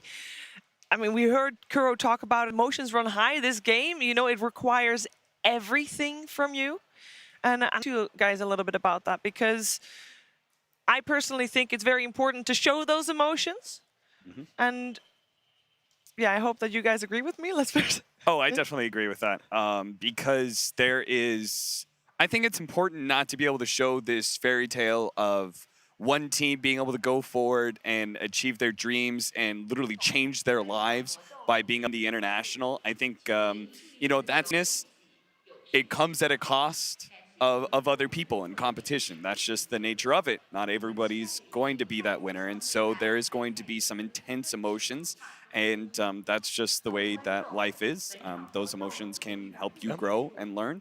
As we talked a lot about that for the experience of both Puppy and Kuro as being players who have attended every single international. I'm sure every single one, they've learned a certain lesson from their many, many losses, right? Their losses outnumber their wins at the international at the end of the day. Yeah, and we talk about it like, that's why we love Dota so much. It's the personality, it's the person, right? I mean, bot AI and all that stuff is cool, but seeing the players, that's what we really love, right? We're rooting for the players, and that makes it so special. It's a lot of the teamwork and a lot of the communication, that like the human element that goes into Dota. That's I think one of the coolest parts of it, because it is a game. It's a very hard game in that regard, and I think it asks so much from the professional players who choose to make a career out of it. Yeah, we just saw 2 players they've been here 9 times now, like 9 years, and they started Dota in 2004, Puppy and Kuroki. Like, they have been playing this game for 15 years now, and they're still here at the highest stage. It's awesome. When did you start Dota, Grant? 2004. Why are you not playing there? Well, because I'm garbage. I feel you. But does that make you feel like, you know, these guys are, you know, they're giants in the Dota world. Yeah. Does that make you feel like you could have been there, Will? Oh, no, absolutely not. If anything, it tells me that it was the exact opposite. Maybe there's some people on the panel who have had the opportunity to be there, though. I don't know if I'm the right guy to ask about how to succeed on the main stage, guys. Dude, when he started throwing that, I was like, what the hell is he talking about? At least you got to be there. Okay. And I personally have faith and we'll be there next year, but hopefully. I don't know. What would you take from this whole experience? Kind of like, is this giving you a lot of motivation for the next year? I don't want to be here. I want to be there next year. So. What have you learned from this experience? Because we talk a lot about the mental aspect, right, Gunnar? Is it anything like this is your first international? Obviously not the place, the side of the international where you would want to be. But is there anything like you'll take from this experience and you'll use main stage tier 10? A lot of the players, like you can see, like the teams that are doing really now, they're not really worried about like performing like to like a static game and like feeling like they have to be pressured to like do all this stuff. Like, you watch OG and they're just playing Dota. They're just laughing and goofing. Yeah. They're working hard, but they're just playing the game that they love, and they're winning because of it. How do you incorporate that though? Because it seems very simple, but everybody on the main stage, not everybody, but a lot of people on the main stage, they choke. How do you practice? You can't practice this pressure. There's a theory behind how to find quarterbacks, right? You don't actually know who's going to be good until you see them in a game situation. I can't tell you what makes a person composed when it counts. You can't tell. Like, as a captain, as a player, you just kind of hope your teammates show up. Everyone's looking for that next Sumail. Remember, EG found him because he won NES. You know who won the month after? Grant? Who? It was BSJ. Well, yeah, I thought it was going to be someone successful. I thought you were going to say like That's my point. I mean, we go back, like, as you said, right? FPL, Mind Control won 4 months in a row. Like, these in-house leagues, like, you just got to go out there. You got to do it. You have to do it yourself. Yeah, I think that's what a lot understand. You know, you can't try to perform in, you know, you're not finding the right team, and that's why you're not successful. You can always try to make yourself known in other ways other than performing on a team. In-house leagues or leaderboards. And in Dota, that actually, I mean, that works. Where did Thompson come from? You know? Leaderboard, Admiral Bulldog, leaderboard. Leaderboard. Yep. Admiral Bulldog is like standing in because, you know, then like, hey, I like your lone druid. Why don't you stand in for Navi? What about Seb, though? Seb was the opposite. He was played at high tier tournaments for a long time, washed out, still stayed pretty high in leaderboard, never didn't find the right players, maybe. It's a little counter argument there. That's true. And he ended up still playing and just, you know, he didn't want to, but is like, okay, I'll play if you need me. Guess I have to win a TI in 5 months. Twice in a row. Yeah, I guess. Somebody who has a similar story is AU, right? From TNC, making that transition from coach to analyst. Maybe he hasn't seen the same exact success as Seb does, but still, I think it's really interesting the people that have retired but are still like kind of playing regularly. Sometimes it's about the mind for the game and your performance under that pressure than when you're at home. It's not just about the individual, though. It's about the team. Yeah. Look at OG. To be the best, you need to have chemistry. You have to be in 5 incredible individual players. And the issue is, you look at this TI, right? Already people are making judgments about teams that are out of the tournament. Whose stock is rising, whose is going down. No-tail, they didn't just not have success, but it becomes more and more difficult to find great players. When it comes to shuffles, the great captains always have their pick of the litter. If you're not considered in that category, you're going to be trying to make second choice players TI winners. And are you speaking from experience? What are you talking about, Chief? Kyle had his choice of the litter. Yeah, he was a tier 1 captain, right? Dude, speaking of BSJ, he turned me down, okay? He didn't want to my team a couple years ago. Why do you reveal that? That's not something to be proud of. And well, at the time, I was pretty bad, but still. You guys cycled through some carries there. I think you were looking for someone. So, it was like 40 players in 4 months, no biggie. What do you guys think that the 15 players left in the 3 teams left? What do you guys think that all those 15 players have in common? What is like the one overarching good at feature? Dota, Shiver. I was going to say hi, MMR. But I think top 3 at TI. Yeah, Oh, come on, guys. Give me a break here. I love this, man. We were talking earlier, right? And he was like talking about he's happy to be here. Don't get me wrong. He's very happy for the opportunity, but he doesn't care that this is good. All right? He wants to He's play. sitting here watching like, I'm going to be there next year. You know, that's what playing is. It's not about anything. It's not about the money. It's not about the fame or the fans. It's about the fans. Just kidding, guys. We love you. But it's about being able to prove you're the best. You said it earlier, Will. How many times in life do you get a chance to stand on a stage in front of a crowd of people and say, hey, I'm at what my passion is, what I've done for 15 years. Since Gunnar was in diapers, they've been playing Dota. Don't say that. Revealed it to Kyle's the public. inspiring me right now. Yeah, you gotta go I know back. Gunner's not going to take me up on my offer, but you guys want to make a run at it this year? Us Yeah, 5? jeez. Okay. Us 5, let's go. Wait, there's 6 right here. Who's he out? leaving out? I mean, I'm out already. And it feels like I might be out. Okay. I'm down to give coaching Don't a worry, try. you can always, I was going to say, you can always get a coach. Gentlemen, thank you so much for taking the time to talk about that topic with me. We can take a look at the brackets and see who we have left. 3 teams remaining out of the 18 that came to Shanghai ago. OG waiting in the grand finals for their opponent. They have openly said really would like the chance to face Liquid in the grand finals of a TI. If they're going to get that, we have to find out, because LGD has a word to say there too in the lower bracket finals. And this, by the way, I know that everybody is going on about being the first to win 2 TIs, and especially perhaps 2 TIs. This has already been the first TI ever that 5 players are in the grand final again, like ever. Because even Na'Vi in the grand finals in the past, in TI 1, 2, and 3, it's all been different squads. There's always been different iterations. But this same squad, grand finals, that is amazing. It is. And that is the schedule. LGD versus Lit, and then the winner of that versus OG. You know what the crazy part about LGD might be? They might actually, if it weren't for OG, we might be talking about them as like best team in the world 2 years in a row. It almost feels like a situation where like, you know, the Utah Jazz in like early 90s, where it's like you were in the era of Michael Jordan. Yeah. Unfortunately, you were just like, you played at the same time. shadow of the Jordan. best. You know, you're always going to be second best. Always the bridesmaid, never the bride. Yeah, I mean, they're great. Play against Amazing. other teams, they stomp them. That series against Vici, that didn't even look like they were playing the same game. But unfortunately, it feels like for whatever reason, when they do run into OG, you know, they at this point, you've lost 3 times to them on the main stage. It's like, what do you need to break that at this point?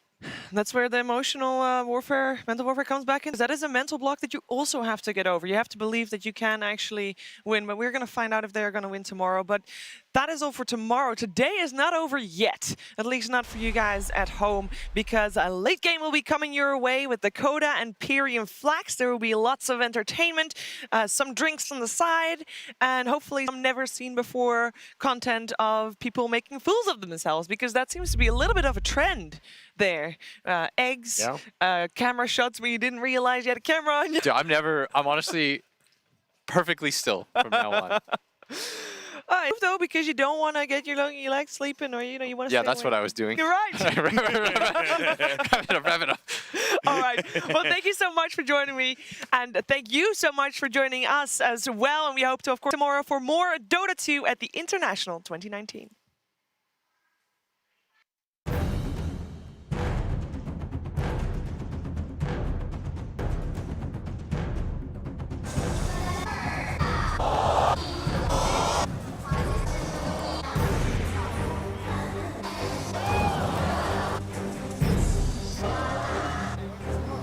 Everyone's G8 up. Paparazzi, he wants something. He down, but he can't see him. The Glimmer can't protect at the moment. Zai will finally go down. But there's 2 dead from BG Gaming. Yamsel, low on life as well. The Radiance Bud is finally doing some work. But remember Nisha, he was back at the fountain. Then Puppy and Mid-1 combo together. GG, it's done already. An ultra kill from Nick. Fucking got it, boys. Gonna come a little bit too late. No damage being dealt. And Somnus can now turn all of its attention into tier 3s. 80 seconds left for Anna's revival here. And PSGLG, they're gonna have to poke him down to make sure they don't get caught by the Rise. It's all gonna be hit on 3. They're gonna chase down Jack to the back line. It's already finished off 7. Bash down and got enough. And Anna. First splitter. Oh, but they caught the duel. They caught him, and he's dead for 2 minutes. The volley's coming in, but it's not good enough. Now, the physical damage will overwhelm the throne, and PSG LGD in a 3 versus 5 can no longer hold OG in the upper bracket.